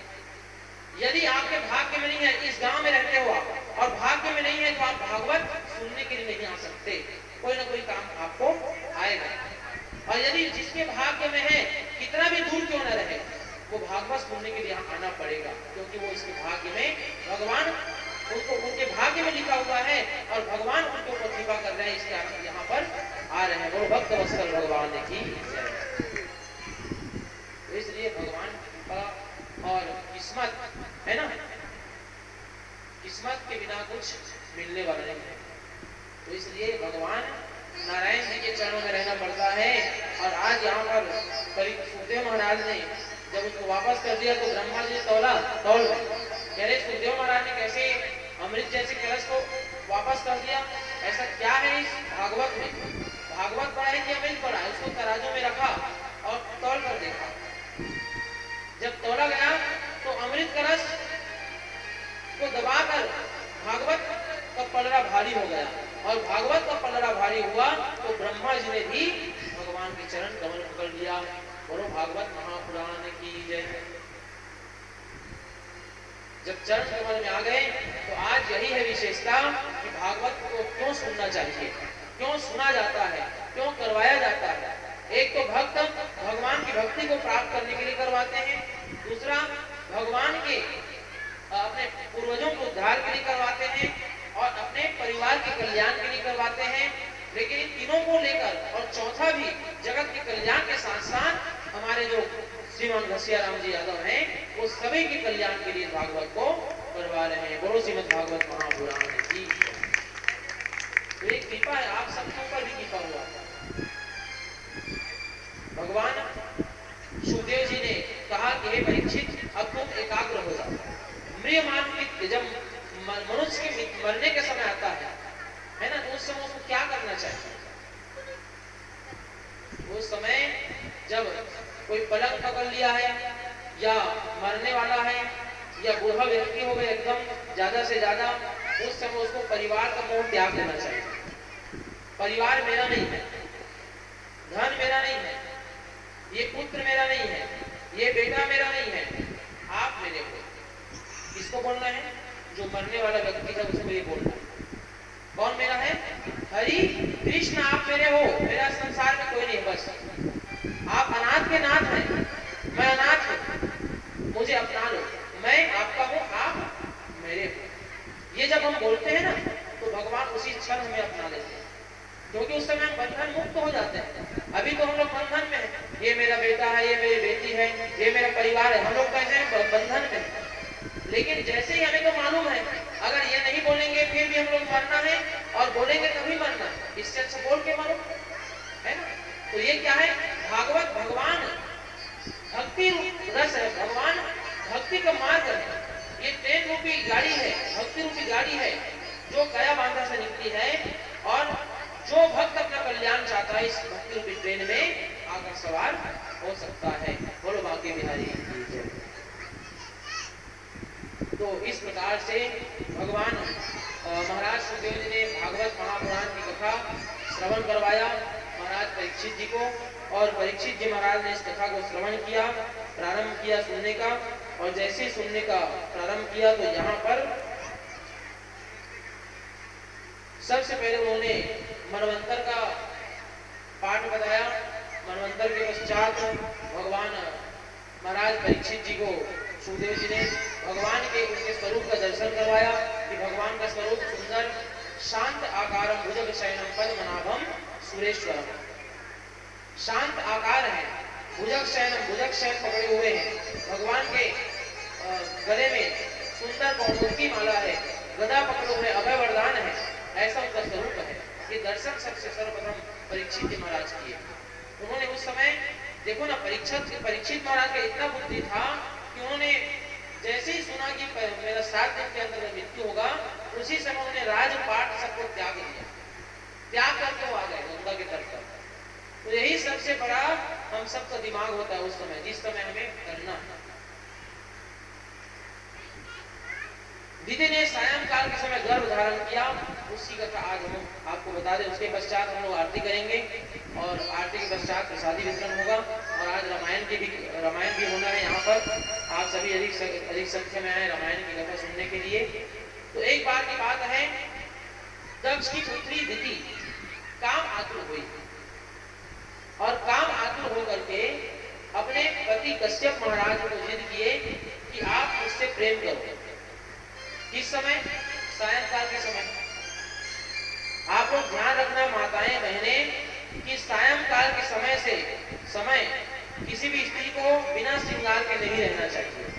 सुंदर तैयार होना चाहिए, तैयार होकर के दिया जलाना चाहिए, घर में पूजा होना चाहिए, घर में सुंदर आरती होना चाहिए। तो ये शिक्षा तो आप दो कि रोज आपके घर में आरती हो और उस आरती में आप प्रयत्न करना कि आपके पूरे परिवार उस आरती में सम्मिलित हो। उससे क्या होगा कि जो छोटे छोटे बच्चे हैं उनको संस्कार की प्राप्ति होगी। कम से कम घर में आरती होगा तो नकारात्मक ऊर्जा दूर होगा, साथ में भगवान का मंत्रोच्चारण होगा, साथ में सभी परिवार इकट्ठा होंगे। रोज ये काम करो, है ना। सायंकाल के समय हर घर के बाहर दीपक जलना चाहिए, सुंदर सुगंधित धूप लगाना चाहिए, सुंदर रोज आग में घी गुड़ और दशांग को मिलाकर घुमाना चाहिए। ये एक प्रकार का यज्ञ है, ये बात ध्यान में रखना। गुड़ घी और दशांग इसको आग में डालकर घुमाना चाहिए। आप यदि हवन नहीं कर सकते लकड़ी से कम तो उसको अग्नि में डालकर वो हवन के समान ही माना गया है। एक कपूर भी डाल सकते उसमें, ताकि घर का वातावरण सकारात्मक बना रहे। जब घर में नकारात्मक ऊर्जा भर जाता है ना, तो उस समय हमारे सबके मन में चिड़चिड़ापन आ जाता है। थोड़ी थोड़ी बातों में हम गुस्सा करने लगते हैं, थोड़ी थोड़ी बातों में हम चिल्लाने लगते हैं। यही क्या है? नकारात्मक ऊर्जा कलह को स्थिति पैदा कर देता है। तो आज सायंकाल के समय क्यों ये काम करने कह रहा हूँ कि उस समय भगवान भोलेनाथ और माता पार्वती हर घर घूमते हैं, हर गली में घूमते हैं कि कौन कौन किसी घर में क्या क्या दिया जल रहा है, किसका घर सुंदर श्रृंगार है ना। तो माता दीदी ने कहा कि हे महाराज कश्यप जी, मेरे साथ आप प्रेम करो। तो उन्होंने कहा कि अभी तो प्रेम करने का समय नहीं है, ये तो पूजा पाठ करने का समय है, और उस समय आप प्रेम करने के लिए बोल रही हो तो ये गलत है। लेकिन पत्नी की जिद के आगे उनका नहीं चला, पत्नी से प्रेम किए। और उसी समय कश्यप महाराज ने कहा कि जो आपके गर्भ से बालक होगा, है ना, वो दैत्य कुल का होगा। कौन सी कुल का? दैत्य कुल का, क्योंकि तुमने सायंकाल के समय उपभोग किया। माता को पश्चाताप हुआ कि मैंने कहां पतिदेव से प्रेम किया और ये मुझे देखना पड़ रहा है गर्भ अवस्था में। तो उन्होंने उस गर्भ को अंदर ही रोके रखा ताकि ये बालक जो है बाहर मत आ सके। तो सुखदेव जी महाराज से परीक्षित ने प्रश्न किया, ये बालक कौन है, ये बताइए, ये अगले जन्म में कौन थे? तो आज कहें कि जय और विजय नाम के जो पार्षद है भगवान विष्णु के लोक में खड़े हुए, यहाँ पर संत महात्मा लोग दर्शन के लिए आ रहे थे। अब दर्शन के लिए जा रहे थे तो जय विजय ने रोक लिया, कहे कि तुम लोग दर्शन नहीं कर सकते, है ना, दर्शन नहीं कर सकते। क्यों नहीं कर सकते? हम पार्षद है भाई, हम जो भगवान ने आज्ञा दिया वही कहते हैं। तो अच्छा, तो तुम मतलब एक भक्त को भगवान से मिलने के लिए रोकोगे? ये कहा कि साफ बात है। जब उनको भक्त को भगवान से मिलने के रोक दिया तो उन्होंने श्राप दिया, अरे मूर्ख, तुम मुझे रोक दिए, भक्त को भगवान से मिलने के रोके, इस कारण मैं तुम्हें श्राप देता हूँ कि तुम लोग धरती में गिर जाओ, स्वर्ग से धरती में गिर जाओ। तो वही जय और विजय दोनों आ करके माता जी की गर्भ में गिर गए और उन्होंने उनको गर्भ में दुख भी भोगना पड़ा। इसलिए कभी भी धर्म का काम होता है, कथा का काम होता है, अच्छा शुभ काम होता है, उसको अड़ंगा नहीं डालना चाहिए, शुभ शुभ बोलना चाहिए, अच्छा है बोलना चाहिए, जो हो रहा है अच्छा हो रहा है, हरि की इच्छा से हो रहा है, भगवान की कृपा से हो रहा है, ऐसा बोलना चाहिए। और पुण्य कमाना अर्जित कर लो। बोलने से आपको धन खर्च करने की जरूरत ऐसा नहीं कि आप पैसा दोगे तो आपको पुण्य मिलेगा, आप बोलने से बस आपको पुण्य मिल जाएगा। तन मन और धन 3 प्रकार का सेवा होता है भगवान। आप जो आ गए हो वो तन का सेवा हो गया, आकर के मन में सुनिए, भगवान कथा को बसा लिए, मन का सेवा हो गया। और जो आपने जो द्रव्य चढ़ा दिया भगवान में वो हो गया धन का सेवा। इस प्रकार से तन मन धन तीनों प्रकार का सेवा आपने कर दिया। जय और विजय दोनों ने जब उनको रोका, कई जन रखे ना, अरे याद रखेगा कहीं ट्रैफिक पुलिस पकड़ लेते और पुलिस पकड़ते तो कथे ये कौन होते नहीं जानता, कौन हंसते विधायक के बेटा हूँ, अगर दिए छोड़ मोड़ तो इसे धौल दिखाते, जब इसने जय विजय हम कौन हंसते नहीं जानता, भगवान के पार्षद हम में कहा था, तो इसने अभिमानी मन के तो होना चाहिए, हाल हम बेहाल। तो भगवान दोनों वहां चले गए और कुछ समय पश्चात हिरण्याक्ष महाराज का जन्म हुआ और हिरण्याक्ष आकर के उसी समय ब्रह्मा ने सृष्टि किया था, है ना, ब्रह्मा ने क्या किया था, सृष्टि किया है। सब तरफ जल ही जल था, जब ये धरती नहीं था तो सब तरफ जल ही जल भरा था। उस समय ब्रह्मा जी ने सृष्टि किया कि यहाँ जल में कैसे रहेंगे मनुष्य लोग, जल में कैसे जीवन यापन होगा, इसलिए एक पृथ्वी का सृजन किया। और जब पृथ्वी का सृजन किया उसी समय ये हिरण्याक्ष का जन्म हुआ। तो हिरण्याक्ष जन्म लेते ही पृथ्वी को उठा करके जल के अंदर डुबा दिया। अब जब जल के अंदर डुबाया तो उसी समय वरुण को ललकाने लगा, अरे वरुण कहाँ, इधर आप चल मेरे से लड़ाई कर। वरुण को तो पहले से पता है कि मैं तेरा मारने वाला तो भगवान है और मैं तुमसे जबरदस्ती लड़ाई करके अपने आप को मरवा कर क्या करूंगा भैया, लड़कर क्या करूंगा, इसलिए भैया मैं तो छोटा हूं, मैं आपसे लड़ नहीं सकता, आपसे लड़ने वाला तो कोई और है। तब भगवान नारायण जी ने कृपा किया, भगवान ने अपना दर्शन दिया और ब्रह्मा जी के नाम से एक पुरुष उत्पत्ति हुई जिसका नाम पड़ा वाराह। बोलो वाराह भगवान की जय। और वाराह महाराज की उत्पत्ति हुई, वाराह महाराज आए और उनका 2 बड़ा बड़ा दांत था। भगवान धरती के अंदर जल के अंदर चले गए जहां पर धरती को छुपा कर रखा था हिरण्याक्ष महाराज ने, और उसी धरती के अंदर भगवान और हिरण्याक्ष दोनों का युद्ध हुआ। दोनों का ऐसा मल्ल युद्ध हुआ, हाथों से भुजा से मुक्का से प्रहार करने लगे भगवान, और अंतिम में हिरण्याक्ष को अपने दांतों से भेदन करके वह उसके जीवन का समाप्त कर दिया। बोलो बांके बिहारी लाल की जय। कैसे तुम्हारा जय नहीं बोला, यही बोल सोचना पड़ता है। बोलो भगवान की बोल, आवाज लगा बोले करो नहीं, तब तो पता चली अच्छा मंत्र होगा था वहां मन पर, मंत्र सिद्ध हो गई क्या। तो हिरण्याक्ष महाराज को मार दिया और धरती को उठाकर भगवान ऊपर लाए। जब ऊपर लाए तो यहाँ पर एक बात और है कि भगवान का दांत जो है धरती पर गड़ गया, उठाए थे तो धरती पर गड़ा, तो वही भगवान के स्पर्श से माता धरती गर्भवती हो गई। और धरती जब गर्भवती हुई तो उसी से एक बालक की उत्पत्ति हुई जिसका नाम पड़ा भौमासुर। बोलो बांके बिहारी लाल की जय। अब देखो कैसे नहीं आदमी मन धरती ला गुरुवार के नहीं कोड़ना है, ऐसे कई जन धारणा बनाए थे। तो धरती ला मंगलवार के खास कर नहीं कोड़े जाते। भौम मतलब होते मंगल, है ना, भौम मतलब मंगल। तो धरती कब नहीं कोड़े जाए, मंगलवार। और भौमासुर के माता कौन है, कौन है, धरती है ना, कैसे बुला दो, धरती है होकर माता है, पृथ्वी तो वही छड़े ना। तो धरती कौन है, भौमासुर की माता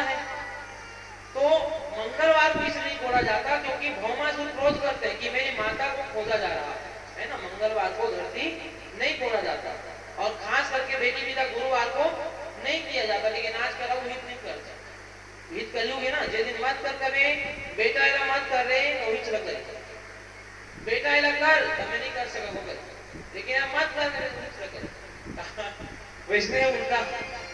तो इसलिए मंगलवार को धरती नहीं खोदा जाता और गुरुवार को बेटी विदाई नहीं किया जाता। कई लोग बोलते हैं शनिवार के कर सकते भैया, बस लोहा नहीं खरीदे जाए, शनिवार लोहा के खरीदारी नहीं करे जाए, ये बात है।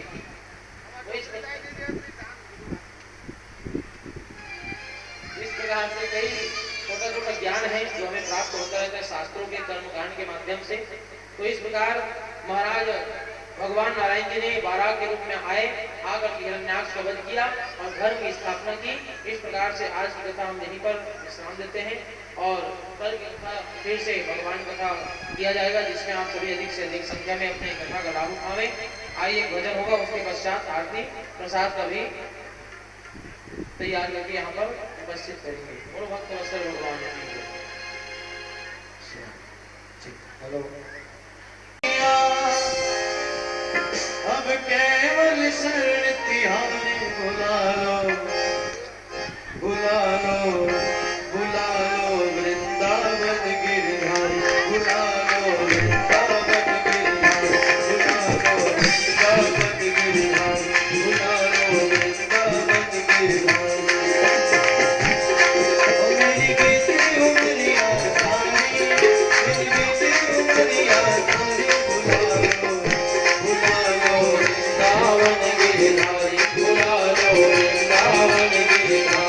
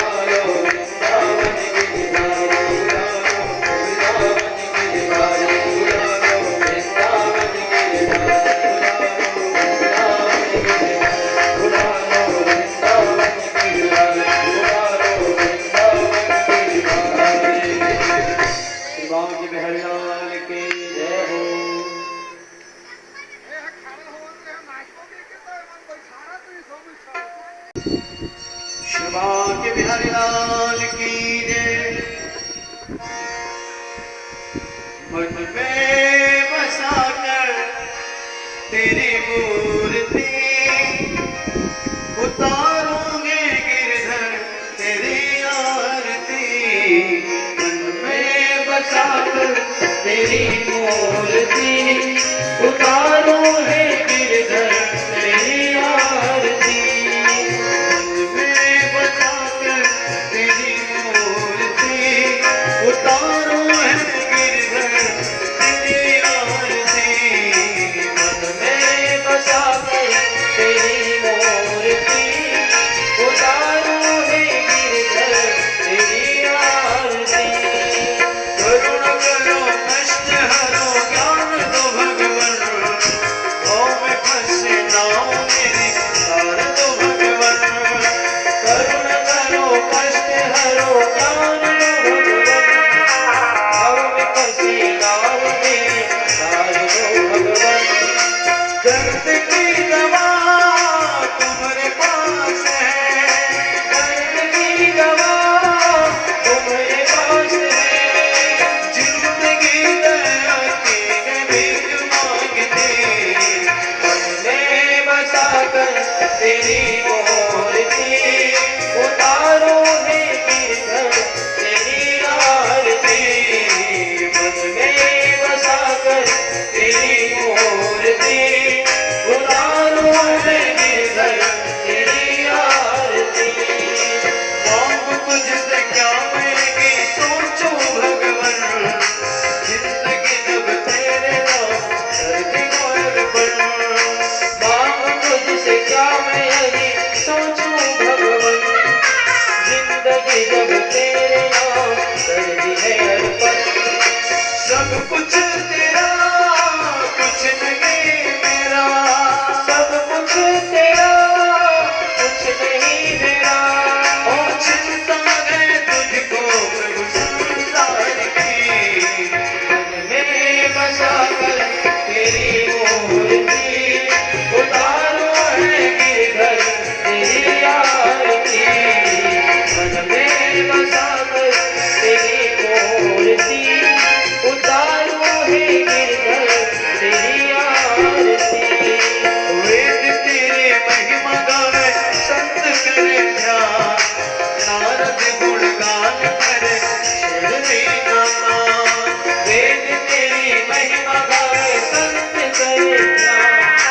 नारद गुणगान करे शिरडी नाथान।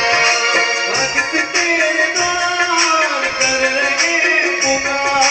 भक्त तेरे द्वार करते हैं पुकार। दासों गगनपात तेरे गावे आरती। मन में बसाकर तेरी मूर्ति उतारो है गिरधर तेरी आरती।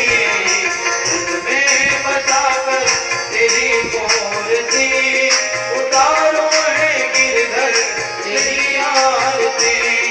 उतारो है गिरधर तेरी आरती। उतारो है गिरधर तेरी आरती। मंगल बोल गौरम करुणावतार तारनाथ मुक्तिहार रामचंद्रं हृदयारविंदं भवं भवानी शरणं नमामि। त्वमेव माता च पिता त्वमेव त्वमेव बन्धुः च सखा त्वमेव त्वमेव विद्या द्रविणं त्वमेव त्वमेव सर्वं मम देव उचितं वेदं नारायणं विश्वामोदरं वासुदेवं श्रीधरं पूर्वं पूर्णावल्लभं जानकीनायकं रामचन्द्रं भजे। हरे राम राम राम हरे हरे कृष्ण कृष्ण कृष्ण हरे हरे। हरे राम राम राम हरे हरे। हरे कृष्ण कृष्ण कृष्ण हरे हरे। श्री हरिनाम की श्रीमद् भागवत महापुराण की श्री व्यास जी महाराज की। आप लोग आरती परिक्रमा कर लें।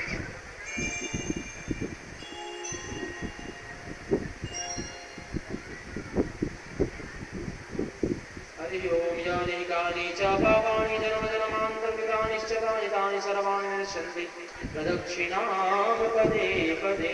आराधिक्यं च विनयामि समर्पयेतः। आरती भगवान को दिखा दीजिए, उसके पश्चात आप लोग स्वयं आरती लेवें और आरती सबको दिखाएं और साथ में आप सभी हाथ जोड़कर भगवान की वंदना करेंगे, प्रार्थना करेंगे कि हम सबको जो आपने एक कृपा अवसर दिया है वो अवसर हमें देते रहें और साथ ही साथ पुष्पांजलि भी करेंगे, क्षमा प्रार्थना करेंगे कि हम सभी आपके चरणों का दास बनकर बैठे रहे।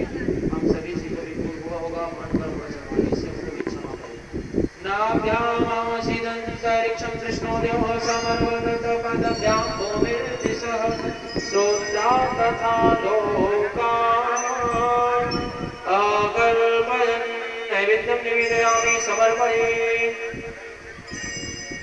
हरि ओम जगेन जप्यमाया जनता देवास्तानि धर्माणि कर्तव्यासन्नतिहाना कमहिमानस चन्द्रयत्रा गुरुवे साध्या सन्ते देवा ओम राजाधिराजाय प्रस्यासाहिणे नमो वयं वैश्रवणाय गुरुमहे सवे कर्मान् कामाय मह्यं कामेश्वरो वैश्रवणो ददातु भूमेराय वैश्रवणाय महाराजाय नमः। ओम स्वस्ति साम्राज्यं भोज्यं स्वराज्यं वैराज्यं परमेष्ठयं राज्यं महाराज्यम् अधिपत्यमयं समन्तपर्यायशाद सार्वभौम सर्वायुषादापरात् धातपृथिव्ये समुद्रपर्यन्तायैकराडिति तद्श्लोको अभिगीतो मारुतः परिविष्टारो मारुतस्यावसनगृहे अविचित्स्य कामप्रिविश्वे देवा सभासदयेते तत्पुरुषा विद्महे नारायणाय धीमहि तन्नो महालक्ष्मी प्रचोदयात्। ॐ मेघदन्ताय विद्महे वक्रतुण्डाय च धीमहि तन्नो दन्ती प्रचोदयात्। आप सभी बोलेंगे कि हे भाग्य बिहारी, हे स्नेह बिहारी, हे मुकुंद माधव, हे आनंद कंद, हे रास व्यासेश्वर, हे नीलनाम, हम सभी भक्तगण आपके चरणों के दास हैं। हम सभी को आपने अवसर दिया है, ऐसा अवसर हम सभी को प्रदान करें। हम सभी आपकी भक्ति करते रहें। मन कर्म वचन वाणी से हमसे भूल हुआ है उसे क्षमा करें और सदा आपने जैसे भक्तों का कल्याण किया, धर्म की स्थापना की, वैसे ही हम सबके परिवार में धर्म की स्थापना हो, हम सबके परिवार में भक्ति बनी रहे। हम सभी आपके गुणानुवाद का गुणगान करते रहे और आज हमसे जो कथा में और आरती में भूल हुआ हो उसे क्षमा करना। हरि ओम आवाहनम न जानामि तवार्चनम पूजाम न जानामि क्षमस्व परमेश्वरः यद अक्षर पदभ्रष्टं मात्राहीनं चेत् भवेत् तस्मैताम्ने प्रसीद परमेश्वर। सुमन सुगंधित पुष्पदल सुमन सुभगति अपार पुष्पांजलि अर्पण करो हे नाथ करो स्वीकार मानस गंगानि पुष्पांजलि भगवानि च पुष्पांजलि में दत्वा गृहान परमेश्वर। ओम काल हर कंटक हर दुख हर संकट हर विपत्ति हर भय हर पीड़ा हर बाधा हर। ओम नमः पार्वती पतये हर हर महादेव शंभो भवानी। जय जय श्री राधे, जय जय श्री राधे, जय जय श्री राधे। गुरु वेदव्यास महाराज की जय, सुखदेव महाराज की जय, शारदाम की जय, केदारनाथ की जय, उमा महेश्वर की जय, द्वादश ज्योतिर्लिंग की जय, लक्ष्मी नारायण भगवान की जय, आयोजक परिवार की जय, सर्व भक्तन की जय, सर्व संतन की जय, गौ माता की जय, सत्य सनातन धर्म की जय, गुरुदेव महाराज की जय, श्रीमद् भागवत महापुराण की जय। प्रेम से बोलो श्रीमद् भागवत महापुराण की जय। आप सभी अपने स्थान ग्रहण करें। राम दुलारा हनुमान अंजनी के लाला हनुमान। राम दुलारा हनुमान अंजनी के